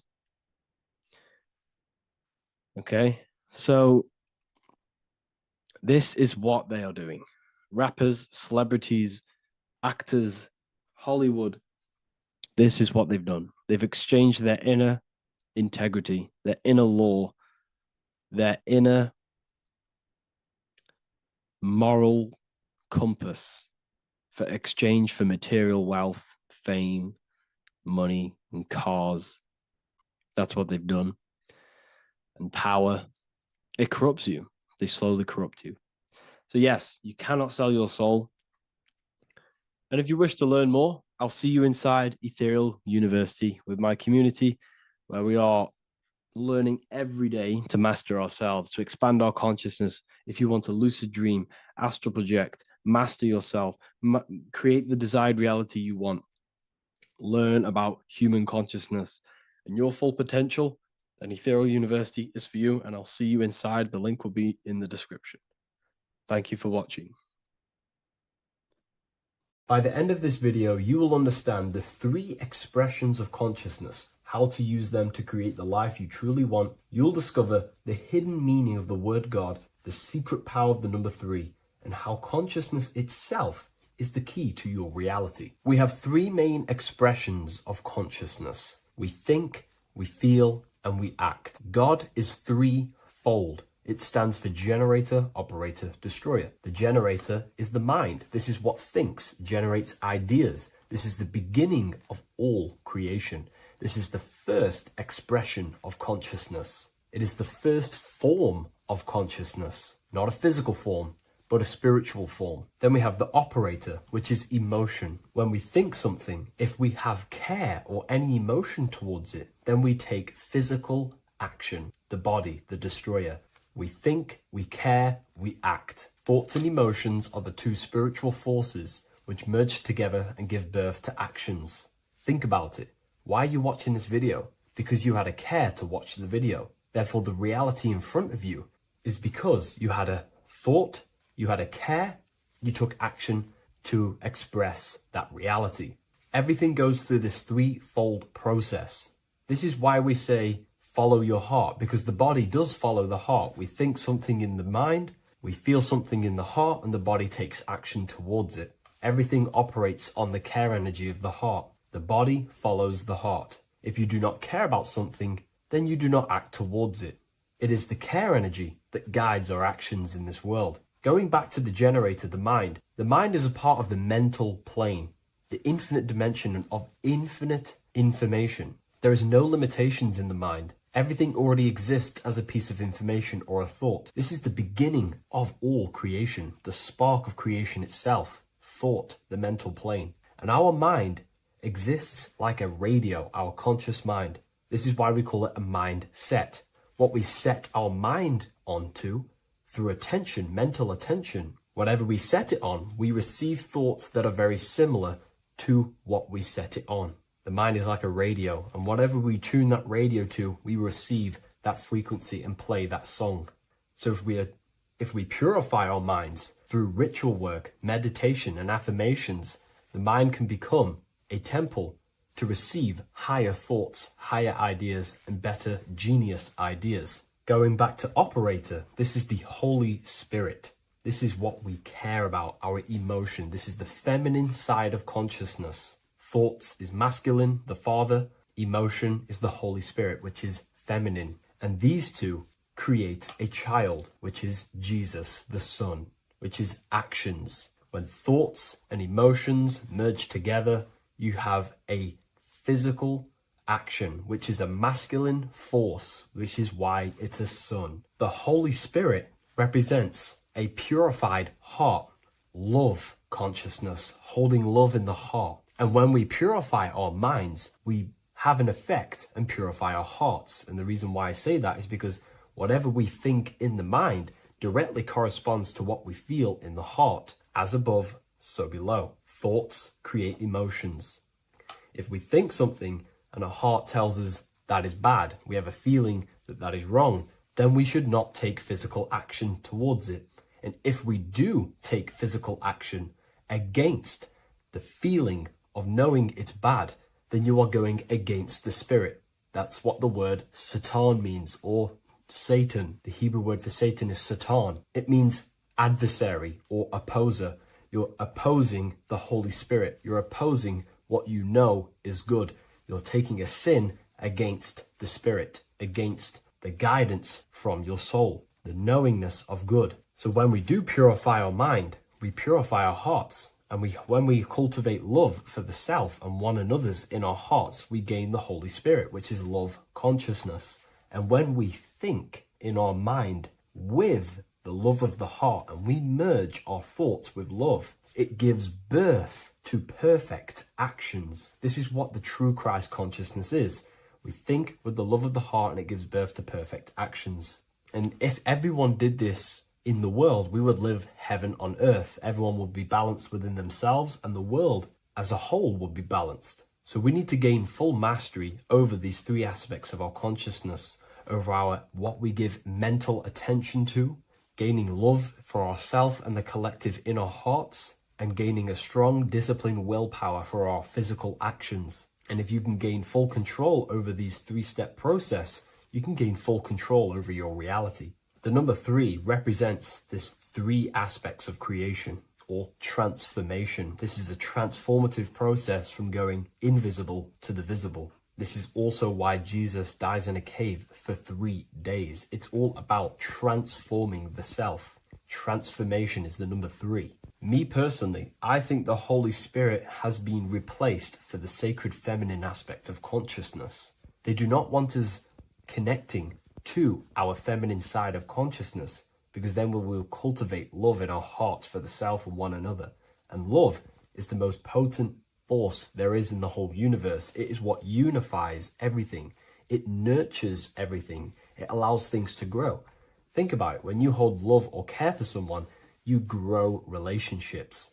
The sun is the perfect symbol and representation of love energy. The sun gives abundantly, expecting nothing back, and allows everything on the earth to grow. It's a caring, nurturing, feminine force that allows things to grow and unify and come together. In today's world, we mainly have thinking and acting without emotion, without care, without the judge of our hearts. It's all about gaining unity consciousness. We think, we care, true care for one another and the self, and we act. And if you align these 3 forces towards something, your business, whatever you're trying to create, you will fully create that reality, because these are the 3 forces that you can use to generate a reality. You can do ritual work to create care in your heart about something, and then you will take more action towards it. The book I'm using here is the Book of Wisdom, Volume 1. You can get this paperback or PDF on my website. So I hope this video has helped you. Please leave a like, comment, and a subscribe on the channel if you like the content. Let me know what you think about the Holy Spirit and if it is covering up the feminine side of consciousness in the comments section. Saturn. In this video, we're going to be discussing the occult and esoteric meaning of the 7 planets and the abuse of the Saturnic energy within today's world. This will help you gain a deeper understanding of reality, yourself, how you create reality, and what these 7 planetary energies actually truly are. In order to understand anything within the universe, we have to understand the law of correspondence, the law of as above, so below. There is one consciousness expressed in infinite forms. Me, you, the squirrel, everyone who possesses consciousness within this universe is an expression of the one divine consciousness, what we like to call Source, God, or the grand architect of the universe. We have to understand there is a large scale, but the large scale is mirrored in the small scale. If we look at lightning, this is a large scale. This is the macrocosm. Then we go a bit smaller to the trees. We see the same pattern. Then we look a little bit smaller into the human body. We see the same pattern of the nervous system. Then if we zoomed into the microcosm, brain cells, we still see the same pattern. This reveals the universe is a fractal universe. The large is reflected in the small. And this is the symbol of the Fibonacci sequence, which represents this as above, so below principle. The big spiral represents the macrocosm, but then this spirals into the tiny spiral. This symbol goes for eternity, never touching, never finishing. The large is mirrored in the small. With understanding this, we can realize that we are a microcosm of God. We are our own universe. We are our own world. Your body is the earth. Your mind is the mind of God, just in a smaller version. You are a drop in the ocean of the vast collective consciousness. With that being said, everything you see outside of you is inside of you. As above, so below. The 7 planetary energies on a macrocosmic scale are the 7 energies that form the physical world. The physical dimension is crystallized thought. Everything you see around you was thought made manifest. Thought imagined, then created in the physical reality. Therefore, these 7 planetary energies are 7 astral forces that create and weave the material existence. For example, if we look at a tree has 7 categories of consciousness, 7 creational forces that create the tree. This is the reason why we have 7 days of creation in the Bible. This is the reason why we have 7 days of the week for the 7 planetary energies. Monday is for the moon, Mars is for Tuesday, Mercury for Wednesday, Jupiter for Thursday, Thursday, which is Thor. Thor is Jupiter. Venus for Friday, Saturn day for Saturn, Sunday for the Sun. This is also the reason why we have 7 major energy centers within the body. The 7 life forces that flow through the body to give physical existence to the physical form. Man is a microcosm of the universe. With that being said, if we look at a tree is nature, and nature is the macrocosm, the creation of God's mind. And if we look at the tree, we can see 7 creational categories that go into create the tree. For example, the stem of the tree, the trunk, represents the sun. The root system, the base of the tree, where the tree grows out of, is Saturn. If we look at the fruit of the tree, that represents Jupiter. The smell, the look, the colors of the tree, that's Venus. How the tree communicates with other trees through the root system is Mercury, the intellect, the intelligence, the communication. The leaves of the tree is the moon. The defense mechanism of the tree, how it defends itself from infections and other territories, is Mars. So we can see all physical matter, all physical creation demands these 7 categories of consciousness, these 7 planetary forces. But again, that is the macrocosmic scale. The macrocosm is reflected in the microcosm, which means you have access to these forces, these 7 planetary energies, and you use them to create anything in reality. You've been using them maybe unconsciously your whole life. For example, this book that I've created, the Book of Wisdom Volume 2, you can find it in the bio if you're interested in reading it. It has the 7 planetary forces that go into this tree, into this book. I used the sun, which is my passion and my drive to take actions. I used Mercury, which is my intellect, my thinking, my communication. I used Venus, the layout, the look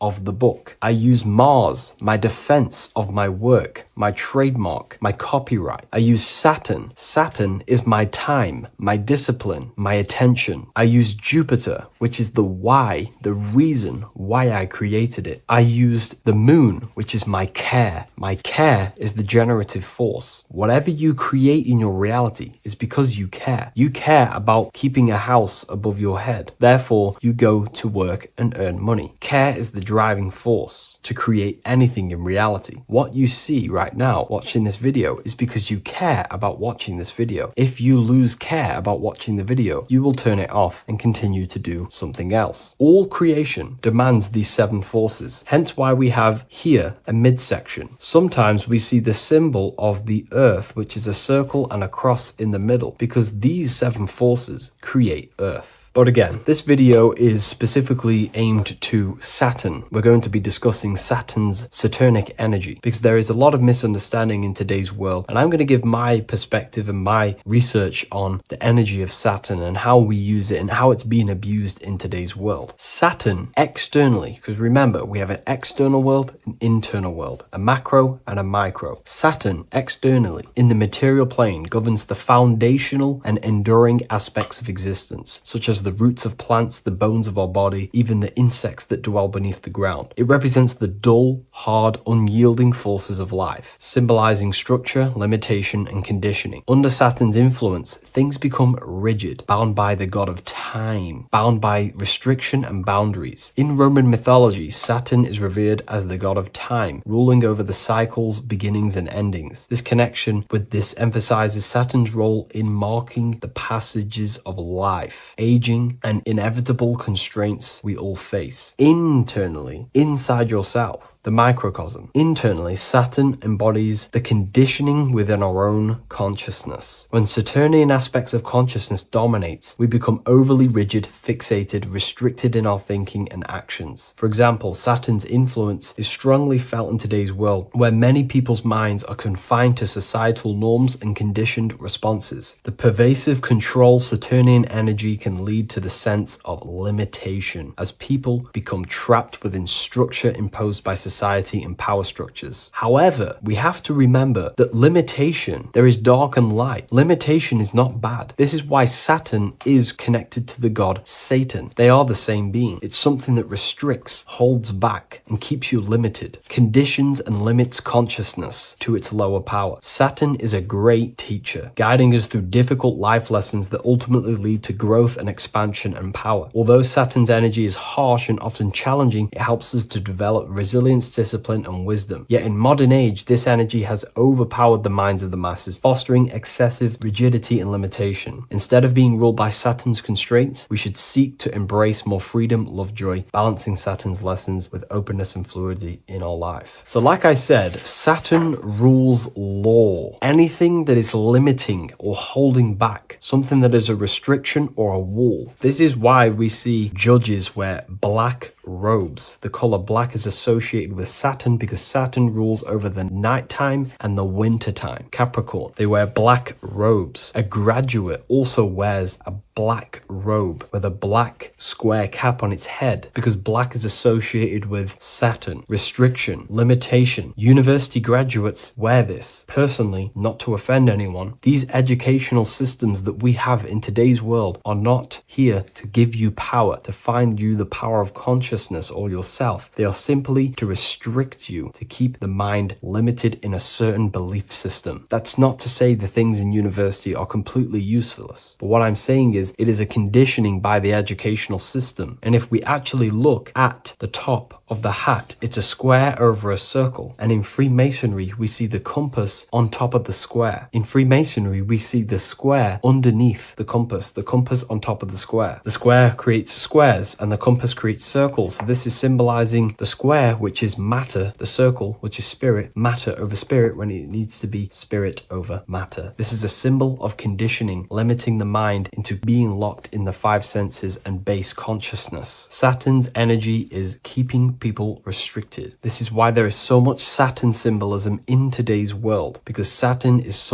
anything to do with limitation, restriction, and time. All of the systems in place are to limit our minds, to keep us on base consciousness, only thinking in a limited box, only thinking and aware of the five senses. In base consciousness, in animal nature, one only thinks according to their senses. When they have a sense, their mind thinks. This is an affect state of consciousness. They're living in the affect. We need to understand that in base consciousness, we have no true power to create. We're simply living in cycles of affect. Now, what do I mean? The physical world is the effect. It's already manifested and cannot be changed. Our consciousness needs to rise to become a cause instead of playing around and being lost in the effect, to become a co-creator. And this is what the system does not want you to do. It does not want you to become a conscious creator. So they keep you in base consciousness, not giving you the awareness that you are literally a god creating a world right now. You are a world and you are shaping the world. Our consciousness needs to be mastered, controlled, and then we can become a conscious creator instead of running around in the world of illusion and effect. As above, so below. What happens in the mind happens in reality. We do not want to be matter over spirit, which means the external world over the internal world. We need the internal world to rule over the external. Saturn symbolism can be symbolized as a black cube. The cube symbolizes this physical world because everything has 6 sides. We can move forward, backward, left, right, up, and down. We are in this cube. This is why we say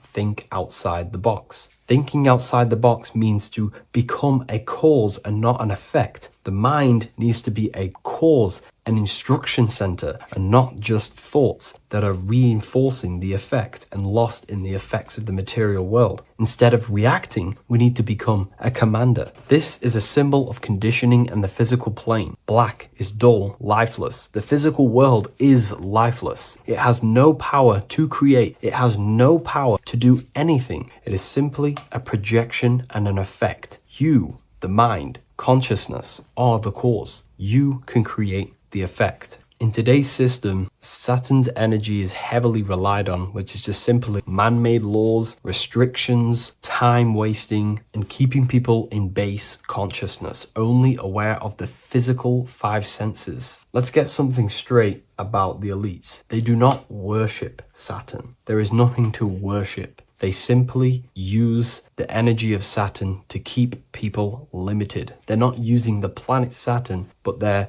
limiting people in their belief systems and physically where they can go, restricting boundaries, countries, restricting people's minds through mass media, which is all symbolism of limitation and restriction of Saturn. They're not worshipping it, they're using it and abusing it. Saturn could be anything in your mind that keeps you limited. If you have a limited thought that does not allow you to take action on something, that is a Saturnic energy within your own mind. Anything that is indoctrination, anything that is boundaries on you, that is a Saturnic energy. Some people say that the Saturn and the moon are working together to trap our soul. This is highly symbolic. Saturn and the moon are not forming a matrix to trap your soul and keep you reincarnated. Again, this is symbolic, and in the esoteric version and understanding of this, we can see that they do have a relationship. The moon is our subconscious mind, and Saturn is restriction. If we have restrictions and belief systems in our subconscious mind that keep the soul locked and trapped only in these 5 bases, these 5 senses, then we will think and condition ourselves that we are only the physical body and never actually free ourselves from the material world and ascend. Saturn and the moon are not working together, but these are highly linked. By limiting the subconscious, we keep people stuck in base awareness, keeping them locked in the world of effect, never becoming a conscious creator. We have 2 spiritual currencies, time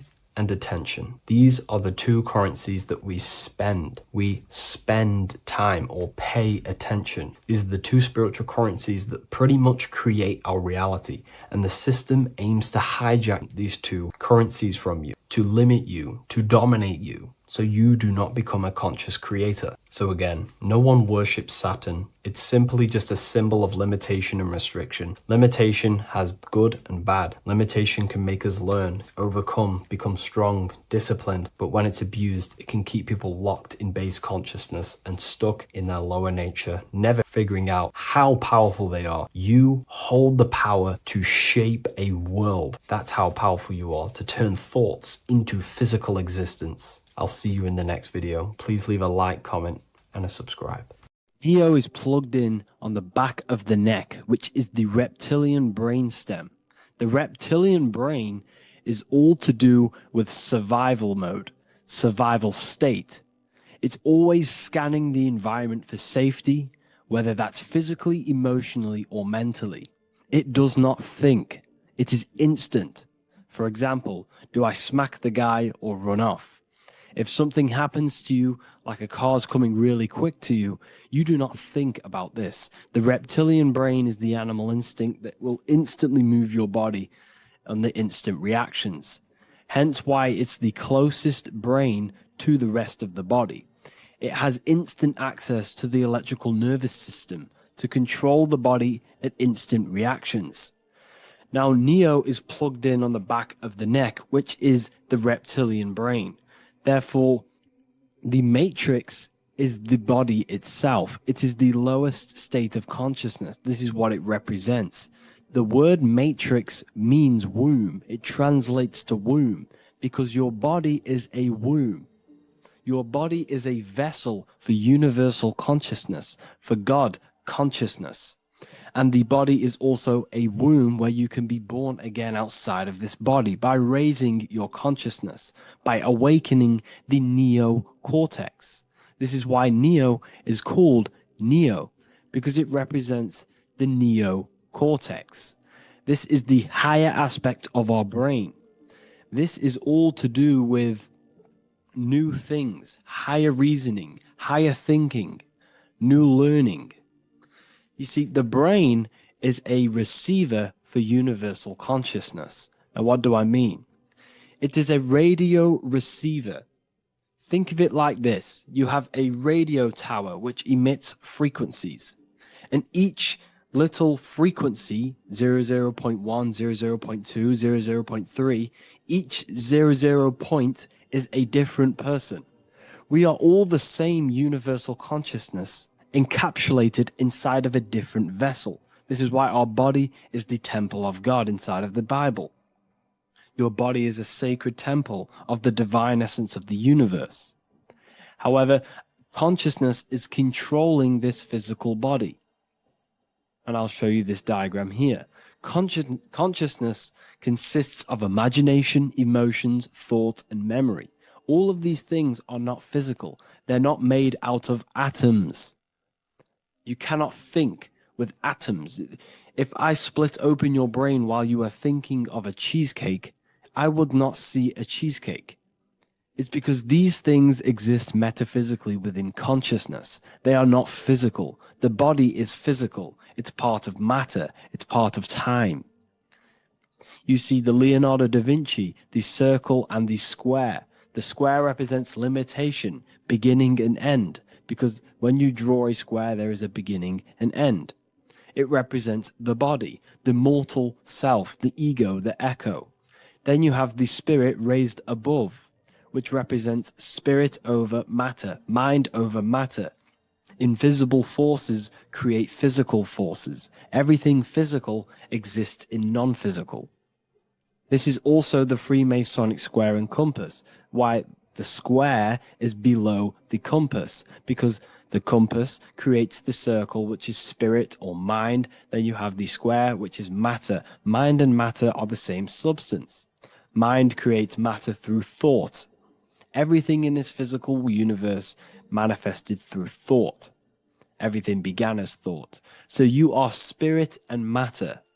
You have a material body and a spiritual body.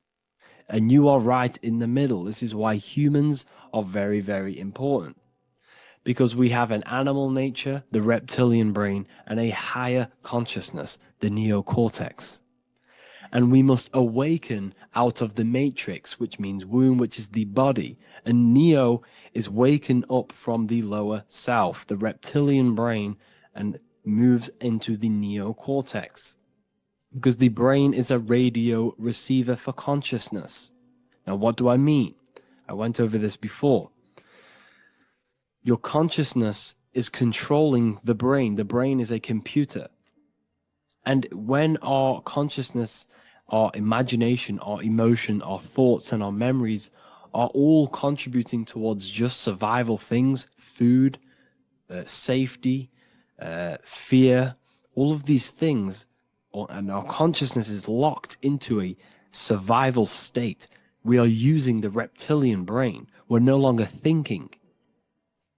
You don't think with the brain, but the consciousness is thinking, which activates the different parts of the brain.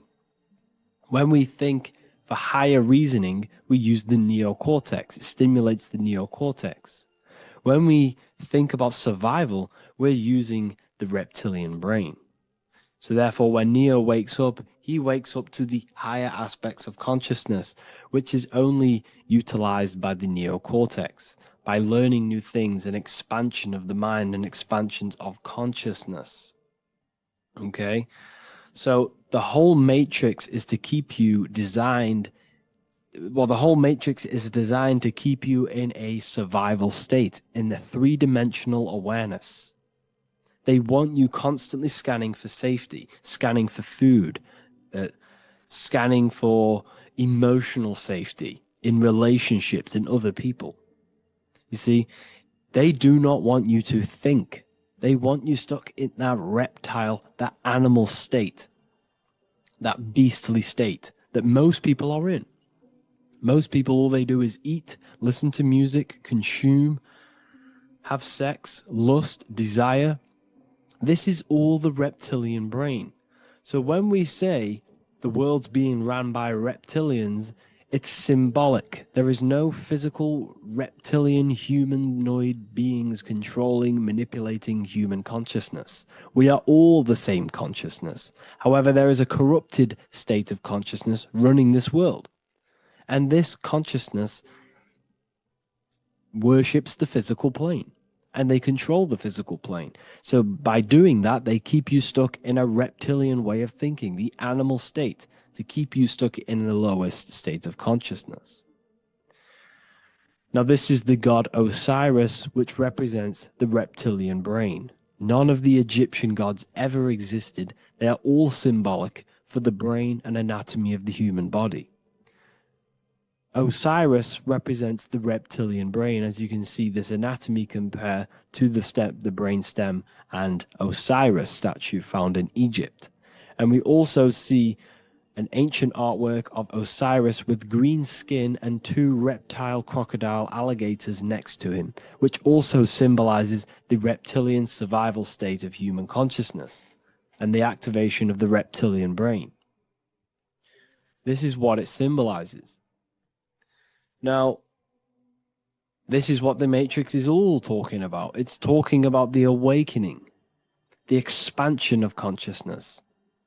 The word divine is dive in because you connect with the divine by diving inward. There is no man in the sky going to save you. You must connect with the self. Know thyself. Truth comes from within. All of these things I'm telling you comes from within you. I'm just pointing it out. All of this is self-realization. A lot of people say, well, what are my sources? My sources is knowing thyself, observing thyself, using the neocortex of critically thinking, sitting down and thinking about yourself and having deep realization of yourself. You can realize that your thoughts are not of this physical world. It's quite simple. The brain does not think. The brain does not imagine. The brain does not hold memory. All of these things exist in consciousness, the one consciousness, but we are all fractal, infinite parts of. This is the eye on the triangle, consciousness being given down to the rest. This is separate. Consciousness is separate from the rest of the pyramid. The pyramid is your body. Neo is the one consciousness. This is the Egyptians symbolizing the one consciousness giving Ankh, which is life, to all the different life forms. However, you can see that the central sphere is giving a big Ankh to the humans, because humans, like I said, possess the advanced consciousness, an advanced brain that allows us to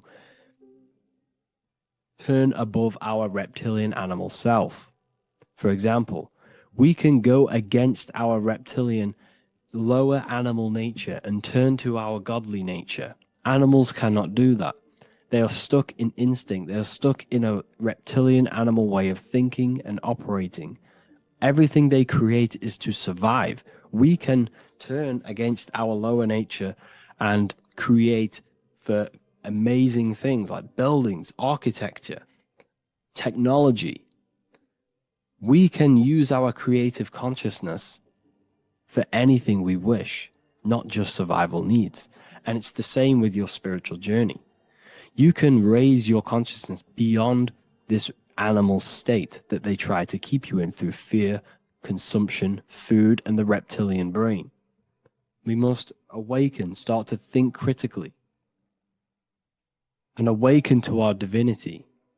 Because the mind, the consciousness within you has infinite potential to expand. There are infinite fields of knowledge that you can explore. The mind can never be filled. It can never ever be full of knowledge. It always expands, and that's why you are alive. That's why you are part of this universe. That's why the science always says the universe is always expanding, because the universe exists in your mind, and the mind is always expanding into new fields of thought, new fields of knowledge and information. And that is your whole sole purpose, of expansion of mind and expansion of consciousness, and the exploration of the mind of God. We are living in the mind of God. You are a thought in the mind of God. You must awaken out of this body. This is why Jesus says you must be born again to see the kingdom of God. You must be born again. You must raise your consciousness beyond physical limitation and awaken to your divinity. And this is pretty much it for this video. I hope you all understand this, that this is all symbolic for consciousness.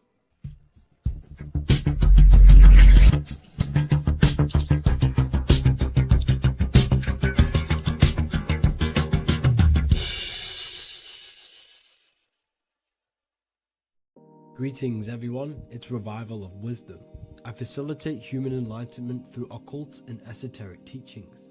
I hope this video expands your mind into a new field of thought. In this video, we're going to be discovering the true esoteric meaning of the 7 planetary energies. So let's jump straight into this. In order to fully understand this, you must understand the esoteric teaching of as above, so below, and as within, so without. Our inner world is mirrored into our external material reality. We have a physical voice, which you are hearing right now, and I also have an inner voice, which no one else can hear.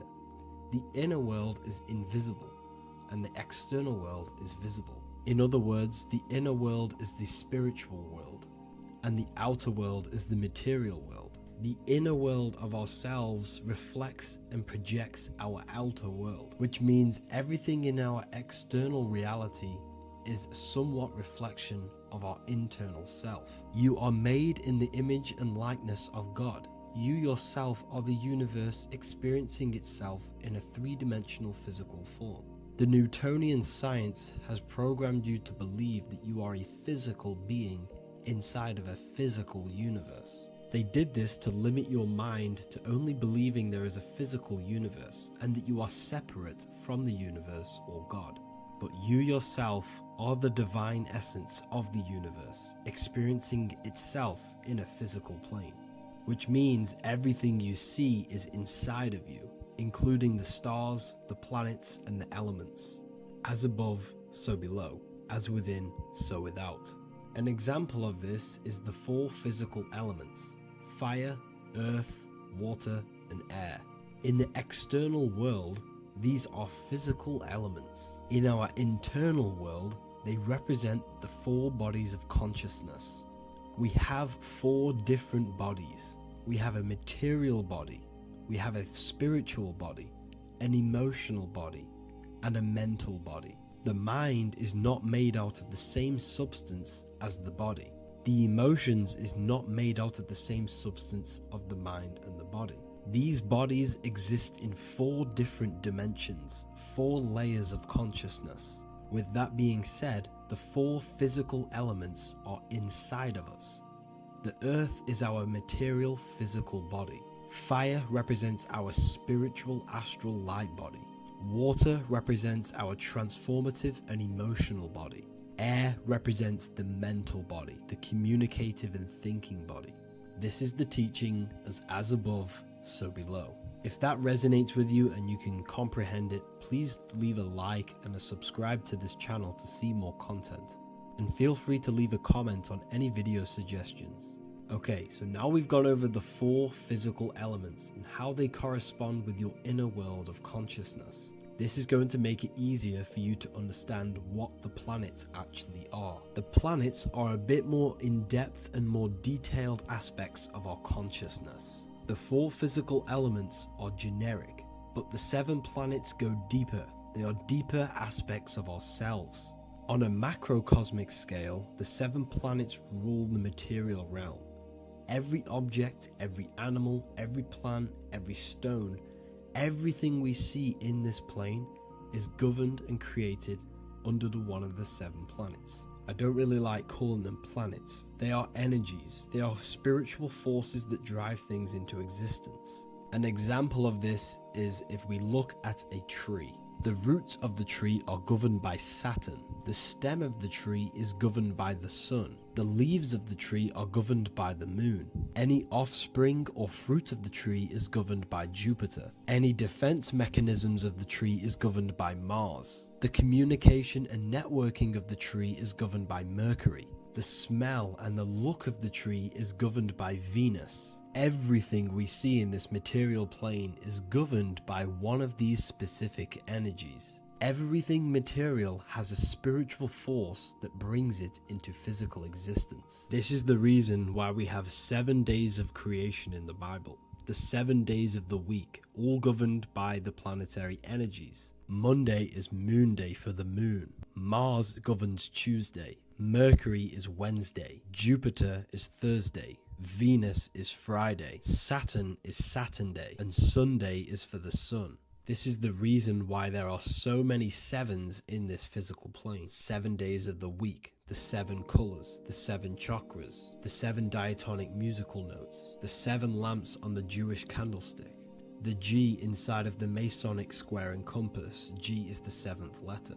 Now let's go a little bit deeper into every planetary energy. Saturn in the external material plane governs the foundational and enduring aspects of existence, such as roots of plants, the bones of our body, and even the insects that dwell beneath the ground. Saturn represents the dull, hard, and unyielding forces of life, symbolizing structure, limitation, and conditioning. Under Saturn's influence, things become rigid, bound by restrictions and boundaries. This is the reason why Saturn is known as Father Time, because Saturn rules anything that is a restriction and a limitation, which is time. The whole of this material plane is governed by time.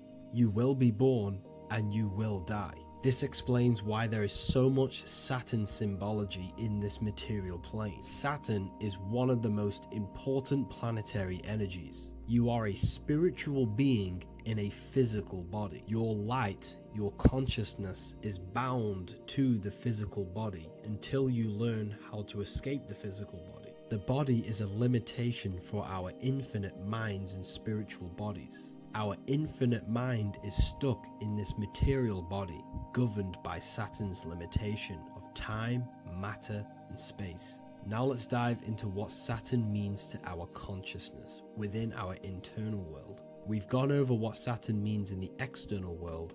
What does it mean to our consciousness? Internally, Saturn embodies the conditioning within our consciousness.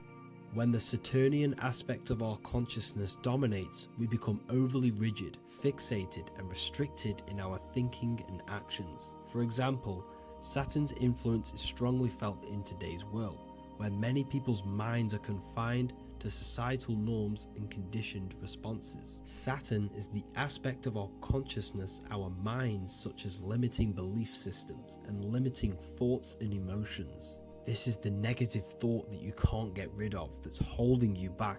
This is a Saturn aspect of our consciousness. However, this is not a negative thing. The Saturnian aspect of our consciousness is a great teacher, guiding us through difficult life lessons that ultimately lead us to growth and expansion. Saturn's energy allows us to experience and overcome fears and limitations so our minds can expand into new fields of thought, into new life. Although Saturn's energy is harsh and often challenging, it helps us develop resilience, discipline, and wisdom. However, in the modern day, this Saturnian energy has overpowered the minds of the masses, fostering excessive rigidity and limitation. This is why we see so much Saturn symbolism. It's literally everywhere because our minds are being dominated by the Saturnian limiting aspect of our consciousness. Now, let's move on to the moon. The moon, or lunar energy, in the external material macrocosm plane governs the elements of water, influencing the natural cycles such as the ocean tides, which rise and fall in harmony with the moon's phases. Beyond water, the moon also guides instinctual behaviors such as animal migrations. Birds, insects, and other creatures rely on the moon's subtle energies to navigate their journeys. For example, dung beetles use polarization patterns in the moonlight to orient themselves and travel safely home. The moon creates the months. M-O-N is moon. There are 28-day cycles, and this 28-day cycle of the moon is reflected in the woman's body, known as the menstrual cycle. The moon is a feminine energy, governing the feminine elements such as water and the feminine cycles of the body. The moon is the womb. This is why eggs have the same color as the moon, because eggs are ruled by the moon's energy. Now that's the external world. The internal world, the moon symbolizes the emotion aspect of our consciousness. It represents the subconscious mind, the seat of intuition and psychic abilities. Just like in the external world, things are born out of the moon, such as eggs and the womb. The subconscious mind acts as a womb for our conscious mind. Our deep subconscious emotions and programs are born into light into the conscious mind and controls the conscious mind. The moon represents our hidden psyche, our shadow self. Now let's go on to the sun. The sun represents the life force. In the material external world, the sun is ruling over pretty much all life. The sun gives life to all things. Without the sun, animals could not exist, the human body could not work, and plants would not grow. The sun is the life force. It's the soul of the world. Now, in our internal world of consciousness, the sun represents our passion, our drive, our conscious mind. The aspect of our internal world that wants to drive things and give life to physical manifestation. Now we go on to Mars energy. Mars is well known for being the god of war. Mars energy manifests into the material plane through anything that seeks to protect or defend itself. For example, the holly tree. The holly tree leaves are very sharp and they defend itself. Anything that is protective in the material world has Mars energy and is governed by this specific aspect of consciousness. For example, any predators or animals such as hedgehogs with spines on their backs for protection. Mars represents all things that is driven by conflict, aggression and defense. Now internally, inside of our inner world, Mars symbolizes the aspect of our consciousness that is focused on self-preservation and protection. Mars governs our ego, the instinctual urges of anger or maintaining reputation. Mars is not evil.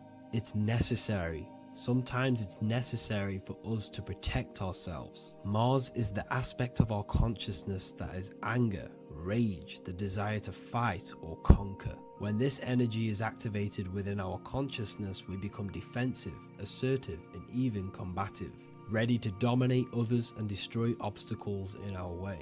Now let's move on to Venus energy. Venus in the external material world manifests its energy through the aesthetics of creation. This planet governs the beauty and harmony found in nature, including the nurturing environment of a mother's womb where life begins. Venus embodies the essential love, not only in romantic relationships, but also in the bonds between family members and all living beings. Venus represents relationships. We have relationships between plants, animals, they all depend on each other to give life.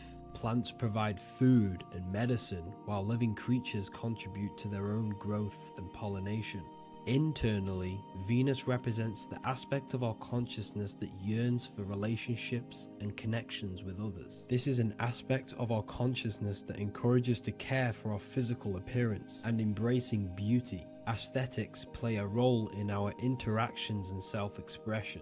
This is why there is a beauty brand called Venus. Now let's move to Jupiter energy. Jupiter in the material plane manifests its energy as forces of fortune, abundance, and wealth. This energy manifests itself as plants, as fruits that we can consume and eat in abundance. Anything that is nourishing and cultivated by the earth for humanity and animals. Jupiter embodies the giving energy that provides for and sustains life, fostering growth and ensuring that resources are available to all. Its influence is seen in the natural cycles of abundance, where fruits must grow and ripen before they are enjoyed, symbolizing the importance of effort and patience.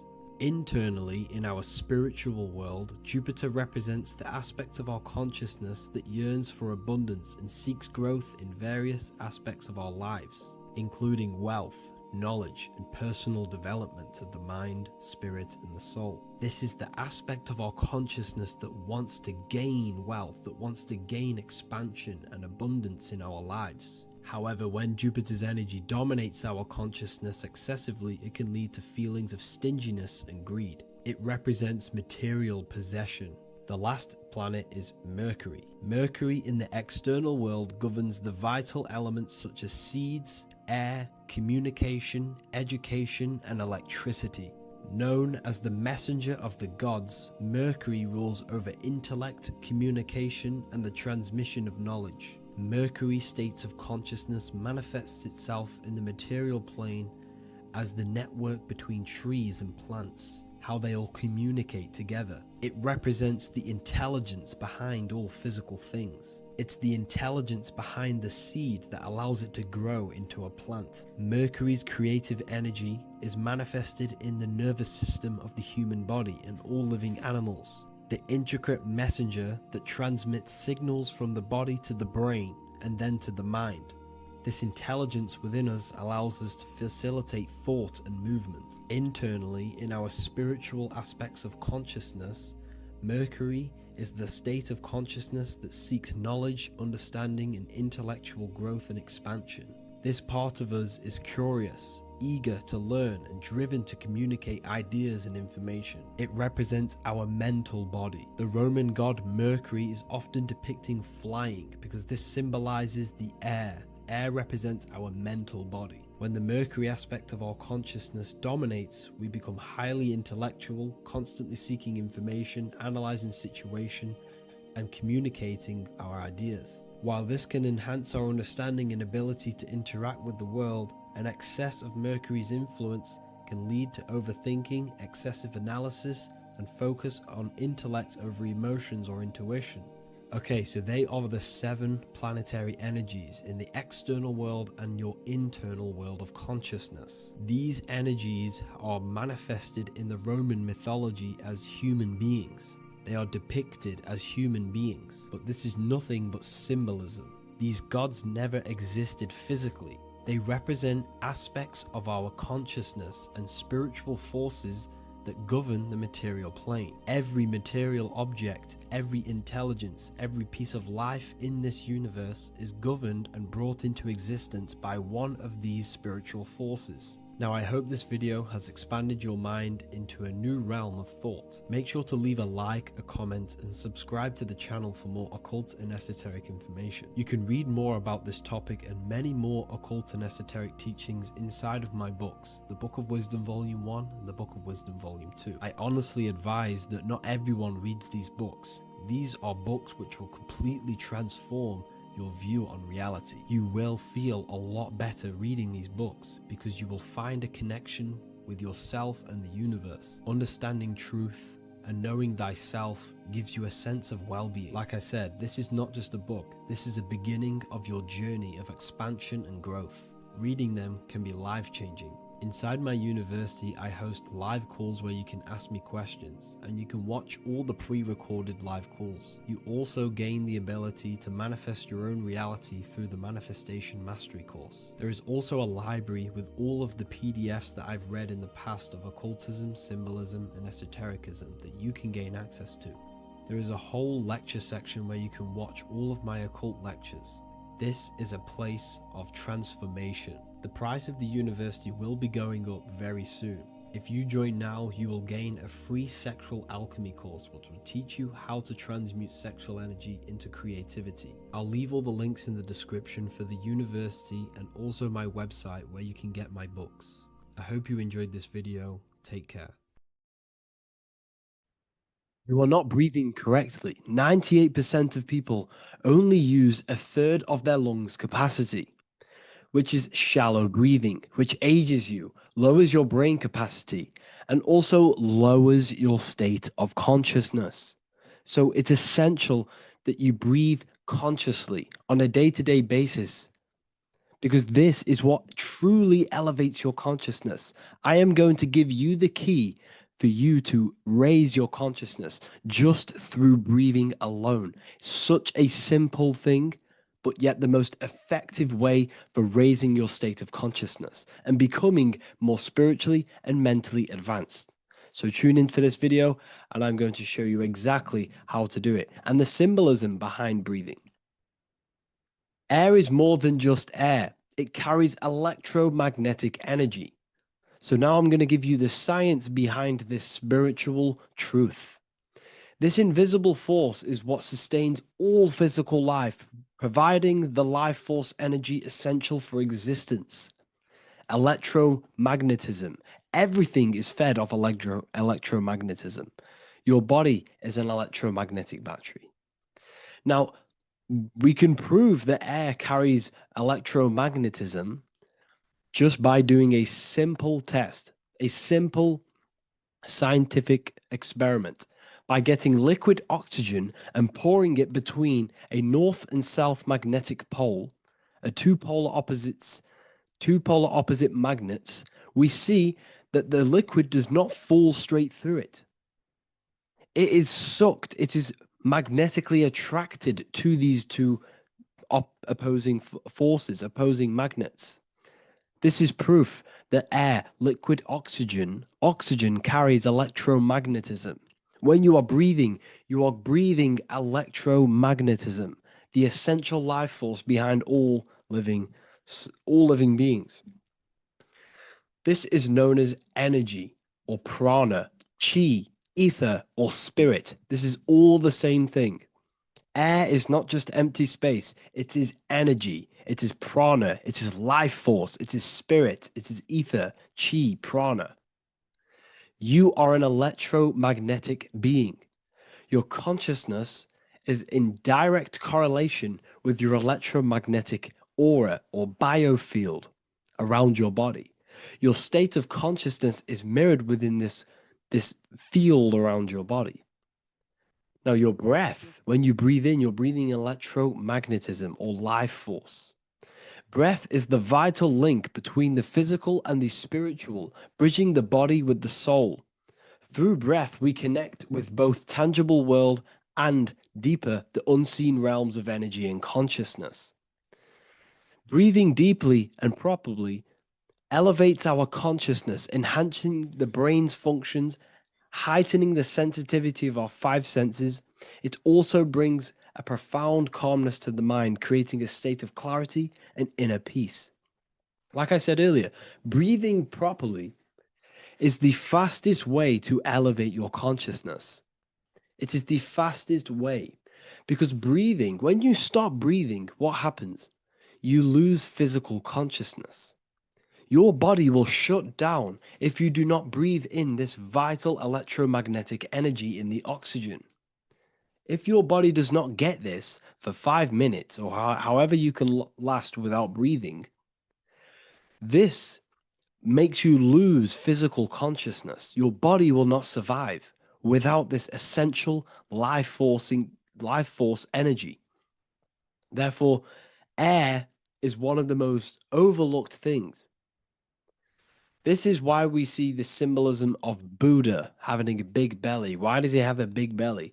Because it's symbolizing breath work, proper spiritual breath work, the certain teachings of breath work, of when you breathe in through the nose, you have to breathe in through the nose. You don't want to breathe in through the mouth because the nose acts as a filter which catches dust particles and filters out the air before it enters the lungs. The mouth does not do that. The nose is for breathing inward. We breathe in through the nose, and when we breathe in, we breathe into our belly, not our lungs. When we breathe into our belly and our belly expands outwards, we are then moving this energy down from the nose down the spinal column. And when we breathe back out, the belly goes in, which is raising the energy up the spinal column, back out through the mouth. This is the true way of breathing, because when we breathe, we are moving energy. We are moving electromagnetic energy. When we breathe in through the nose, the energy travels down the spinal column. And when we breathe out, we are raising this energy back up the spine, some of it going out the mouth, and some of it reaching the brain, activating dormant brain cells in the brain. But when we breathe, we need to make sure we are using 100% of our lungs' capacity, because the lungs is what transforms this special energy into consciousness, physical consciousness. So this is why Buddha has a big belly. It's not because he was fat. It's not because he was overweight. It's symbolism. It's symbolism of breath work. So try this. Do this for 2 minutes while you watch this video. Breathe in through the mouth as hard as you can until you no longer can fill any more air into your lungs and belly. Breathe it into your belly, not your lungs. And breathe out through the mouth. Do this for 5 minutes or 2 minutes, however long. I promise you, breath affects your consciousness. You will notice the difference. If you do it quicker, the quicker it'll affect your consciousness, and you might go lightheaded. But that lightheaded is you activating your spirit, your energy body. So try this just when watching this video. When you breathe consciously, you are renewing both your energy body and astral body, aligning your consciousness with a higher state.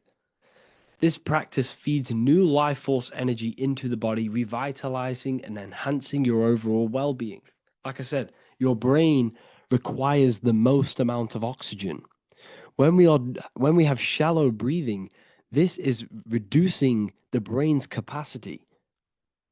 Because when we are not breathing properly, which 98% of people are only using a third of their lungs capacity, we are essentially only using a third of our consciousness, because your breath is directly correlated to your consciousness, your state of consciousness. When you breathe in through the mouth, out through the mouth, out in through the nose, out through the mouth, consciously and deeply for 5 minutes, you will notice that your senses are more powerful and sensitive. Your brain is quicker.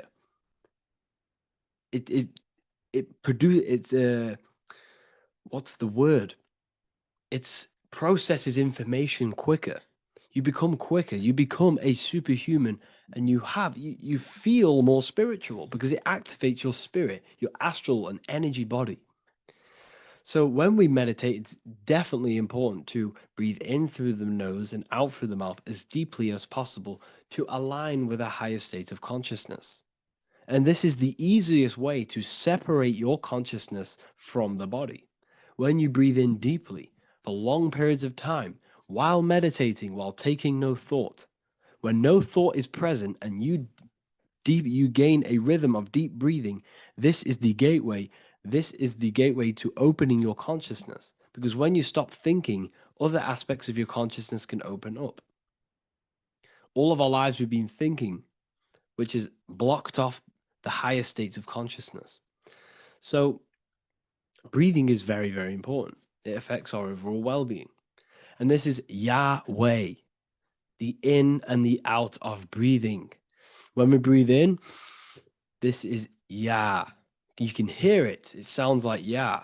And when we breathe out, that is Way. This is the name of God, apparently. But God is within you. You can connect with God. You can connect with source consciousness within you by breathing, by raising your state of consciousness through breathing and meditation. This is why the Bible tells you the Spirit of God has made me, and the breath of the Almighty gives me life. You are consciousness. You are God. You're an extension of God's consciousness. Job 27:3. As long as my breath is in me and the Spirit of God is in my nostrils. The Spirit of God is through breath. John 20:22. And when he said this, he breathed on them and said to them, receive the Holy Spirit. The word spirit means breath. In Greek, Hebrew, Latin, it all means breath or wind or air.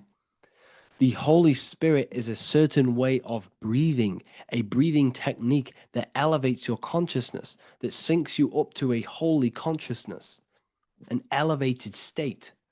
That is the Holy Spirit.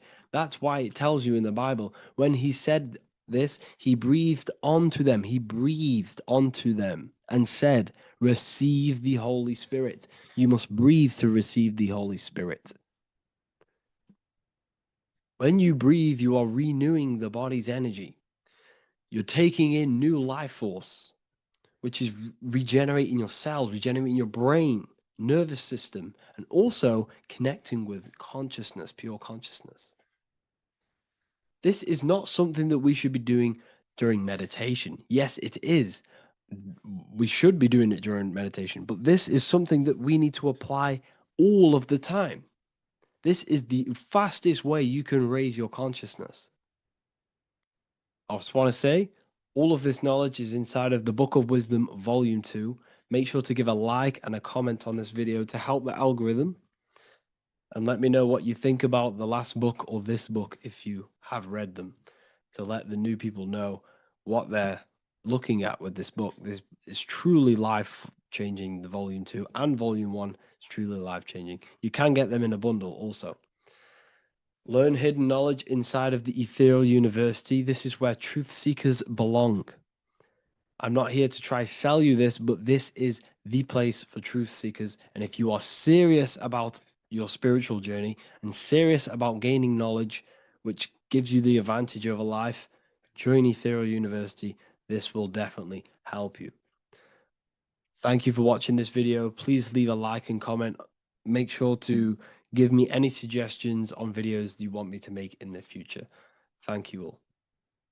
Creation demands destruction. Every time you release your sexual fluids, you're destroying a part of yourself to create an extension of yourself. For example, if you want to create a business, you have to destroy your time, attention, and energy in order to create the effect of the business. All creation demands some sort of sacrifice or destruction. This falls under the law of polarity in the universe. It's the same with your sexual fluids. Your sexual fluids, especially as a man, contains minerals, all the minerals in your body. It contains your vitality. It contains your DNA. It contains the blueprint of you, and it can create a whole new human being. You are literally playing with the power of creation if you are releasing your sexual fluids too much. Sexual fluids also extend beyond the physical plane. They contain astral forces because all physical creation is a mental creation. We live in a mental universe. Everything begins as a thought in the mind, then the thought takes the form and the body of imagination, which is an astral force. Imagination turns into etheric emotional energy. Then the etheric emotional energy turns into the physical action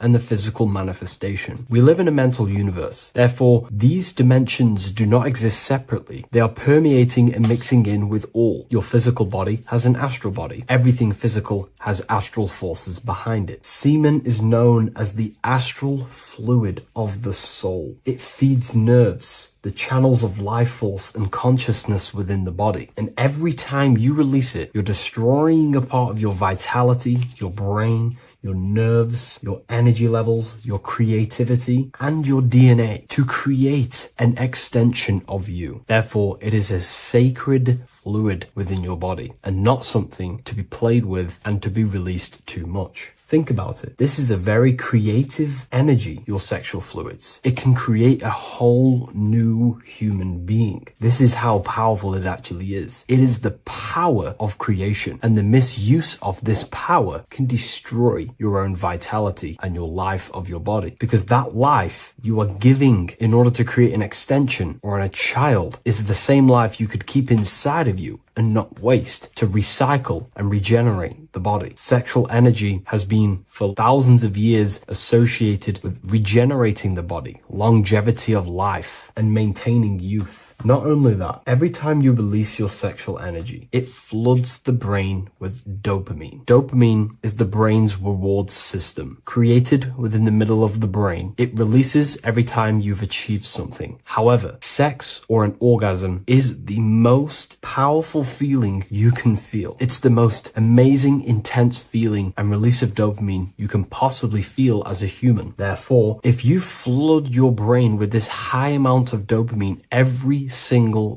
day, you are getting the epitome of human feelings every single day. Therefore, you will become numb to everything else in reality. You won't be able to enjoy the small things in life. And I know this firsthand because I experienced this myself. As soon as I stopped, this is when I started to enjoy the little things in life, seeing family, and I actually gained more energy, more ideas. We'll get into this a bit later. It is a creative energy. It creates a whole new human being. Therefore, if we maintain this energy, we can maintain our creative power within us, because that's what we are. We are all creative beings, moving energy from higher dimensions of consciousness, the mind, into lower dimensions of consciousness, the physical world. You hold the power to create. You are not in a world. The world is working through you. You do not possess a life. Life is working through you. You are not in a universe. You are the universe. It's moving through you. There is no past, present, and future. The present moment is you. When we release every single day or frequently throughout the week, like I said, we're triggering the brain's reward system, dopamine, which makes you feel as if you have already achieved something. And if your brain is telling you you have already achieved something by overusing your sexual fluids, then you will not have the motivation to achieve other things in your life. I know this firsthand. I became very lazy. I didn't want to work. I didn't want to do anything because subconsciously my brain felt as if I've already achieved. If we look at the symbol of the Baphomet, we notice the Baphomet has horns and a goat head. Now we look at the word horny. When you become sexually aroused, it's known as horny, which is the horns, representing the lower mind. The lower mind is the mind we use for our animal instincts. We have two parts of our mind. A higher mind, which is contained of higher thought, which chases spiritual things such as love, wisdom, knowledge, and God. Then we have a lower mind, which chases the things of the material world closely associated with the ego, chases validation, material gain, status, and physical sensation, physical pleasures. It is these physical pleasures that can keep you in an endless loop, making you feeling empty inside, because nothing material can ever satisfy our internal world. Nothing. You can achieve millions of dollars. You can achieve your dream house, your dream car, your dream watch. And if that is the only thing you are chasing, you will feel empty inside when you achieve it, because nothing of this material plane can satisfy you. Nothing of the lower mind can ever satisfy you. This is why we must sacrifice the lower mind and overcome the lower mind and the lower instincts. One thing I found amazing when I mastered my sexual urges and my lust is that my mind became a lot more clear. The thoughts and the time and the attention that I used in my mind to go towards lust, sex, and chasing these things was taking up a lot of mental space, time, and energy. But as soon as I removed it and mastered it, my mind became an open vessel for higher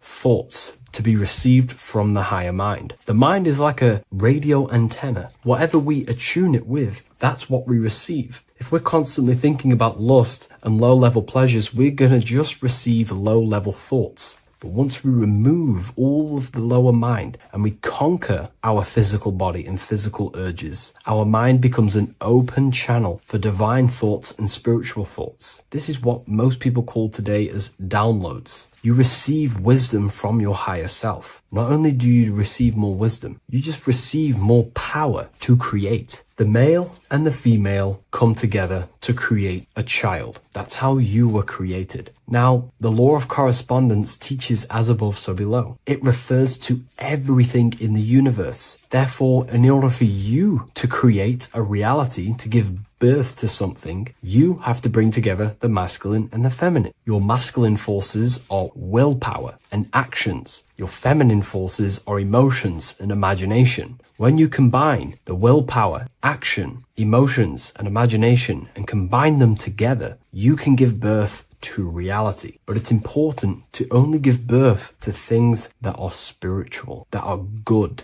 that are for the benefit of yourself and humanity, and not for the ego and the lower mind. Killing our lower mind is essential for spiritual ascension when we die. The thoughts that we give the most attention and energy to when we die are pretty much the same thoughts that we're going to think when we die. When you die, your physical body and external world is stripped and you're left with your internal world of consciousness, more than likely be resonating within the lower astral plane before you move on to any higher dimensions of the astral. It's important that we kill any addictions such as sex, food, attachments, emotional attachments to people, any desire for material things before we physically die. The Hindus taught this, Buddhism taught this, the ancient Egyptians taught this. We have to remove the desires in our heart for material and things before we physically die, because when we die, we cannot fulfill physical pleasure. Therefore, we will create our own suffering within the astral dimension. So sex is the biggest part of this. We have to remove the desire for sex or releasing any of our sexual fluids before we physically die to master ourselves. And not only that, it's going to benefit the way you feel, the way you think, the way you act towards people once you have mastered this. Porn psychologically damages you. You are quite literally the person in the corner of a room watching two other people give pleasure to each other. Psychologically, that is not good. And what happens in darkness is always revealed in light. What you do in your alone times will show in your confidence, in your eye contact, in your presence, in your aura, your energy. You cannot hide things that you do in the dark, because they always reveal themselves in a subconscious way, whether physically or through an energetic spiritual way. Sex can be known as sacred energy exchange. You're exchanging energy, bioelectrical energy. It's a scientific fact that when you hold hands with another person, your brain waves of each individual become synced. Your emotions sync, and you exchange electromagnetic energy because you are an electromagnetic being. When you have sex with someone, you are literally exchanging emotional energy. Your aura is not just an electromagnetic field. It is literally a manifestation of your internal consciousness. Your consciousness contains your thoughts, your beliefs, your traumas, your emotional state. And this manifests externally through the vortex of your heart into an energy presence around your body. This is why you can feel sad when someone else is sad next to you, because their energy is merging with yours. When you have sex with someone, you are quite literally exchanging consciousness, beliefs, traumas, emotions, feelings, vibrations, and your consciousness merges with their consciousness. So be careful with just having casual sex. Now, I'm not here trying to say never release, never have sex with your partner. I'm not saying that. I'm saying take caution with these things. Take my teachings with a pinch of salt. If it benefits you, that's great. I'm not here to tell you how to live. I'm simply giving you my research and the things that have helped me in my life on my esoteric research, awakening, or spiritual path. I don't like calling it a spiritual path, because it's not spiritual. It's simply just life, the knowledge of consciousness and the self. So I hope this video helps. If you'd love to read this book, I'll leave a link in the description. This book I wrote myself called The Book of Wisdom, Volume 2.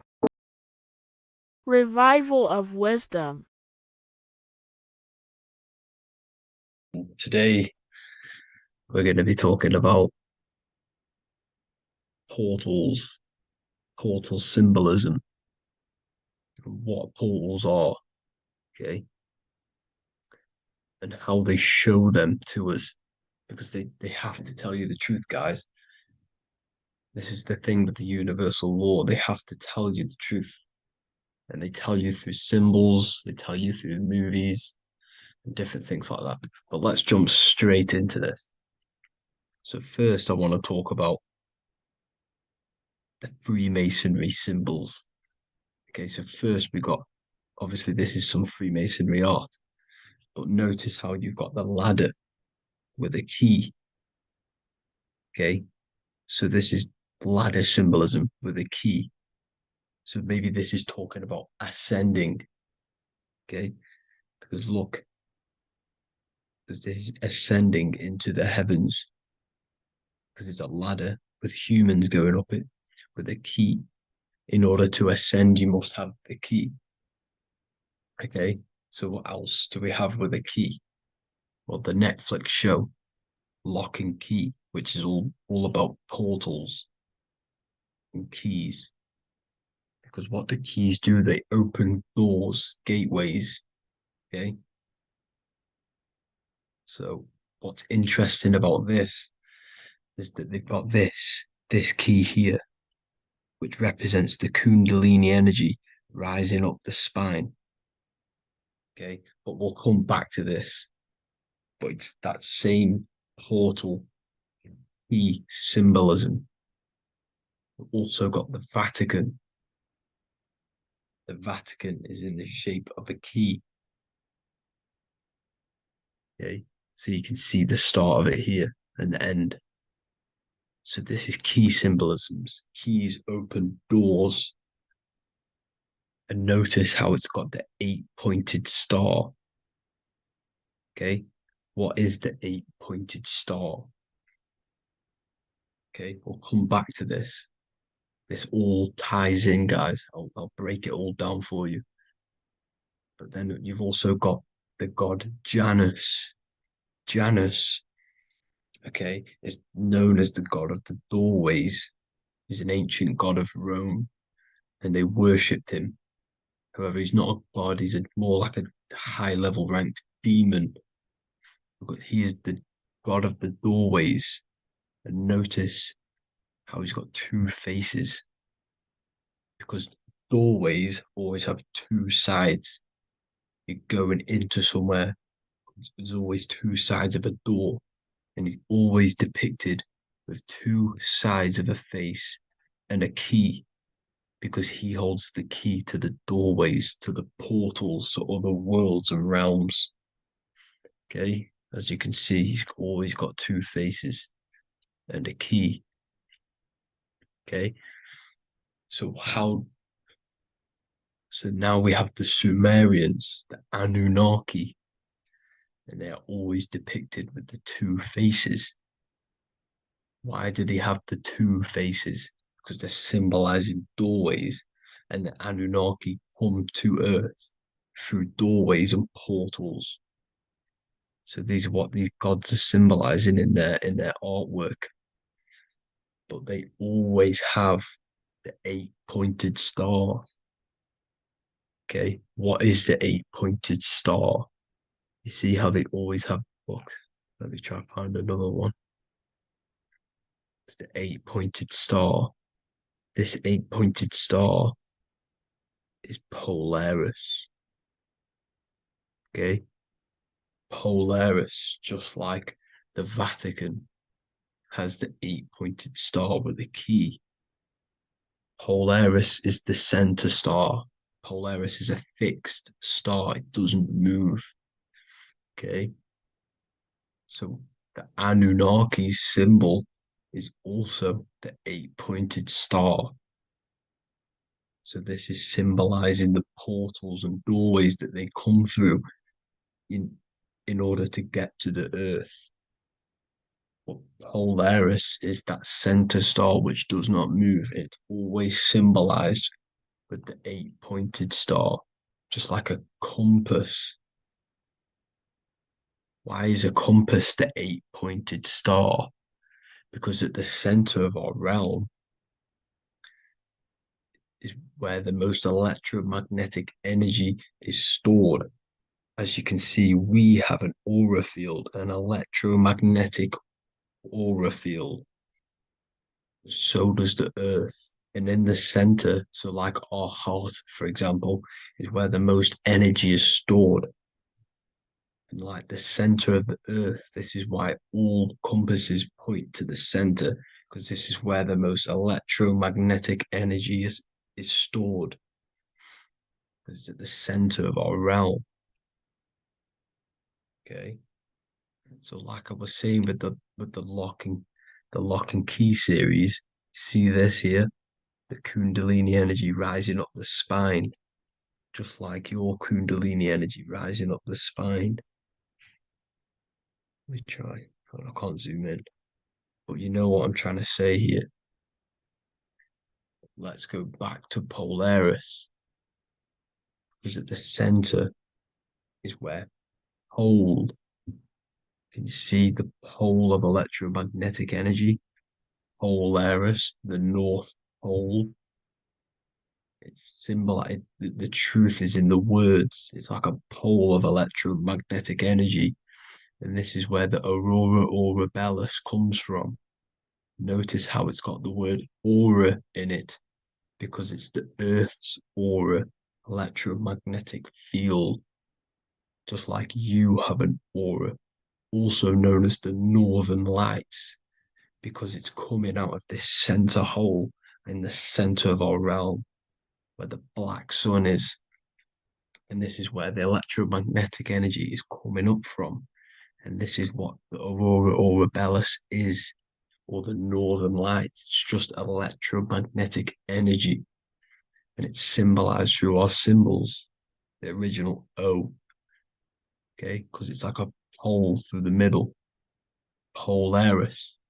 So this Polaris is the sky vault. It's the portal into this realm. Because this is what the Anunnaki are always talking about. Always symbolize it with the eight-pointed star. And just like a compass is the eight-pointed star pointed to the center, to Polaris. Okay. See here on the Sumerian tablets with the eight-pointed star again. And how we know it's talking about portals with this eight-pointed star is because CERN 666 are opening up portals to the underworld. letting in demonic entities into this realm. How do we know it's a portal? Because their Hydro Collider has 8 points, just like the 8-pointed star. So they are creating synthetic portals to the underworld to let these demonic entities into our realm. But what is the key? Because if we're talking about ascending through Polaris, notice how here on the masonry art, this luminary here, so this is the sun, that's the moon. This is Polaris because it's a luminary with what? 1, 2, 3, 4, 5, 6, 7, 8 beams coming off the luminary, just like the 8-pointed star. So you see the ladder with the key going up to Polaris.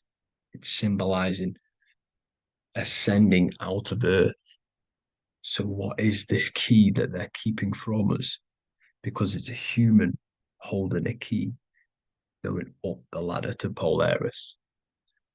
Well, chakras. We have 7 chakras. Okay, so this is what they are telling us in the lock and key symbolism. The Kundalini energy rising up the spine. Okay, just like they have 33 vertebrae on the back of your spine. Okay, this represents the Kundalini energy going up your 33 vertebrae, just like in masonry has 33rd degrees. Okay, so what is the key? Your chakras. Your chakras have to be unlocked. Okay, you have to unlock your chakras, and you can't unlock this one without going through this one. You have to go through them all. It's like a ladder, just like Jacob's ladder. You can't go from the bottom to the top. You have to unlock each one. Okay, just like you have 7 chakras, you have 7 layers of your aura. Okay, you have to unlock your chakras to the highest point in order to reach Christ consciousness. And this is the key that they're talking about. They're symbolizing the organic portal within each and every one of us to ascend out of this realm. Okay, so this is the key that they're talking about, and they're holding back this knowledge to keep us trapped in this 3D realm. Okay, so like I was saying with the 33 vertebrae and the Kundalini energy coming up the spine, 33 vertebrae, you can see this sort of symbolism going up to the light, because it's the light you see here. Your crown chakra turns on and becomes enlightened, just like the Illuminati symbol. Can you see it? But also, Jesus also died at 33. So this is symbolizing, okay, they're symbolizing the death of the ego, the body. So once you open up your chakras and reach Christ consciousness, which is your 33rd vertebrae, once your Kundalini energy goes up your 33rd vertebrae, your body technically, not physically, but spiritually dies, because you then become formless. You reach Christ consciousness. So then you can travel other worlds. Okay. This is what they're talking about with Vatican, 8-pointed star, and the key. Janus with the key. The Sumerians with the 8-pointed star. Anunnaki, the 8-pointed star. Polaris, 8-pointed star. So Polaris is the way out of this realm, which is at the center. Pole, North Pole. Okay. So the key is that they're hiding from us is the knowledge to unlock our chakras. Okay. And without this knowledge that they keep from us, is trapping our souls in this reality to keep reincarnating. Okay. Well, thank you all for tuning in. I'm going to leave you all there. Make sure to leave a like and a comment in the comment section. Let me know some topics to talk about so I can break it down for you. God bless you all. Welcome to Revival of Wisdom.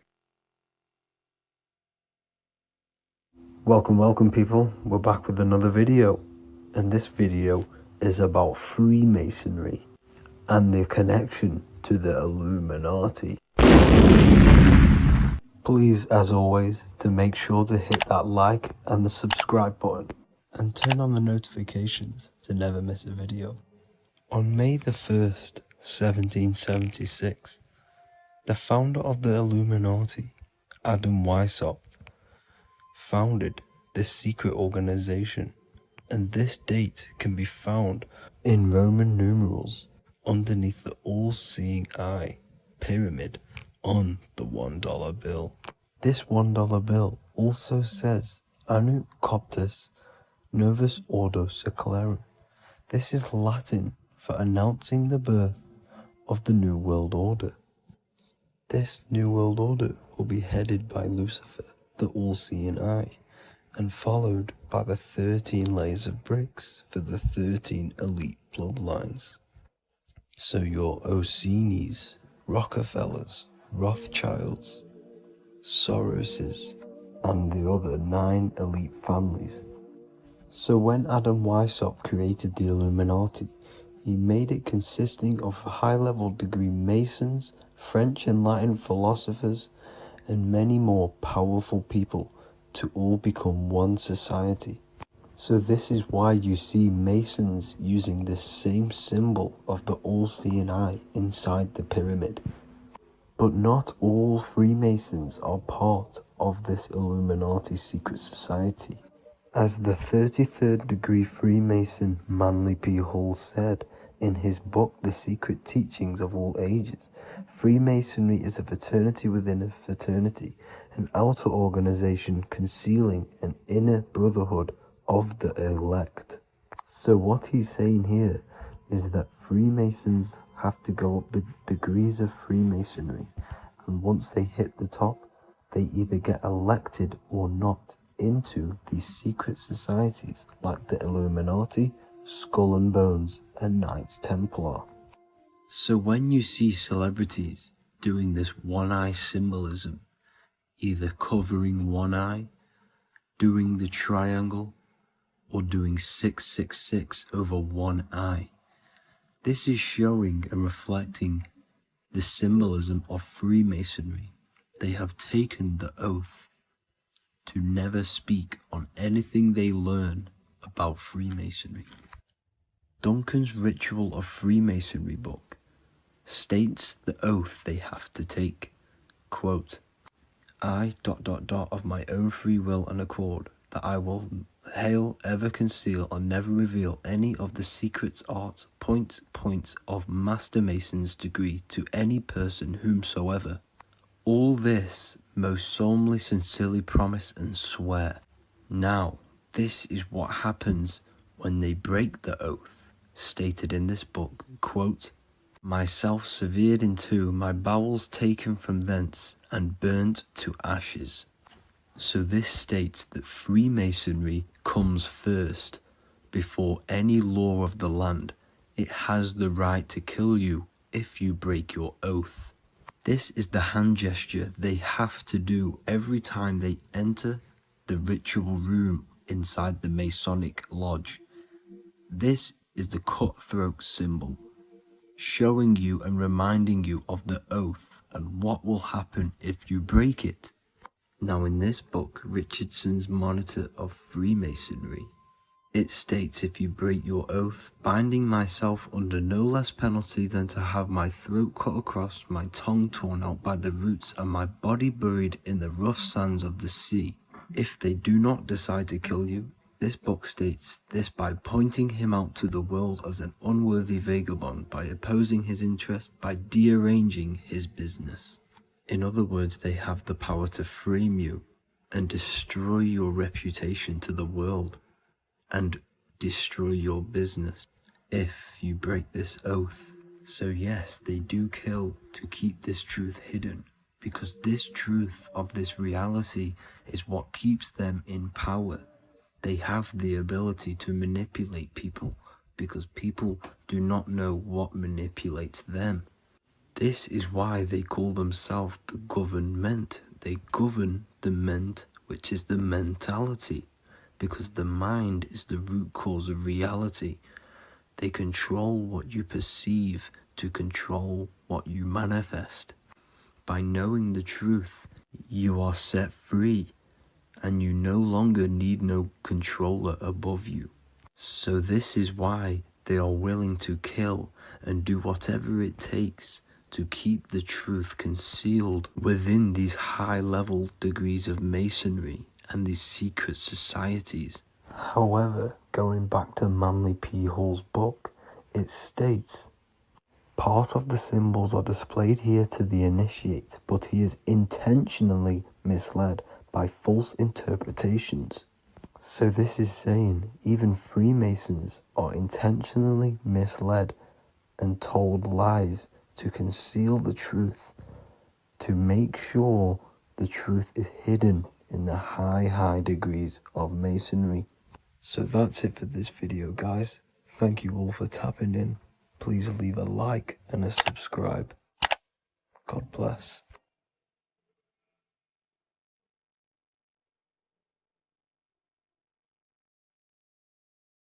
In this video, we're going to be talking about the evolution of consciousness.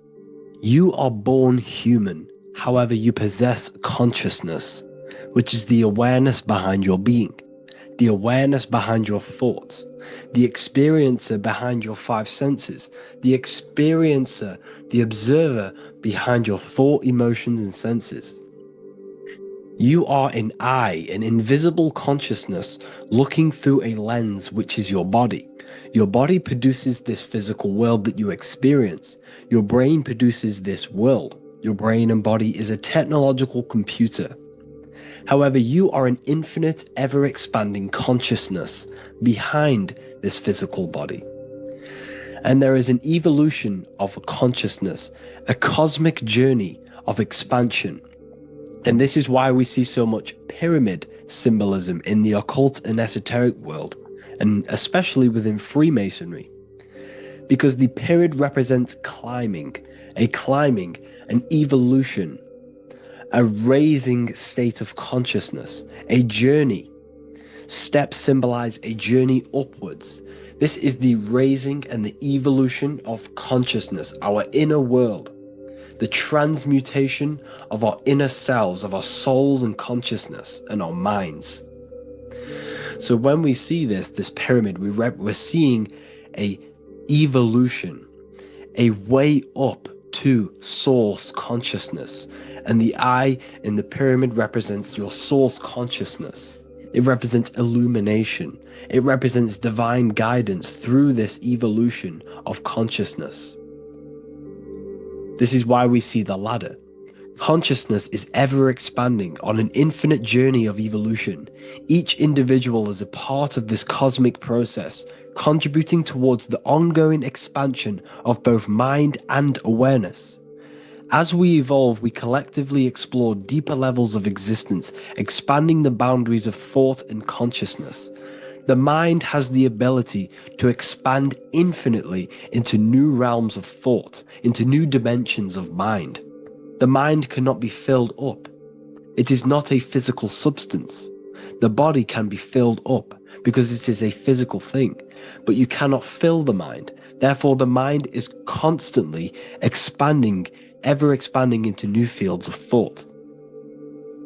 So what we see in Freemasonry, the ladder, is again a journey, an elevation of consciousness. When we are born with an infant consciousness, and as we gain older, we gain an adult consciousness. Our inner world, our inner mind, and our emotional intellect changes and evolves. We are significantly different from when we were very young as an infant. It's because our consciousness evolutes, it changes, it alters like water. So just like this evolution of your own consciousness as growing up, there is consciousness of beings existing in cycles beyond our own. And their consciousness is unimaginably different from ours. They operate on a higher level of understanding and knowing, experiencing reality in ways that transcend our current comprehension. Our minds right now cannot comprehend the highest states of consciousness. There are entities, there are beings beyond our own, existing in higher dimensions of consciousness that we cannot comprehend because they have expanded. They are on a further way up the ladder of consciousness. However, we are all on this same journey. None of us can take the same journey.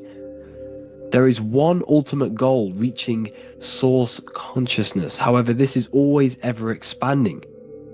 However, we are all on a different journey. There is one truth, one source, one goal.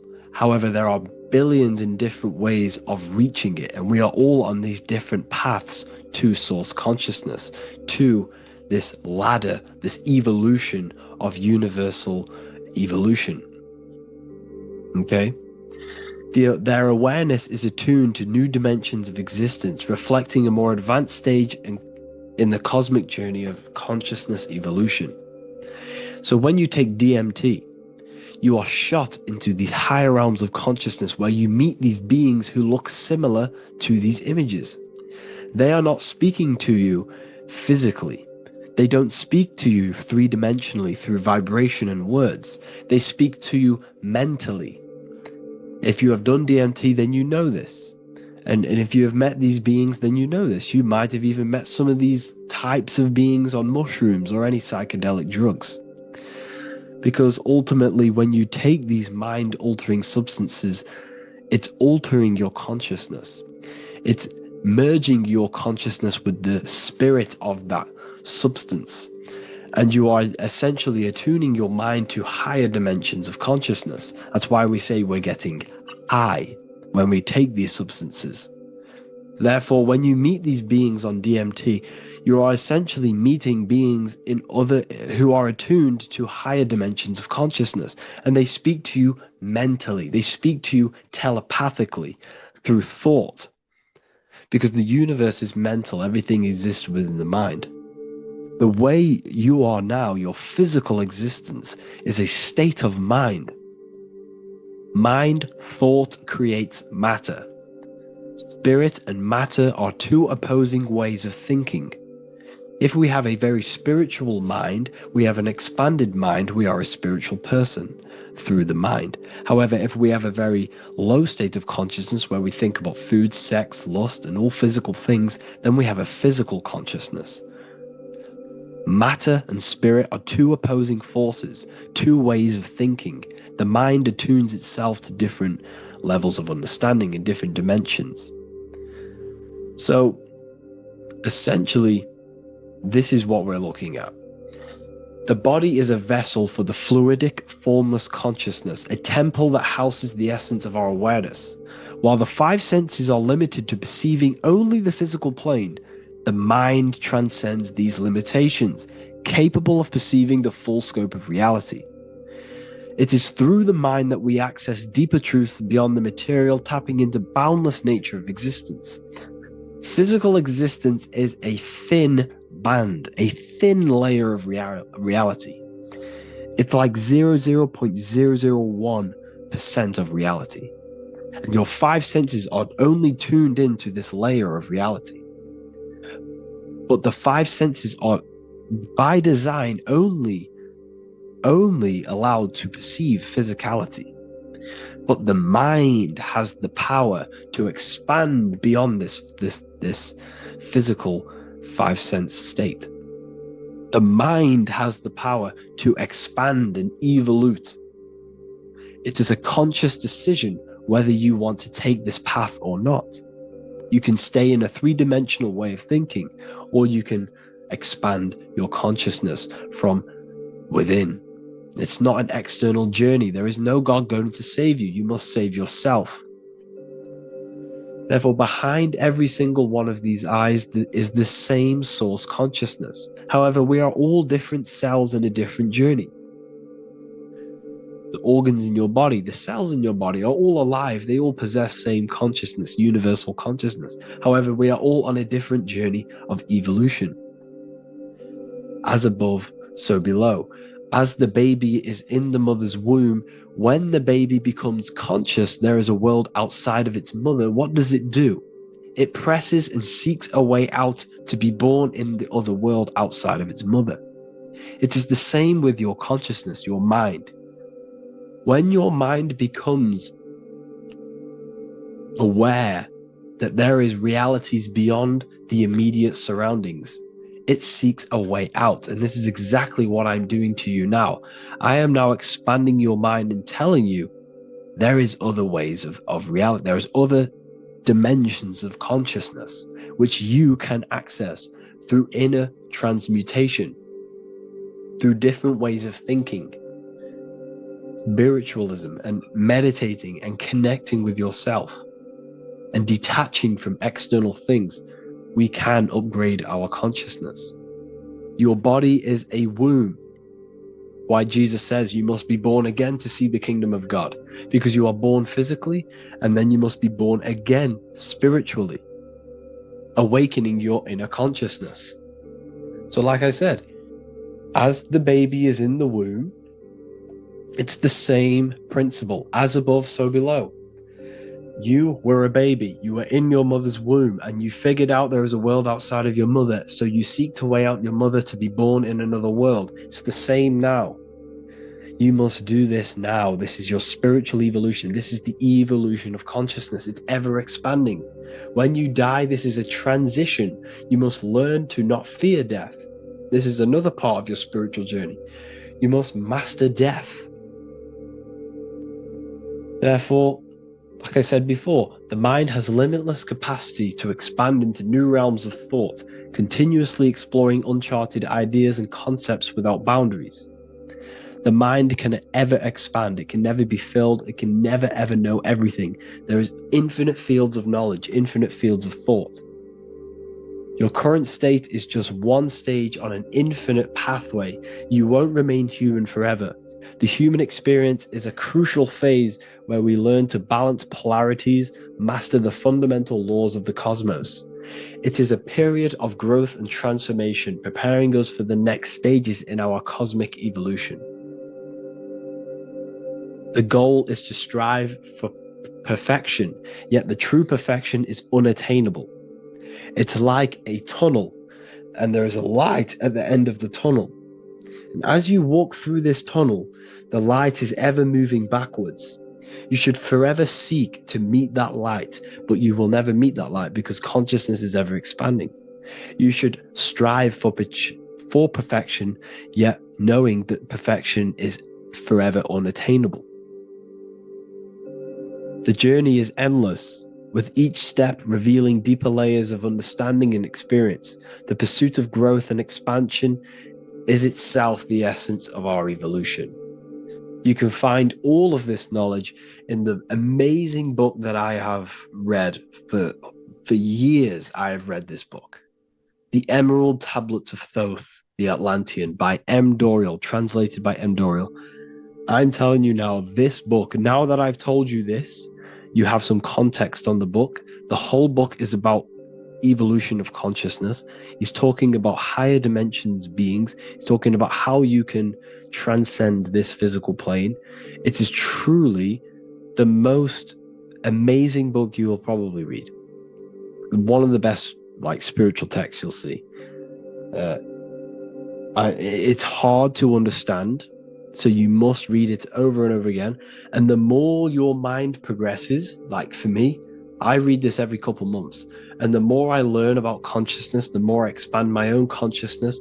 And every time I read this book, I pick out something new that just completely blows my mind, because you can only understand this book to your level of consciousness, to your level of understanding. So now that I've told you all this information, go and read this book and it will absolutely blow your mind.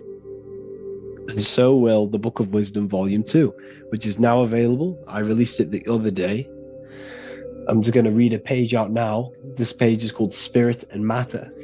The Earth is not merely a dense, lifeless rock drifting through space. It possesses spirit, a living essence that animates its form.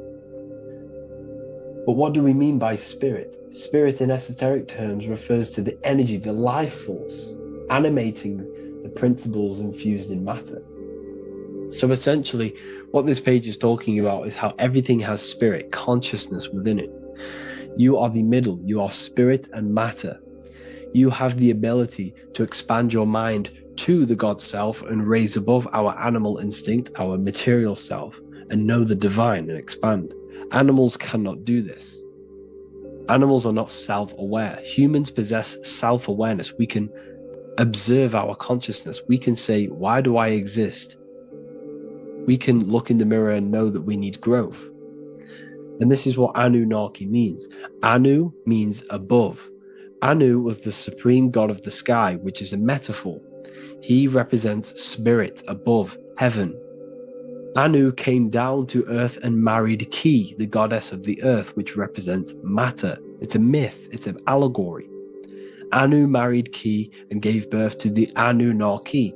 Spirit came down and infused with matter and gave birth to the human, which is you. You are spirit infused in matter, Anu and Ki, Anunnaki. You are the Anunnaki. And this is just one of the teachings in my book. Honestly, this book is absolutely amazing. If you truly, truly want to expand your consciousness, give this book a read. And obviously, if you're inside the university, I give you this book for free. A paperback version. If you join the university, follow the steps inside of the general chat, you'll be able to download this book. Sorry, not download it. Order a paperback for free. All you have to do is pay for the shipping. You'll also gain amazing knowledge inside of my library, where your mind will just be overblown with the amount of esoteric books. There's over 45 rare occult books, plus you get a PDF of the Volume 1 and Human Health Guide. You get reoccurring updates where I expand on symbolism, occultism, where you will just feel absolutely amazing once you understand esotericism in yourself. You'll also learn how to create the dream reality that you want with the Manifestation Mastery course, where I teach you how your consciousness creates reality. You'll have a real lectures where I post lectures on symbolism, occultism, esotericism. There's a conscious community and live calls and Q&A where you can ask me questions and I'll answer your questions. I just want to say thank you to everyone who has joined the university. Thank you for even liking and watching this video. Any support I just appreciate every single one of you. Please, if you can, leave a comment and a like on this video and let me know any videos you want me to make in the future. And I will start uploading a lot more to the YouTube. So yeah, thank you all for tuning in today. Have an amazing day.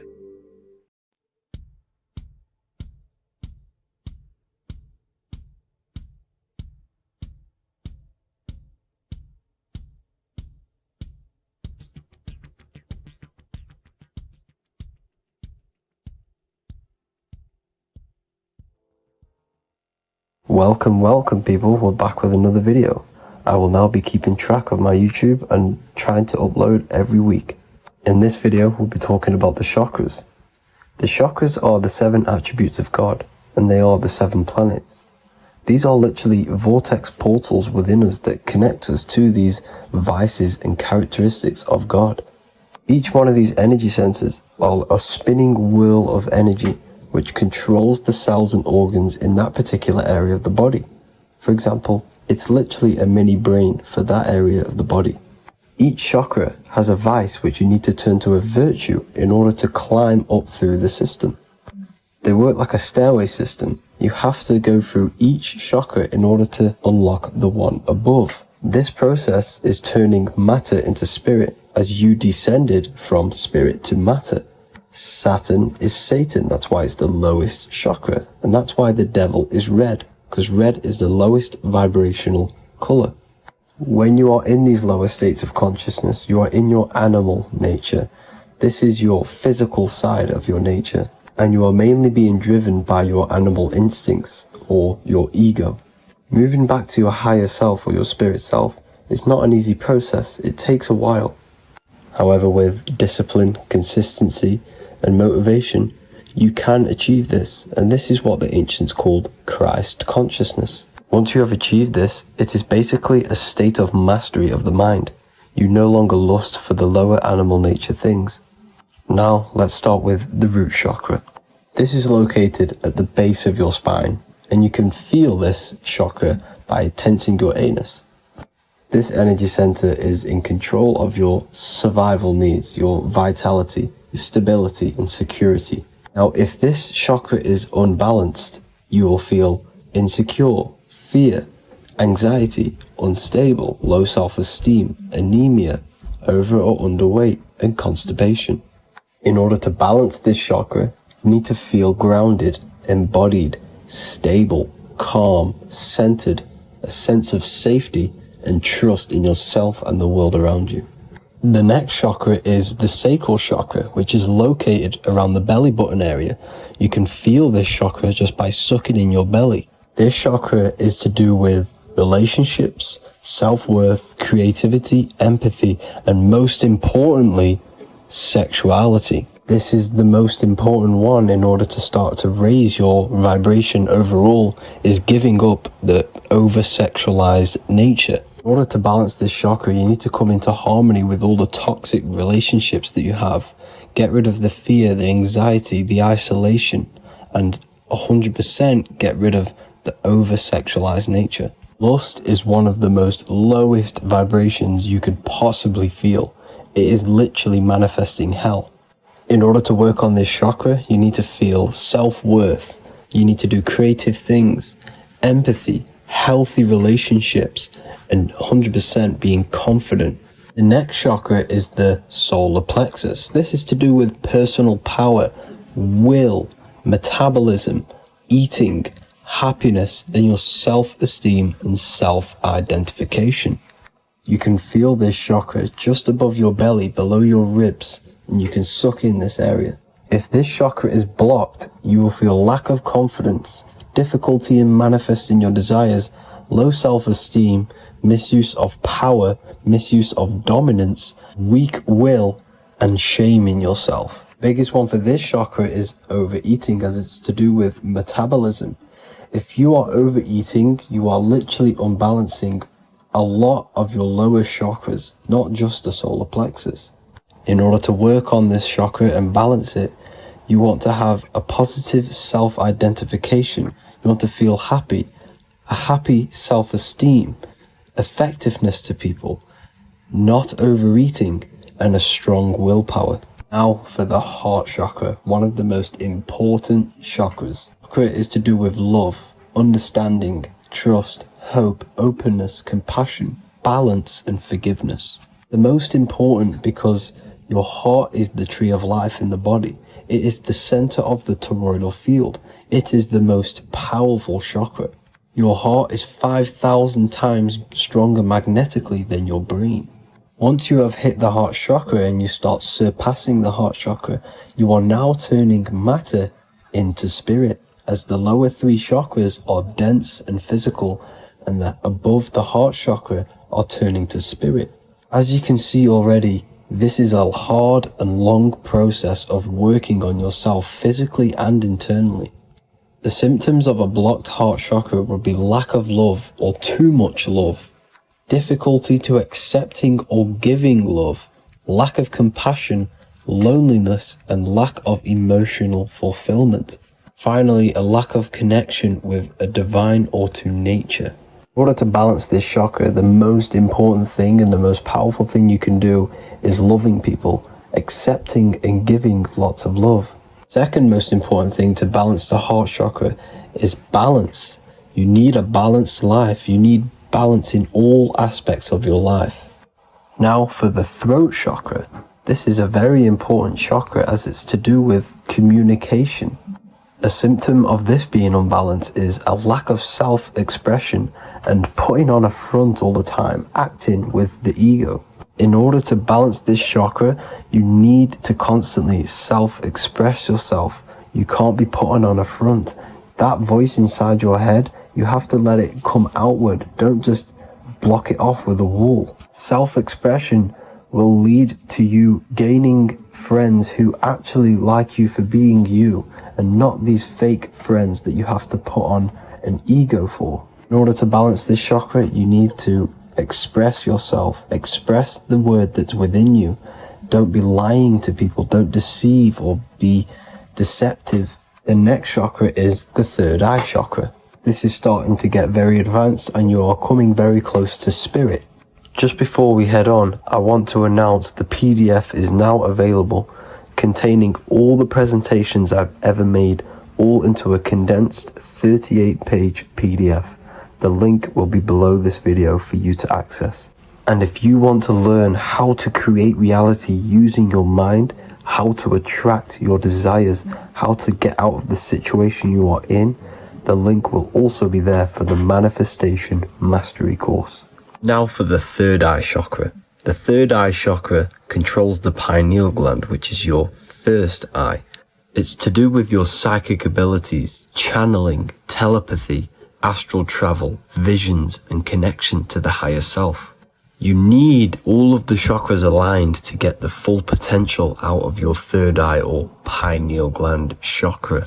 For example, if you're astral traveling and you fear something, you will be instantly shot back to your body.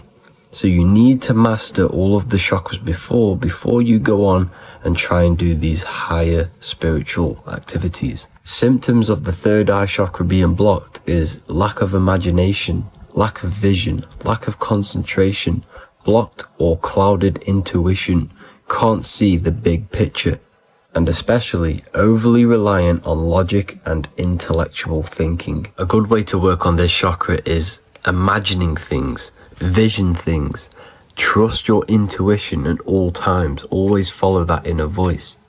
Cut out the tap water which contains fluoride. Fluoride blocks the pineal gland.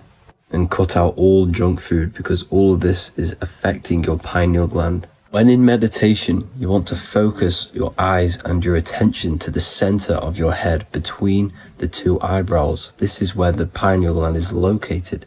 This will help and awaken the pineal gland over time when you keep doing these meditations. Finally, for the crown chakra, this is to do with universal consciousness, all-knowing, enlightenment, cosmic connections, the God source. This chakra is blocked by being cut off from spirituality, plagued by the senses, being tricked into the five senses and being tricked into thinking you are the body. In order to work on this chakra, you need to feel grounded. You need to know yourself, your real self, the voice within you. Have common sense, have specific decisions that you're making, be very direct. Now we've got out of the way all of the chakras, I can now introduce methods and meditations which will help you unblock them spiritually. When meditating, you want to get into the present moment in a nice, comfortable position. Bring yourself to the present moment by saying, I am here right now, nothing else matters. Keep repeating this over and over with your eyes open or closed. After a couple minutes of bringing your attention to the present moment, you can now start to breathe in through the nose deeply and breathe out through the mouth slower than you breathed in. Place your attention on the chakra that you want to balance. Think of a high vibrational emotion like love and think of this while placing your attention on that chakra. You can do this exercise every day for 10 to 20 to 30 minutes. The longer the better. Another practice you can do is by chanting the Bijis for each chakra. They are here starting from the root chakra all the way to the crown chakra. Or you can chant the 7 vowels. There are not 5, there are actually 7. A, I, A, O, U, This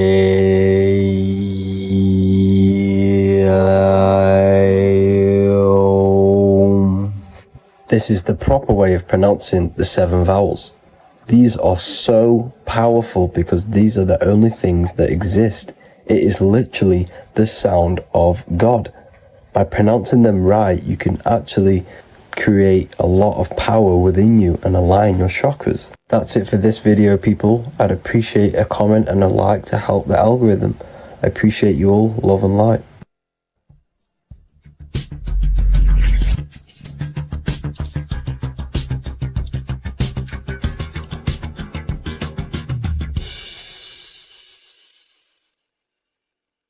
Welcome to Revival of Wisdom. This video is going to be about the flat earth and the breakdown of the whole cosmology. We're going to be digging very deep. I've got a lot of pictures and images to show you, and a lot of dots to connect. So let's start with the Freemasonry art. So this artwork we have here is the Freemasonic cosmology, as they know and believe. So what is it symbolizing? We obviously have to start off with the 4 pillars representing the 4 corners of the earth. The 4 corners with duality. You see, there's everything on earth. There's good and evil. Good, evil, positive, negative. Good, bad. This is the checkered board. This is what it symbolizes. Okay. Obviously, we have the sun, the moon. The sun gives you energy. It's the anode. The moon is the cathode. It's the opposite. It takes your energy. So therefore, you become sleepy when the moon comes out. You see, everything on Earth, everything in the universe is balanced. There's complete balance, symbolized by duality. There's always 2 opposites. We have the all-seeing eye, and obviously 7 stars representing the 7 planets, but not planets as in we know planets.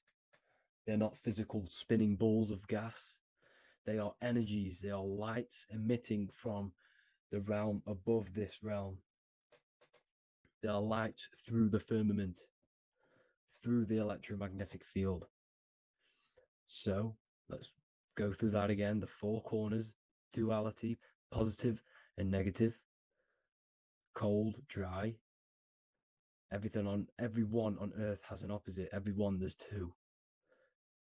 Okay, and then we have the sun, the moon, the 7 planets with a 5-pointed star. What's the 5-pointed star? Of course, it's the 5 elements: spirit, water, earth, fire, and air. Okay, that's what the 5-pointed stars symbolizing, the 5 elements of earth. And then, most importantly, we have the compass. The compass is very, very important, hence why it's in the center. The compass is symbolizing many, many things.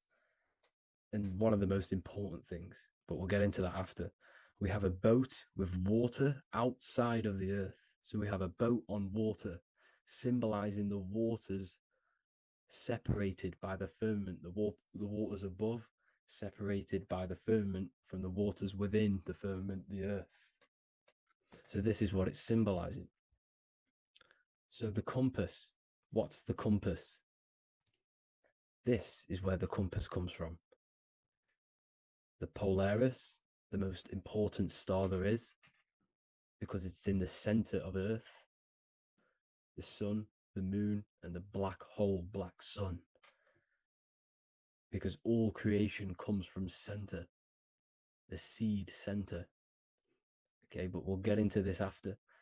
But also, this is a very important Masonic symbol because they use this symbol a lot. This is one of their main symbols, hence why Neil Armstrong has the Masonic ring with the compass on it. the people who supposedly went to the moon, which obviously they faked to push this globe model, because the globe model is based upon fear. Because the globe model, if they can sell you the globe model, they can sell you anything then. You don't know where you actually are. The globe model is to push fear upon the masses, because the globe model means there's not enough resources. There's also risks of asteroids hitting the planet.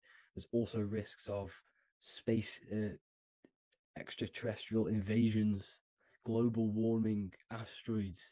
You see, this is all the fear that they can gain off selling you the globe model. Okay, because they don't want you to know that this is an intelligent design. And also, they're hiding God, the creator, the source. This is why they are satanic. They are opposites. They are lefty, Lucifer, right, righteous, godly. Hence why they do the symbolism on their eyes. 666. This is another famous, what's it called? Sorry, famous astrologer, astronaut. This is another famous astronaut doing 666, showing that he's in the alliance of the occult. But even look at their 10th anniversary stamps. They have a Masonic compass on there. Also, the Order Out of Chaos. Order Out of Chaos, double-headed eagle. Okay, the Order Out of Chaos ring, which they wear. So all of these astronauts are in the occult. They are lying to you. They are in with this order, this Masonic New World Order, whatever you want to call it. So let's break this compass down a lot more. Because as I showed you here, the center, okay, this is what the compass is symbolizing. Let's go into the North Pole map. This is from 1595. This is a rough estimate of where this map came from. It's from around the 1500s to the 1600s, maybe 1400s. There's not an actual set date on this map because obviously our history has been tampered with. But let's break down this map and the symbolism that they use towards this map, because this map is the map of the North Pole. Okay, so in the center, we have the black rock symbolizing the tower, the pole, North Pole. And what's on top of the North Pole? Obviously, it's Polaris. North Pole and Polaris. Okay, with the 4 islands around the center. Okay, 4 islands around the center. And this is what blew my mind, right? They say that Santa sounds similar. And if you look at this pole that's pointing to the North Pole, you see this line here. So this is obviously from the 1600s. What color is Santa? He's red and white. Just like this map pointing to the center is red and white, and Santa comes from the North Pole. So it's not a coincidence that they use red and white. They're mocking this map because obviously they took over after the 1500s, 1600s. They took over around the 1800s. So they're mocking this map with Santa coming from the North Pole with this red and white line to the North Pole. Notice the 4 islands. Okay. Like windows, their symbol, they obviously in the occult, they're part of the New World Order, is symbolizing these 4 islands with the blue behind it for the water. Okay, so this is another occult logo that's symbolizing this center, because the center is so important. Okay, we'll get into that. Also, we have the Mayan cosmology. This is the Mayan cosmology. This is what they created. This is their artwork, with also 4 major lands around the center. You see this 4 with green in between them all. 4 major lands with the underworld. You see this underworld is also symbolized by the Masons with the coffin of the skull and bones, the deceased, the dead. Okay, so this is also mentioned in the book of Enoch. Okay, and it's called Sheol. Sheol, the underworld. Okay, and in the book of Enoch, it says all spirits of the dead go to these hollow places, that they will wait until their appointed time of judgment. And it also says in the book of Enoch, there are 4 hollow places underneath. 4 as above, so below, representing the 4 islands. As above, so below. That's where that could link in. Okay. The book of Enoch is very important because it was found in a cave thousands of years ago. And has a lot of truths about this realm and about this world we live in. So let's go back to the Mayan cosmology. So the ancient cosmology, they all must have had some sort of communication. They must all be at peace with each other, because all of their cosmologies linked together. See, the Greek, Babylonian, Indian, Celtic. Okay, they're all linked in together. They all knew that they were in an enclosed system with an underworld and obviously a firmament. Okay, so this is what they all knew. They all must have had some sort of communication. They were a lot more advanced than us. They knew the center of the realm.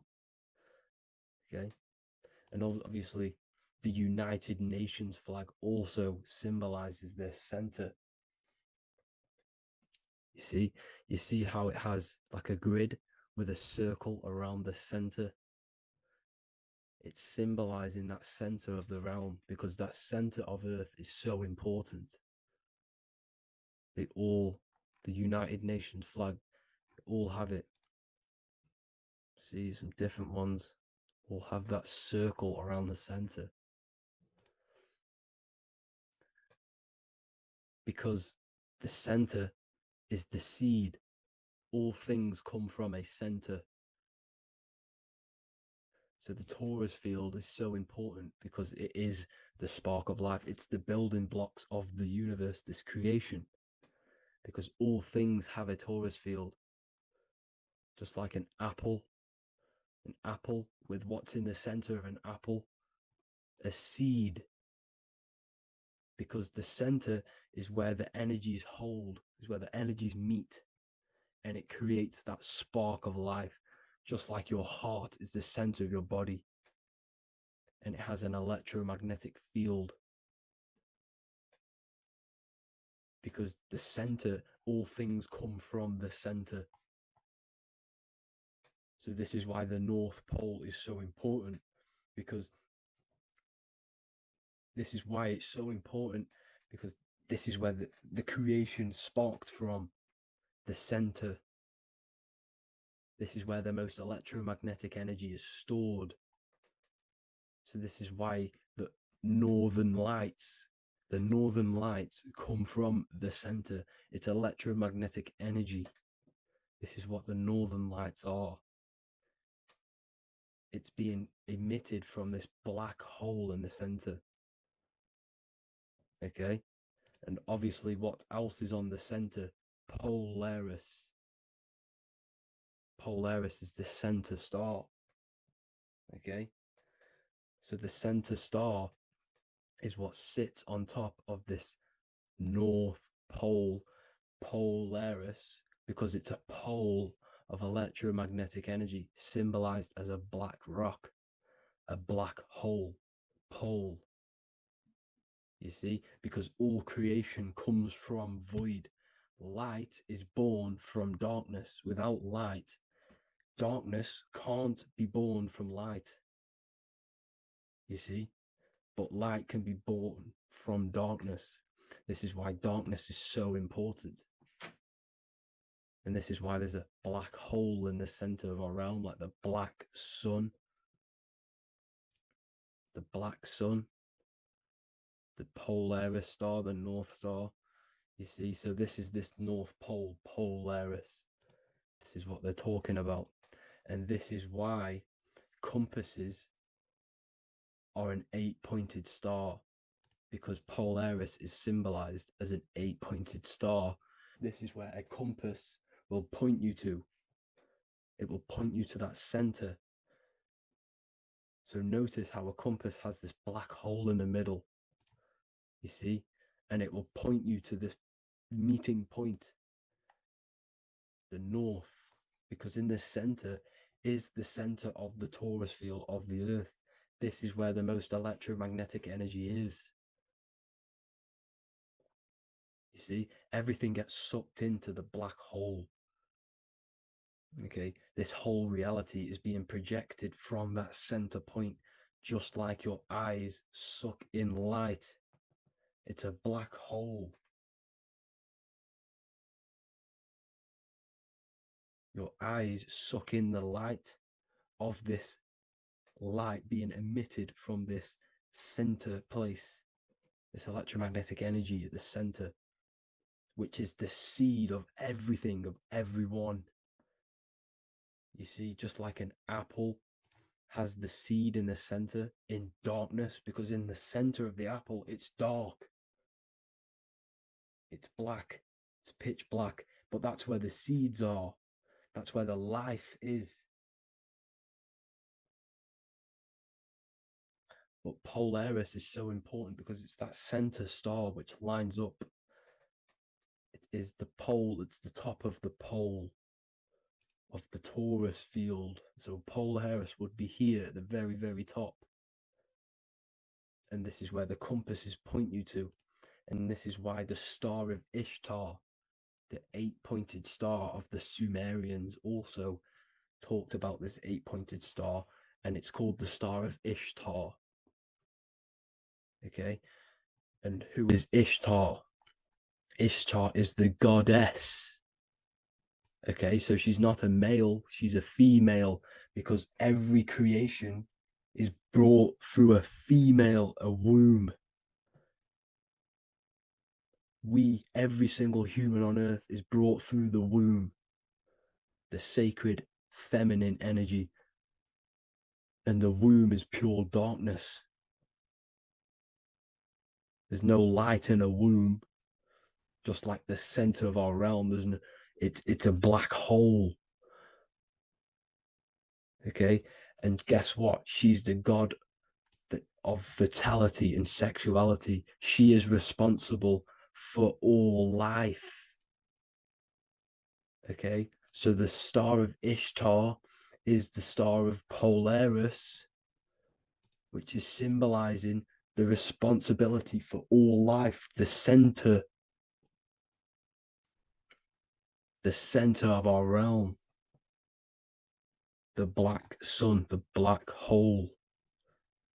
Okay, so this is what that god of Ishtar of the Sumerians is talking about, the goddess, the womb, the seed of creation.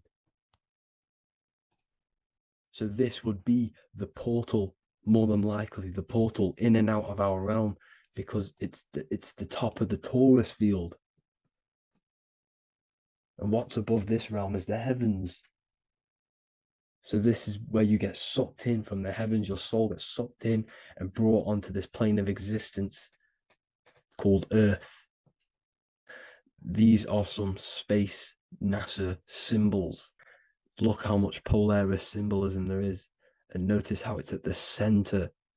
You see this circle? This is like a half circle. And at the center is an 8-pointed star of Ishtar. It's the same thing. It's Polaris. It's at the center. And notice on some of these, look, this one is a bear holding the key and an arrow pointing to the Polaris star, so that they hold the key to Polaris. And another one with like a demon holding a key to the what? Polaris on top of him. Also an eagle, which is a Masonic symbol. The eagle holding a key on top of the center. You see, and notice how there's an arrow going up to the Polaris and an arrow down, as above, so below, to Earth. So you can go out of Earth, and into Earth through Polaris. And the eagle holds the key. You see? The eagle holds the key, just like this. This demon dragon holds the key to Polaris. And look at this one, Earth, with an arrow up to Polaris, an 8-pointed star. So Polaris is more than likely that portal which the Anunnaki used, the Sumerian gods used, because the Anunnaki symbol is also an 8-pointed star. Okay? And like I said, that center is the seed of creation. The center is the black hole. Okay, just like your pineal gland is at the center of your brain. The pineal gland is at the center of your brain. And that's what connects you to that spirit realm, to the source. That's it for this video, guys. Thank you all for tuning in. I hope you all learned something today. Please leave a like, a comment, and please subscribe to the channel for more content.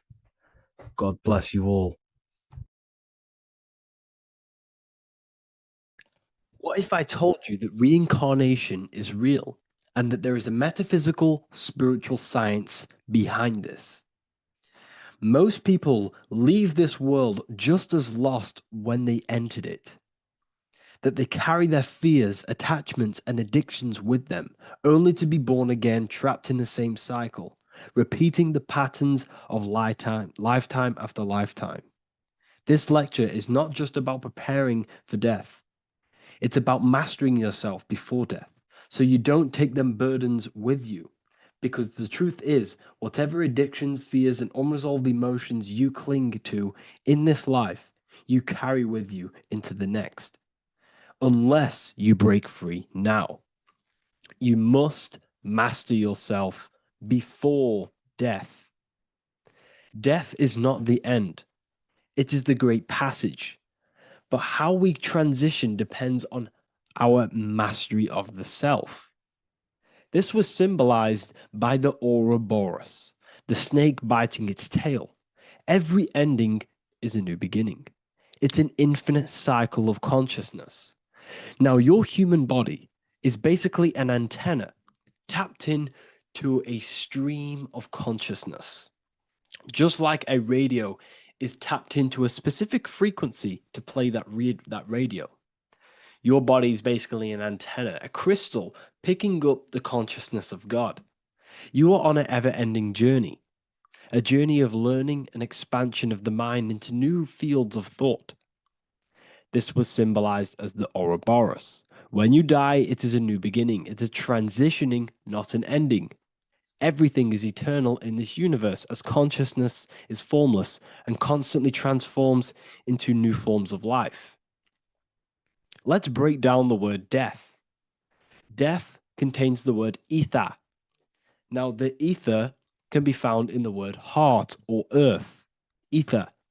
Everything in this plane comes from the etheric plane. The etheric plane is the barrier between the physical plane and the spiritual plane, the astral plane.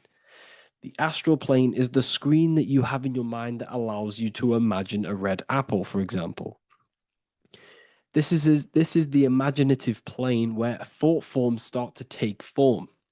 Everything begins as a thought, then the thought form becomes an imagination, then energy, then physical. Everything in the physical plane is a shadow of thought. All objects manifested as thought. You came from the astral. You came from the stars. This is why we say reach for the stars. Or this is why you say you are a star. Sistar, Mistar, Fraudster, Stir is star. And when you become famous, you become a superstar and you gain a star on the Hollywood floor. You are a star. The ether. The ether is the infinite energy source which all things come out of and return back to. This is the cycle of life and death, summer and winter, day and night, sleep and awake. The ether is the infinite energy source which all things come from and will return back to. Okay, sorry about that little error. The ether is the boundless source of energy from which all things emerge, to which all things return to. We can see this in the cycle of the sun. The sun does this wave of creation. It rises and it falls. We have the day and the night. The daytime represents our conscious mind when we are alert. The nighttime represents our subconscious mind when we are inside the spiritual realms. The nighttime is spirit, the daytime is matter, spirit and matter, awake and asleep, conscious and subconscious. We see this in the yearly cycle. Summer is life, winter is death. Spring is the morning, summer is midday, autumn is evening, winter is the night. Everything is a macro and a micro cycle of being born out of the ether and returning back from life and death. Life and death is manifested within the cycles of the sun and everything outside of you, as within, so without.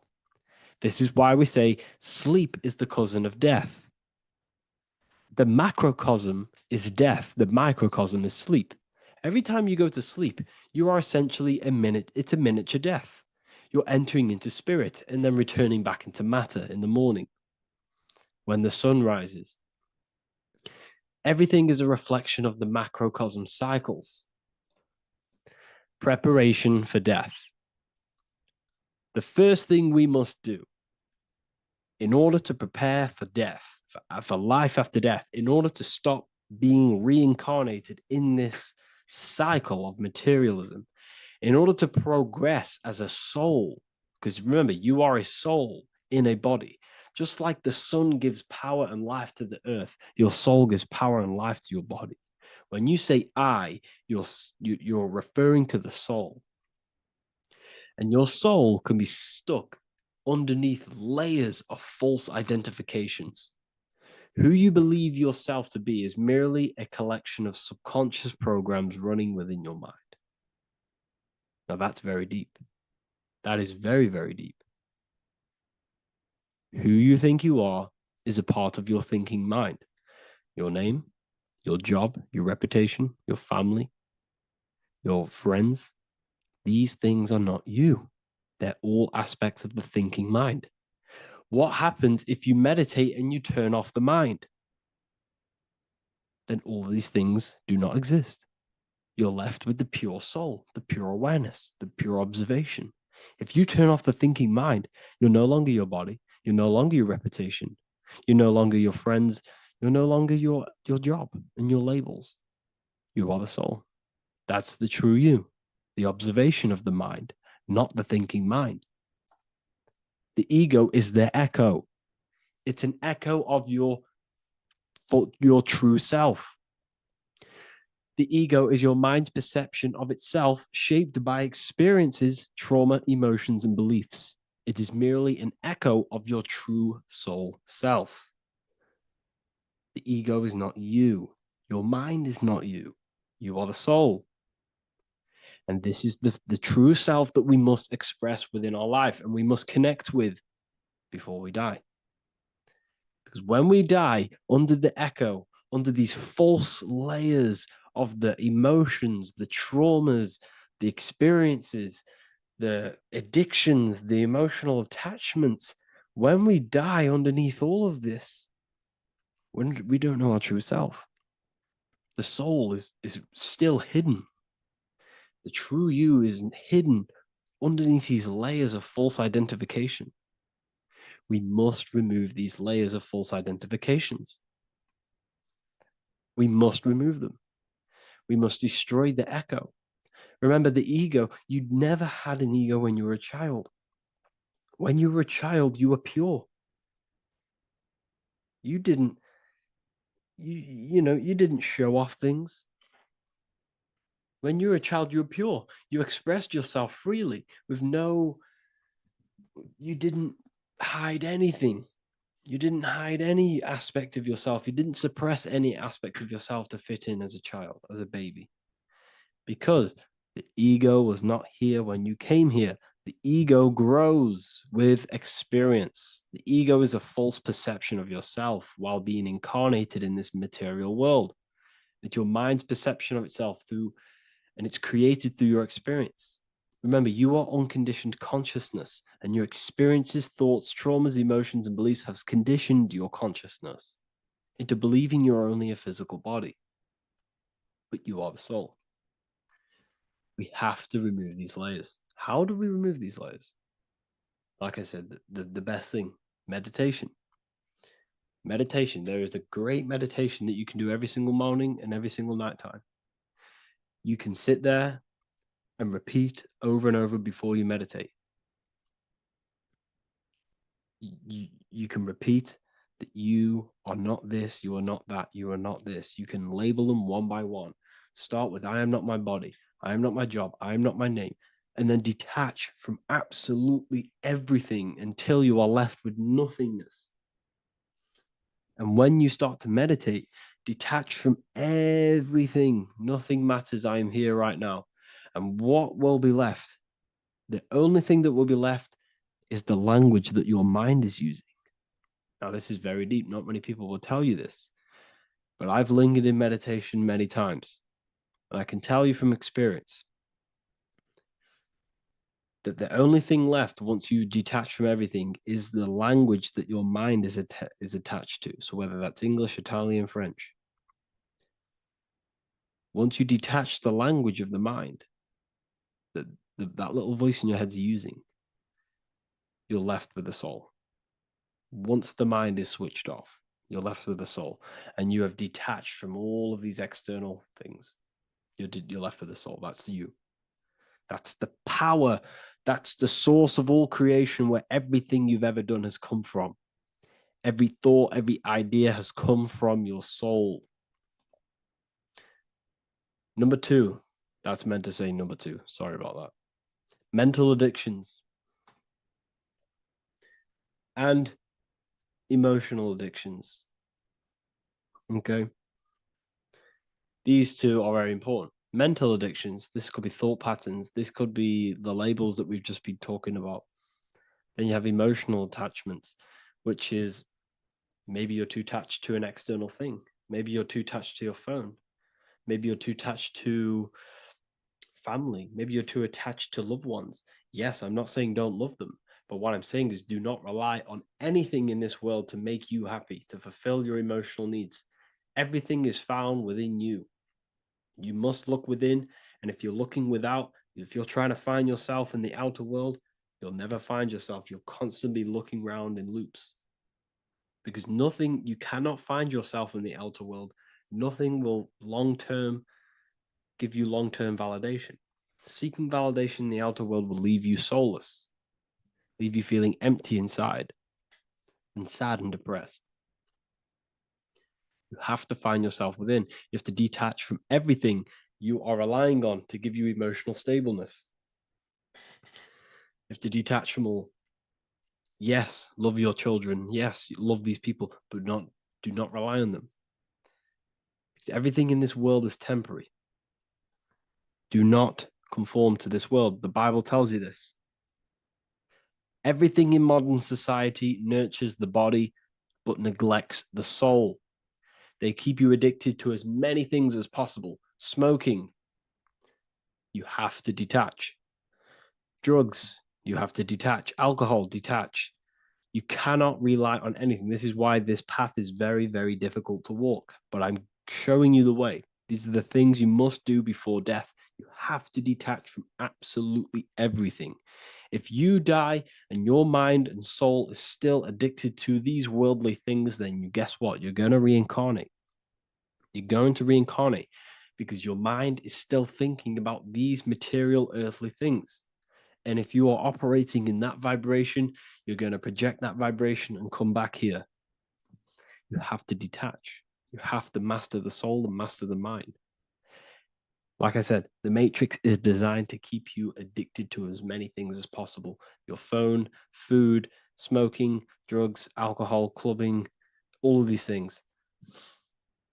Everything in society is made to trap your soul and reincarnate in this world. That's why it's very, very, very difficult to walk this path.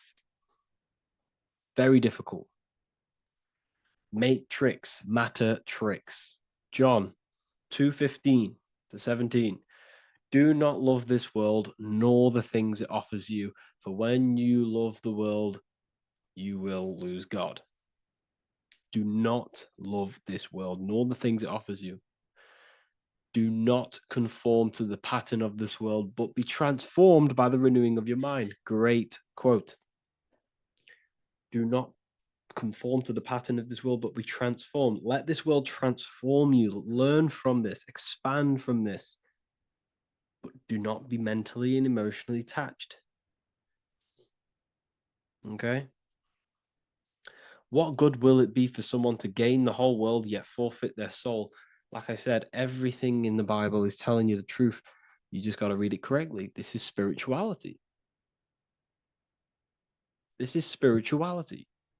The Bible is spiritual. It's a spiritual text. We must disconnect from everything outside of us and connect with the true soul. Here we have the Egyptians showing you the soul leaving the body. Here we have the soul here. Here we have the Masons showing you the soul coming out.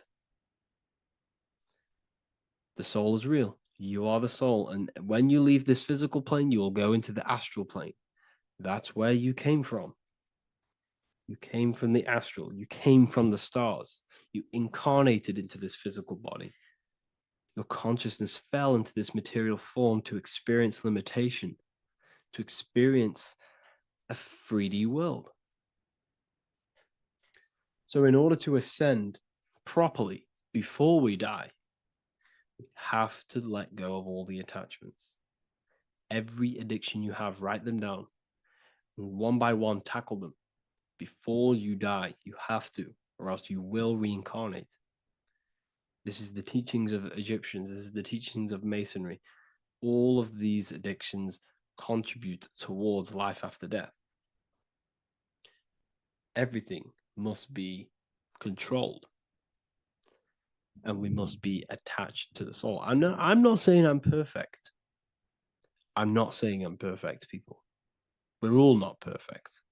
We're all under psychological operation by the government. We're all in a very difficult situation with this awakening.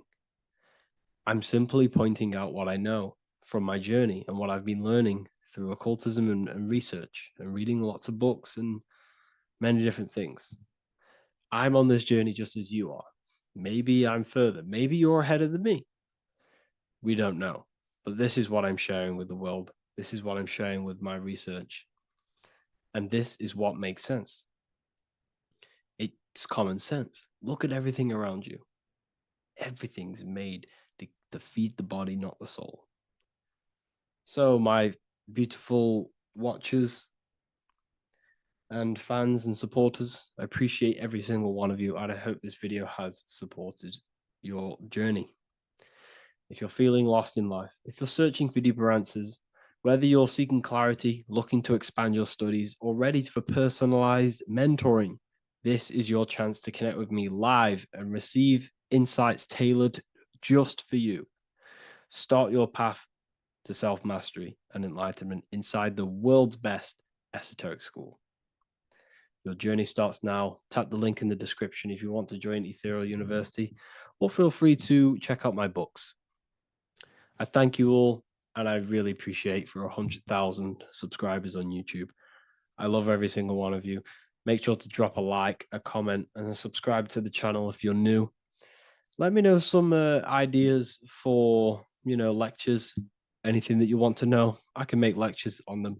Just drop it in the comments. I appreciate every single one of you. Take care.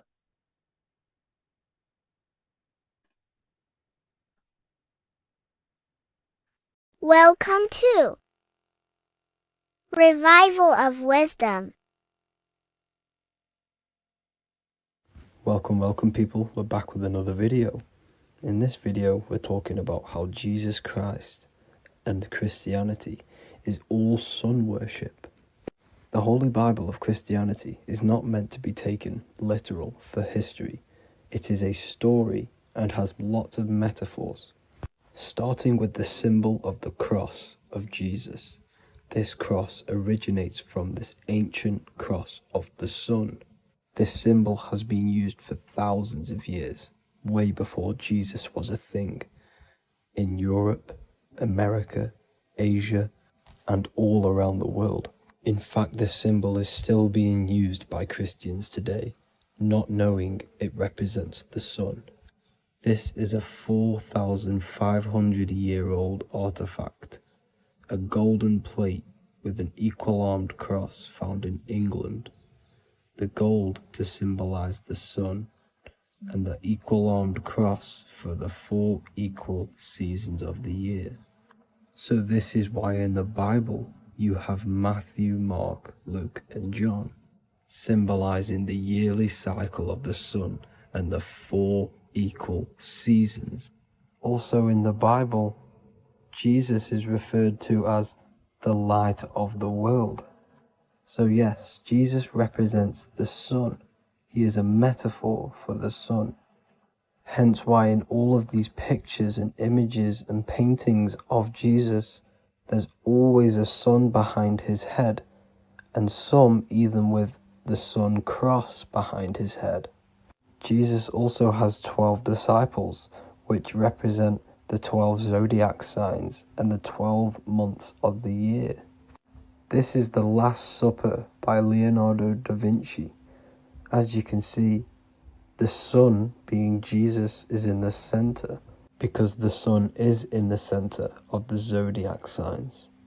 There are 4 groups which symbolize the 4 equal seasons. Each group contains 3 people symbolizing the 3 months and the 3 zodiac signs in that season. There is only 1 female in the painting, which is Virgin Mary, who symbolizes Virgo, the astrological sign.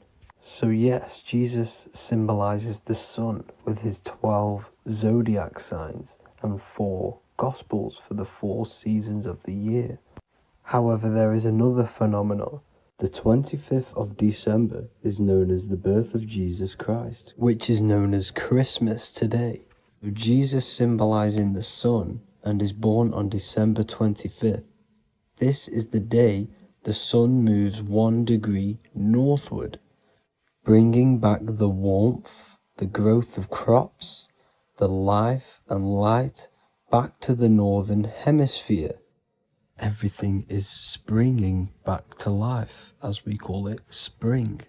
So it is said that the sun is born again on the 25th of December, and Jesus is known as the risen Saviour, because the sun is our risen Saviour, because it gives life to the whole of this realm, the warmth, the crops, and without the sun rising in the morning, we'd all die in about 2 weeks. And we all know how Jesus died on a cross. The sun also dies on a cross in the southern hemisphere. It dies on the Southern Crux constellation.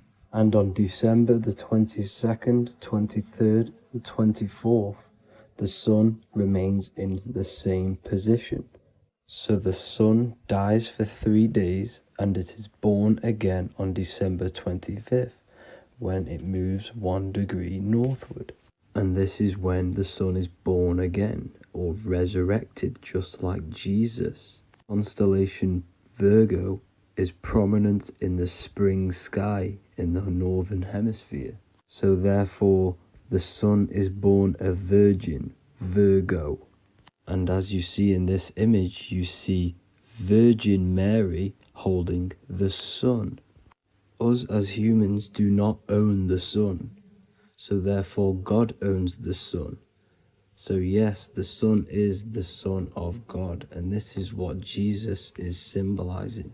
And just how Jesus sacrifices himself for humanity, that's what the sun does. The sun gives out all of its energy so we can live. There are many other Bible verses which represent Jesus as the sun. Now in Matthew 8:23-27, his disciples are in a boat and there is a massive storm. Jesus is asleep, meaning the sun has not arose. And the disciples say, "Save us, Lord, we are perishing." Quote, "Then he rose and rebuked the winds and the sea, and there was a great calm." End quote. Now this is a metaphor for the sun rising and calming the storm, because in the ocean, when the sun is down, that's when there are great storms. The worship of celestial bodies go back thousands of years, and it's called astrotheology, and it can pretty much be traced back to all ancient civilizations. Now going back to the ancient Egyptians, the god Horus, the god of war, and he symbolized the sun in the morning. Ancients used to say that he walked over the sky in 12 steps. Yes, this could symbolize the 12 zodiac signs. It also symbolizes the 12 hours of daylight. So we have 12 hours of Horus, but now they've rearranged the word to hours. Horus and hours. And when the sun rises, Horus rises, we say horizon, which is Horus is rising. That's the etymology of horizon. Another Egyptian god called Amun-Ra was known as the god of all creation. He was the first god of them all. Amun was also a sun god. Therefore, after every Christian's prayer, they say Amen, sending their prayer through the sun to God. So this all goes back to the worshipping of the sun. Sun worship was around way before the Romans. However, in the Roman times, their sun god was called Mithra. Mithraism was the main religion before Christianity came into play. Mithra was the son of God. He died on a cross, and he was dead for 3 days and resurrected, just like Jesus. So the Catholic Church was not made in heaven, it was made by the Roman Empire. They mixed all the sun religions of Judaism, Mithraism, and other Arabic religions, and combined it into one, so Caesar, the Roman emperor, could gain his own religion. So yes, Christianity was a political move to gain more control over the masses, because it was a worldwide government at this point in time. So here is a Sumerian helmet with the rising sun symbol. And then the Romans also used this rising sun symbol on their armor. So sun worship has been going on for thousands of years, and it still goes on today. However, with all the programming and the low IQs, today we do not get the full interpretation of the Bible and these stories from the past. And Christians and other religions are all brainwashed to not question their religion and not realize their true origins and where they come from. I do advise you all to do your own research and come to your own conclusions. However, I'm just pointing out the facts and connecting dots for you all to see.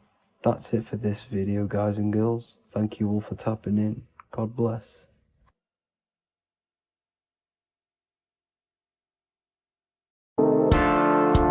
So this is known as the bag of the gods. This symbolism is widely known, but no one knows what it truly symbolizes. We see this in ancient Sumerian artwork. We see this in the Mayans' artwork. We always see this bag with the gods. What does this actually represent? Okay, so the bag itself represents carrying. Carrying what? It represents information. It represents knowledge. Your mind is the carrier of the information. So this is why in his left hand, he carries the bag, and the right hand has the pine cone. This represents carrying of information. Why is it a bag? A bag can be passed on to someone else. The information can be taught to someone else. This is the information of activation of the pineal gland or higher consciousness of humans. Because as humans, we all possess an animal nature, the nature that tells us to eat, to steal, to gain material wealth, to survive, to hate. This is our animal self. This is our animal behavior. But we also have a divine nature of consciousness, which we have access to, the higher planes of consciousness, the planes that manipulate this material world and create all things in this material world. The human mind has access to. The animal does not. The animal has no idea he exists. The animal has no inner dialogue, but humans have the inner dialogue. Humans can create infinitely. We can expand our minds infinitely into new realms of thought. So we have this higher divine nature and a lower nature. This bag of the gods is basically just representing the knowledge they possess of higher consciousness, of the higher aspect of life. Okay? Which is the activation of the pineal. The pine cone. The pine cone is in his right hand. The right represents wisdom. The left represents intellect, knowledge. Knowledge and wisdom are two separate things. Wisdom is applied knowledge. It's a feminine aspect. Knowledge is just gained information that you know, which is masculine. So in his right hand, he holds the pine cone. The pine cone can be opened and shut. The shut pine cone represents the asleep human being, the human being that exists in his lower nature, that just basically survives, lives on eating, consumption, material lust, living in chaos with his emotions, living in a place of hell. This is the animal nature. Then we have the awakened human, the one who has consciousness of himself, the one who looks within himself, the one who knows there is more to him when he looks in the mirror. He is far more than just the physical body. He is a divine spiritual being, a divine being who has limitless potential of creation into the material plane. So this represents the awakened. This represents the asleep. This is why he carries the pine cone in his right hand. It represents applied knowledge. This is the information. This is the intellect he possesses.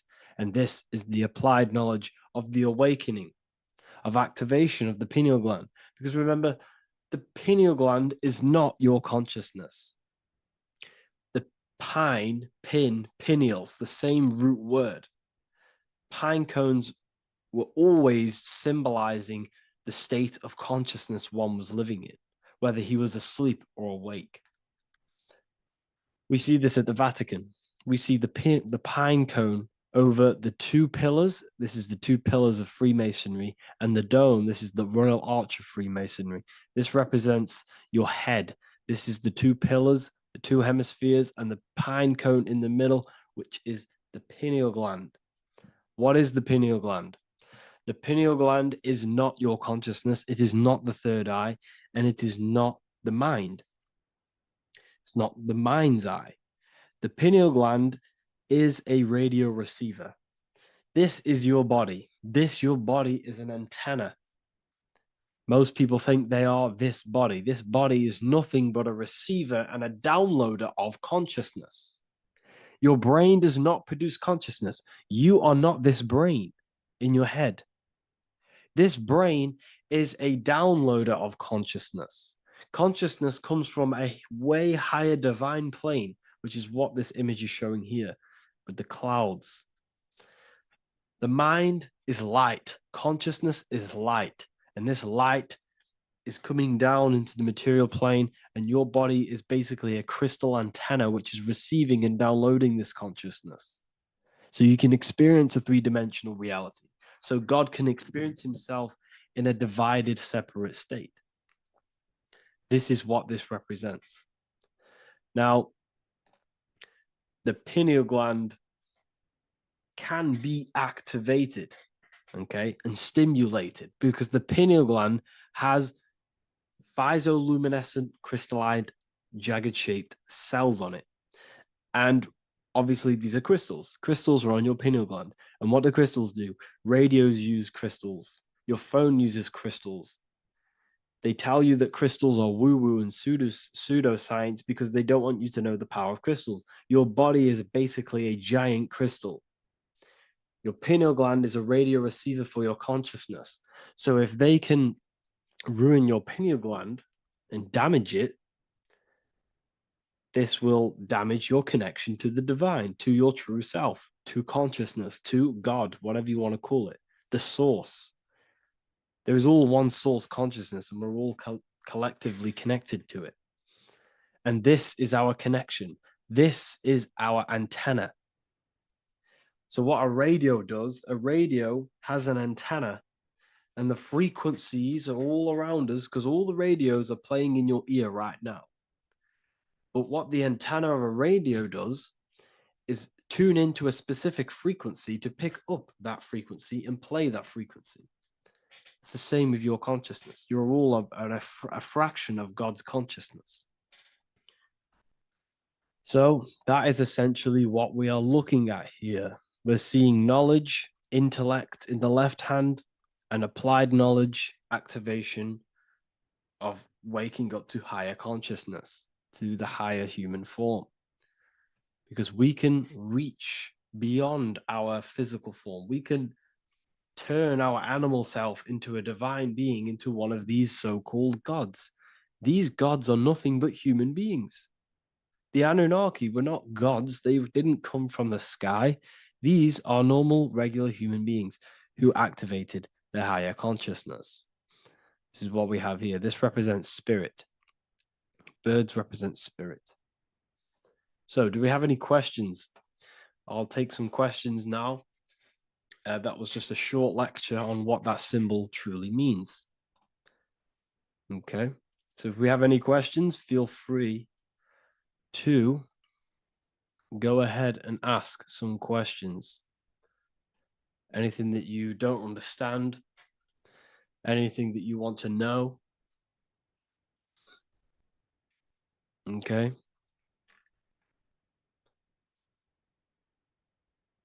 So base reality would be where source resides. Yes, the base reality is your consciousness. Are these lectures available in the university? There's a whole section, basically inside the university, there's a whole section with like over 30 long form lectures like this. So the base reality is where the source resides. Yes, the base reality is your inner world, your consciousness. That is the only thing that exists. Your outer world is just an effect of your consciousness.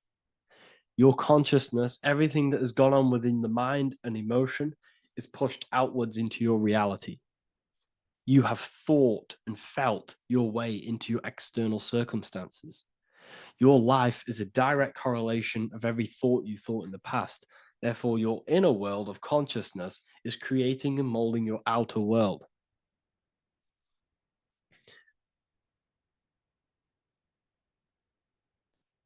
The best way to keep connection consistent, the best way to keep your connection to the divine or the higher planes of consciousness is through meditation and through imagination. Imagination is the fourth dimension. It is the astral plane. That screen that you have in your mind is not a physical screen. That is the divine plane of the astral. And this is essentially where all objects of this material world comes from.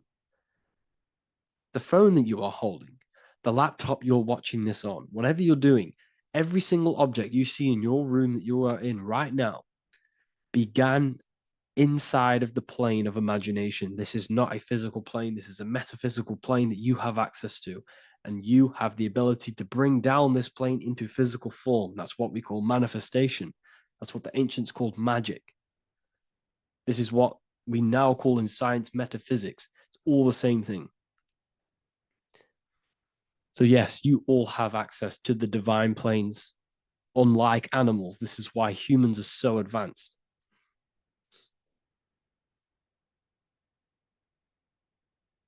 Okay. Is the pineal able to constantly activated, or is it just a temporary experience? I don't fully understand that question, unfortunately. Maybe you could word it in a different way. The real meditations on the university, legit, y'all, yes. In order to connect to consciousness, you need to sit in meditation and turn off your feelings, and the feeling of unity will come. Do I understand correctly? Yes, that is correct. So when you sit in silence and in stillness, I highlight the word stillness because stillness, when you are still, no information from your nervous system is being decoded by the brain. So when your body is still and does not move, your nervous system starts to relax and comes to a balanced state. Your brain starts to relax, it comes to a balanced state. The left and the right brain stop working, the nervous system stops working. Then, once the body, the material body is shut down, you then have access to consciousness. You can't access consciousness if the body's in such a busy state. If electricity is being fired every 2 seconds, your whole body's electrical. When you move your foot, that's electricity being fired from the brain to the foot instantly through the nervous system. Your brain, your whole body is a technological machine. So you must shut down the technological machine to access the divine that exists beyond the technological machine. Do you understand that? Did we create ourselves from the higher plane? When you say yes, you created yourself, you manifested yourself in this material form for a reason in this specific time and place. Wisdom books, are these available inside the university? Yes, they are. So anyone who joins the university, they all gain 50% off the store. So you can get anything off, anything you want inside the store for 50% off. Plus, you get the Book of Wisdom Volume 1 PDF for free. You get the Human Health Guide. Plus, you get all of the library books. There's a loads of different books on occultism, symbolism, esotericism. Do you need to place your attention somewhere specific during meditation? You can do. Okay, you can do. So if you struggle, when you first start to meditate and you struggle to turn off the thoughts, think of the back of the brain, the back of your head. Don't think of it, place your attention on it. Okay, so when you place your attention on the back of the brain, this now shuts off thought because the back of the brain doesn't have any activation to do with thought. The front brain does, the neocortex. That's all to do with activation of thinking. So place your attention on either the back of the brain or your breath. What's more important, creating yourself or finding yourself? It's balance of both. So in order for you to create fully, you must have awareness of self and awareness of thought and control over the mental dialogue, the inner voice inside of you. Okay. When you control that inner voice, that is when you gain power. That inner voice is what brings commands into physical reality. Before you kick a football, there is a change in consciousness. There's a decision made in consciousness before the body takes the action. Therefore, every physical manifestation is a change of inner consciousness before it's a physical reality. You can have the reality you want through consciousness before physically having it. That's the secret to creating. But you must believe it like you know the sun is going to rise in the morning. That's how much you should know that you have that reality in consciousness through feeling and thought and imagination. And that's how you can truly create in your reality. Shrooms help with consciousness or ego. I can't really talk about that because I'm maybe uploading this to YouTube, unfortunately. But we need to clean our pineal gland first from calcification. Yes, definitely. You should go on a detox the body. Because you can't really connect with consciousness if your body is in such a dirty state. Because the brain your nervous system is in a state of fight or flight, trying to fight off all these toxins. So when you meditate, you're probably going to be having thoughts all the time because your brain's firing, your nervous system's being attacked through toxins. So you must detox to have a true connection with the divine. Your diet plays a big role in your spirituality and mentality. What is the most optimal food for pure consciousness? Fruits and vegetables. They possess consciousness. So when you place them inside of you, they're syncing with your consciousness. How to check the cleanliness of your body, your skin, your teeth, your tongue, your mouth. If your skin has spots, different colors on it, you're not clean because your skin is a reflection of your inner organs. Coffee's not the best for you. Coffee gives you fake energy. Okay. So what coffee does, that buzz you get off coffee is actually the toxic effect of the chemicals reacting with your body. If I'm inside the university and wanted to buy your book, you said it would be 50% off because we are your student. Is that automatic or we need to have a code? You will have a code. Yes, I'm going to releasing a code for all the students after this. Caffeine equals neurotoxin. Yes, it fries your brain. It fries your nervous system. It fries your dopamine receptors. Will the Q&A last week about money symbolism be posted? Oh, I didn't post that. That's my bad. I totally forgot. I will post that after this. Thank you for reminding me. How to detox the body. The best way to detox the body is going through a week cleanse of fruit. So only consume fruit, sea moss, and cayenne pepper, and lots of freshly pressed juice. Do that for a week or 2 weeks, depending on how you feel, and then start to fast. You will lose weight, but you're not losing weight. You're losing impurities. It's good to do this every couple months to just go on a raw fruit diet, cleanse the body, push everything out, and then start to fast while consuming sea moss and having lots of freshly squeezed juices. What is an alternative for coffee? Something with high energy levels. Okay. We're not taught the most simplest thing about the human body. It is an electromagnetic machine. It's electrical. It runs off electricity. The only energy you need is electricity, and that is found in fruits, vegetables. If you want energy, drink pure, fresh, pressed juice. That will give you more energy, more electricity than coffee. Can we cleanse ourselves through oil pulling? Do you recommend it? I do oil pulling every day with coconut oil in my mouth. Celery juice is a good one, very good one. Yes, celery juice.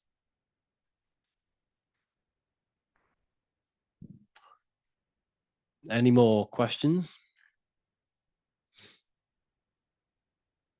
What kind of music do you listen to when lifting? For me, rap, hip hop push me work harder, but I know it's terrible for my subconscious. Yes, very. At least you're aware of it. You should be definitely try and stay away from the hip hop music. Try and stay away from anything that's talking about anything negative because this is all programming your subconscious. And your belief system is your reality, people. Your belief system is your reality. Okay. So look after your subconscious. That's what's controlling your actions. 90% of your actions on a daily basis are controlled through your subconscious beliefs. Okay. I listen to a lot of Pastel Ghost. I listen to a lot of let me get my playlist up. It's all like background music for TikTok. Do you know what I mean? Like Pastel Ghost. That's mainly what I listen to. That sort of music. I don't know what it's kind of called. I don't know what that genre is called. Does anyone know what that genre is actually called? Because there's not much words in it. The reason I listen to it is because there's not much words in it. And, you know, it helps the subconscious. And I just love that music.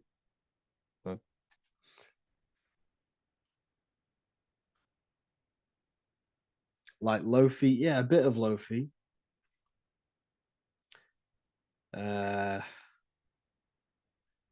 Most people won't even know this type of music.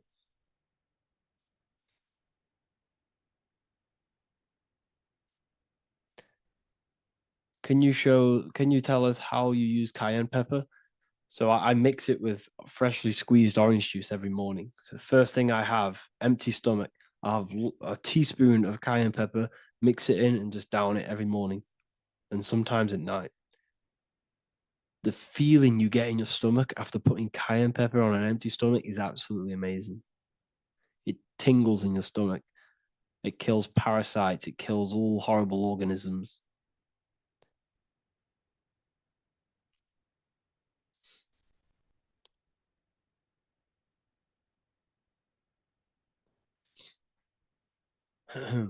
Mix it with hot water. Yes, hot water and key lime water. That I bet that's powerful. If you mixed warm water with key lime with cayenne pepper in first thing in the morning, I can imagine how powerful that is. I've never done that, but I'm going to try that.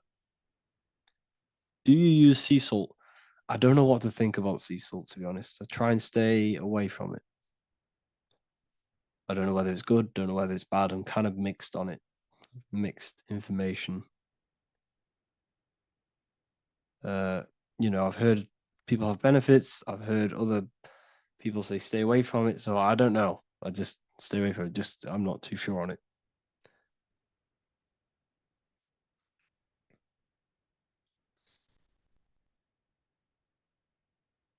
I drink fresh pressed celery juice every morning. Yeah, definitely.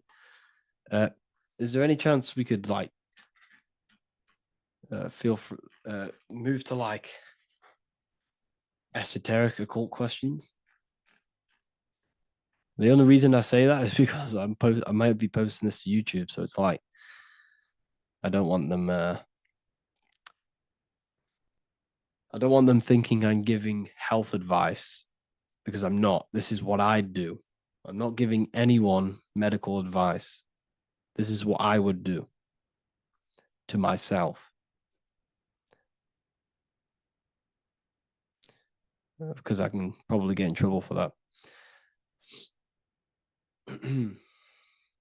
So the subconscious is the all-knowing. It is the all-seeing eye. The subconscious knows everything. Your conscious mind does not. Your subconscious knows every single cell in your body. Your subconscious is making your heart beat. It's talking to your heart.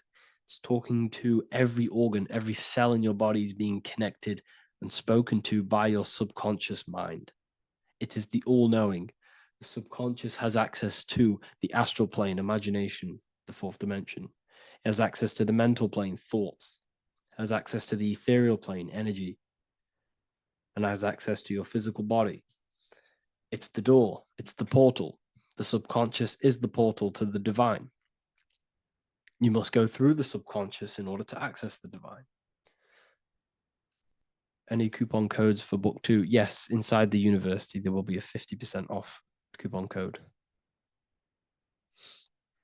Speaking of ancient civilizations, why did they use symbols to give us true knowledge? This is a very, very good question. Very good question indeed.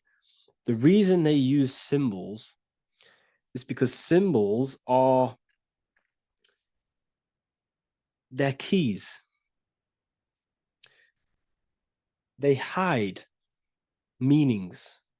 They hide things. For example, if it was written down, if all of this sacred knowledge that I'm speaking now was written down, it can be easily taken, It can be easily misused. Someone can take it, read it, and steal it and misuse it and abuse the world and create horrible things. The reason they use symbols is because they're hidden. They hide the teachings. Only the ones who possess the key, that possess the knowledge, can read the symbol. So the symbols act as a guard towards this higher wisdom, this higher knowledge, which gives you power. All of the knowledge I teach you gives you power. And you can misuse it. You can misuse your imagination. You have no clue, unless you've put this into action, how powerful your inner consciousness is. You can become a Okay, listen. If you hate your job, it's not the job that you hate. Think about it. It's not the job that you hate. The hate is coming from your inner consciousness. It's the state of consciousness that you hate. So what does that tell you? You can change that inner consciousness to another reality, the feeling of another reality. You can become that consciousness within before you actually externally have it. And by becoming and knowing that reality, that's what produces effect on shaping your outer world. When you really, truly know that reality inside of you, of being free, of being wealthy, of having abundance, your outer world has no other choice but to rearrange itself to your new inner state of consciousness. That's what magic is. It's manipulating your inner state of consciousness. It's convincing yourself that you already have it, not believing it, knowing it. Okay? Knowing is different than believing. Believing is a lie. You should know thyself. Okay? So we can say that human overpopulation is intentional. There is no human overpopulation. We're all cramped in these cities. We're all cramped into one little place. We're not supposed to live like that. We're not supposed to live so cramped. This is why there's so many weirdos out in public. So many weird people doing weird things. This is when things start to go weird, and we shouldn't be living in this state, in this condensed state. We should be spread out. Okay? There is no overpopulation. It's just an illusion, because we all lived in such... Have you ever been on a plane? Have you seen how much land there is? It's crazy. There's no overpopulation. And how many people do they say there's in the world? There's not that many people in the world that they say. I think it's like 8 billion. I think they say there's 8 billion people. There's not 8 billion people. There's probably more like 2 billion. And the reason I say that is because I have a friend who only has like 300K followers. That's a lot of followers, okay? And he gets recognized everywhere he goes. And he's into all this stuff. And he says, listen, the population is definitely not 8 billion or whatever they say. I think it's like a couple billion. It's probably more like 1 billion. How to properly manifest intentions. Thought, emotion, and imagination are the key. You must know that you have that reality. Don't believe it. Become that reality within your consciousness. All day long, as much as possible. Feel it. Imagine it. Say it. And have zero doubt. How to have zero doubt. You can't, well, okay, so the doubt, that little voice that will seep into your mind saying, you can't do that. You can't do this. That's your old voice of your subconscious program. Listen, the reason why most people fail in life is because they have trained their subconscious that they will fail. They have told and believed that they will fail. The reason I will succeed for the rest of my life is because I have trained my subconscious to say, I will win, I will succeed, I will solve any problem. That's my belief system. And if my belief system is that, then my external reality, my conscious mind will seek a way to fulfill that belief. It will seek to control and create that belief in my external world. It will seek to solve any problem. I've trained my subconscious mind to know that I already have the reality, to know that I'm abundant, to know that I have everything that I already need. Therefore, if any problem comes, I can sort it straight away. But most people have a different belief. It's not your fault. We've been kind of manipulated and told this, that they will fail, that they can't do anything, that it's too hard. And that basically casts a spell on the conscious mind, where your conscious mind is just like, no, I can't do that, because of this subconscious belief that you hold. So you must reprogram your subconscious that you can do it, that you will solve any problem, and that you are abundant. That's the reason why successful people succeed. It's because they have a complete different mind state, a complete different belief system in their subconscious.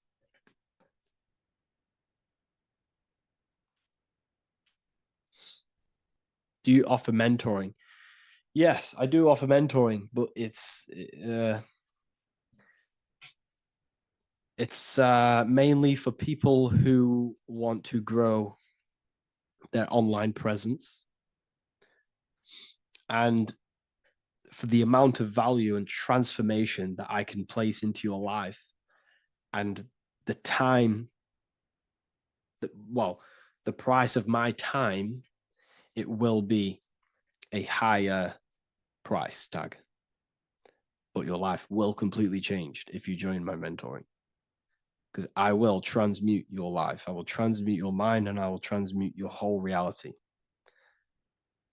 because I could tell you exactly what you need to do. How to have super genius power pulling information from the source. Okay, so you can do this. I talked about this in Book of Wisdom Volume 2, if you've read it. This is a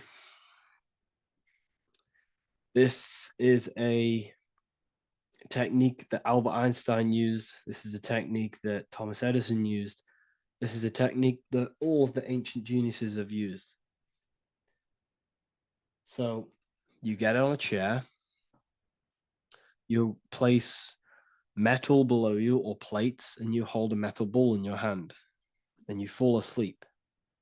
And every time you fall asleep on the chair, you're going to drop the ball, because your body will become unconscious, and you will basically drop the ball, and it will wake you up because it's going to hit and make a loud bang on the plate. And every time you go to sleep, basically what this is actually doing is shifting your consciousness from conscious into the subconscious. So from physical into the astral. Your consciousness is shifting between these two planes. And as you do this, you can bring down great ideas from these higher planes. So when you fall asleep, have an intention. And when you fall asleep, you'll drop the ball. And when you wake back up, you'll have an idea, and you just got to write it down.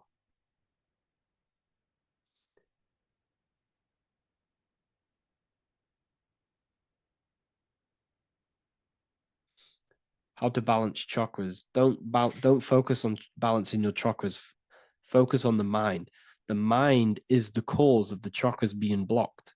If you have a blocked throat chakra, this is a problem in your mind, not the chakra.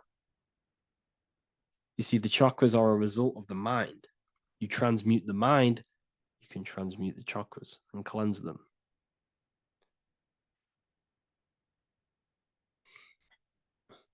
So was Jesus a real man that walked? Okay, so I'm going to tell you something. Like, some of the things that I say in my reels, they are to catch attention. So if I say the first thing on the reel, Jesus never existed, straight away, you see that, it's going to trigger you. It's going to trigger Christians. It's going to trigger people. So yes, I do say things to catch attention. The reason I do that is because I have to, in order to catch attention. Maybe there was a Jesus who walked. So in the past, I have said Jesus never existed. Yes, This is to catch attention, to boost the reels, views, and comments and stuff like that. Maybe there was a man who was called Jesus and walked the earth. But listen, he was not the Son of God. You are all the Son of God. Jesus represents an archetype. He represents morals. He represents a way of living that you should embody in your life, not to worship. We shouldn't be worshiping this man. We should be embodying his qualities into our lives so we can become Christ consciousness, so we can live in harmony with our mind, emotions, body, and spirit. Okay? He was not the Son of God. You are all the Son of God. We are all God experiencing himself in a three-dimensional divided form. God is oneness, and he created a divided world so he can experience himself. Why do you quote from the Freemasons oft times? I don't recall me looking at Freemason quotes and quote them. I just simply, when I post a quote, I literally just, whatever comes to my head, I just whack it into Telegram or Twitter. Are dreams tied to your subconscious, and how do you understand them? Okay. Dreams and astral projection are two different things. Astral projection is your soul leaving this plane into the collective consciousness, into the collective mind, the collective astral plane. But dreams are basically the astral plane, but it's your personal astral plane in your personal subconscious. So when you dream, you're entering your own consciousness, you're entering your own subconscious. Every character, every event that happens to you, everything that is said to you, everything that happens to you in your dream is yourself pushed outwards, and you're basically experiencing your own mind. If something scary comes up in your dream, this is your belief, this is something in the back of your mind materializing and coming to you and showing itself to you. So in order to understand your dreams, it's basically suppressed emotions, suppressed thoughts, all lingering in your subconscious materialized. Okay. A few months ago, I'd have concurrent dreams of getting in a car crash that lasted for months. Then one day out of nowhere, I got into a really bad accident, and that low-key bugged me out. I didn't know if my mind was trying to warn me or what. You can explain that. Okay. If you are having dreams about having a car crash, this is a belief. Okay, so let me tell you something. Let's say you're a drug dealer, okay? And you live in fear every single day of the police coming to you. This dealer every day is worried, he's scared, and he lives in fear of the police getting him. He was believing it. This fear, this emotion he was feeling on a regular basis, repetition, and the emotion is basically impressing your subconscious. It's impressed his subconscious that deeply that he now believes it. It's now become a belief. So one day the dealer gets caught and he goes to prison. Let me tell you something. He placed himself there because he created a program, a belief in his subconscious of the police. And his external reality is now in a prison cell. But that prison cell is just an external manifestation of the prison cell of fear he installed in his subconscious mind. The four walls he's now trapped in is just basically an externalization of his own belief system that he created through consciousness, through the subconscious. If you embedded your belief that you will be in a car crash, you will be in a car crash. He placed himself there. He materialized that reality through the thought, through the emotion, through the belief. He put himself there. You see? So if you were having dreams, this was maybe, it could have been anything. You could have watched a program when you were a child about a car crash, and that maybe scared you. Or you saw a car crash when you were very young, and that scared you, and that impressed your subconscious. Then you had a dream about it. Then you started to believe it. And then one day, bang, it happens. That's the power of the subconscious mind. It holds control over you. It holds control over every aspect of your reality, of your being. So, I hope you all enjoyed this live. I'll see you all inside Ethereal University. I'll be posting another lecture this week. And yeah, let me hold on.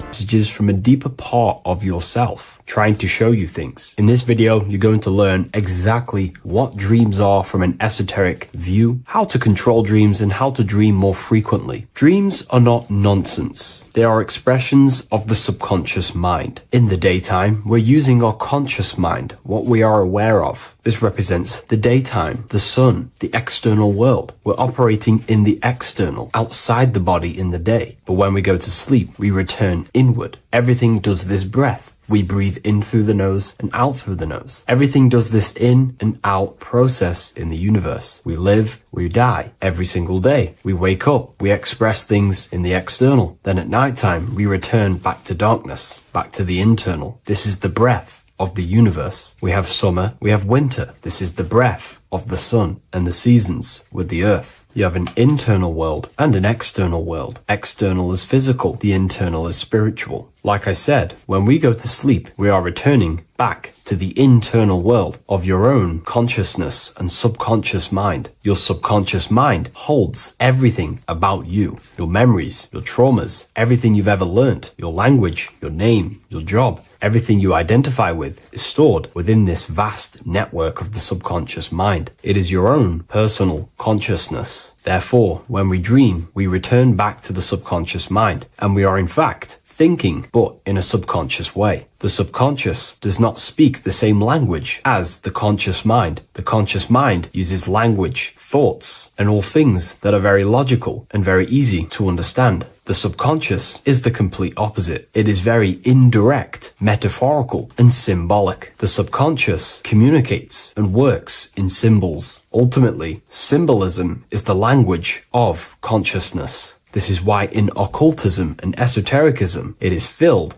with occult symbols, because symbols are used to communicate directly with the consciousness within the subconscious mind, and the subconscious mind is ultimately connected to the collective consciousness. We are all connected and tapping into the mental plane, where we receive thoughts, ideas, depending on what we attune our mind to. That's why we call it a mindset. But getting back on topic, the subconscious mind is your own personal network. It is like a net, an interconnected web of your thoughts, memories, traumas, emotional blockages, and all the things you identify with and have experienced in your life is stored within this network. It can be seen as a web. One example of the subconscious mind using symbolism is this next story I can tell you. Let's say I was in a very traumatic car crash as a young child. I experienced a lot of emotional trauma in that car, and that deeply impressed my subconscious mind with that trauma of emotion that I felt. Therefore, every time I see a car in my external world, that car is now a symbol that represents the state of consciousness I was feeling in that particular time of the traumatic car crash. The car is a symbol for a state of consciousness within my subconscious mind. Just like when you see a word, that word triggers what you believe that word to be in your subconscious mind. Symbols are the language of the subconsciousness. Therefore, when we dream, we are basically seeing symbols of our own personal subconscious mind. Our higher mind, which is basically our subconscious subconscious, the higher version of you that exists beyond your human thinking mind, communicates using symbolism. The higher mind does not speak human thoughts, human language. It speaks the language of symbolism. Therefore, when we dream, every event, every person, everything that happens, and everything you see is your own personal subconscious mind materializing within the plane of the astral plane. This is a dimension that sits just above the physical world that everything is pulled out of. For example, look around you. Everything you see around you was thought, then imagined. Imagination is the astral plane, and this astral plane sits above the physical world. As above, so below. These objects were thought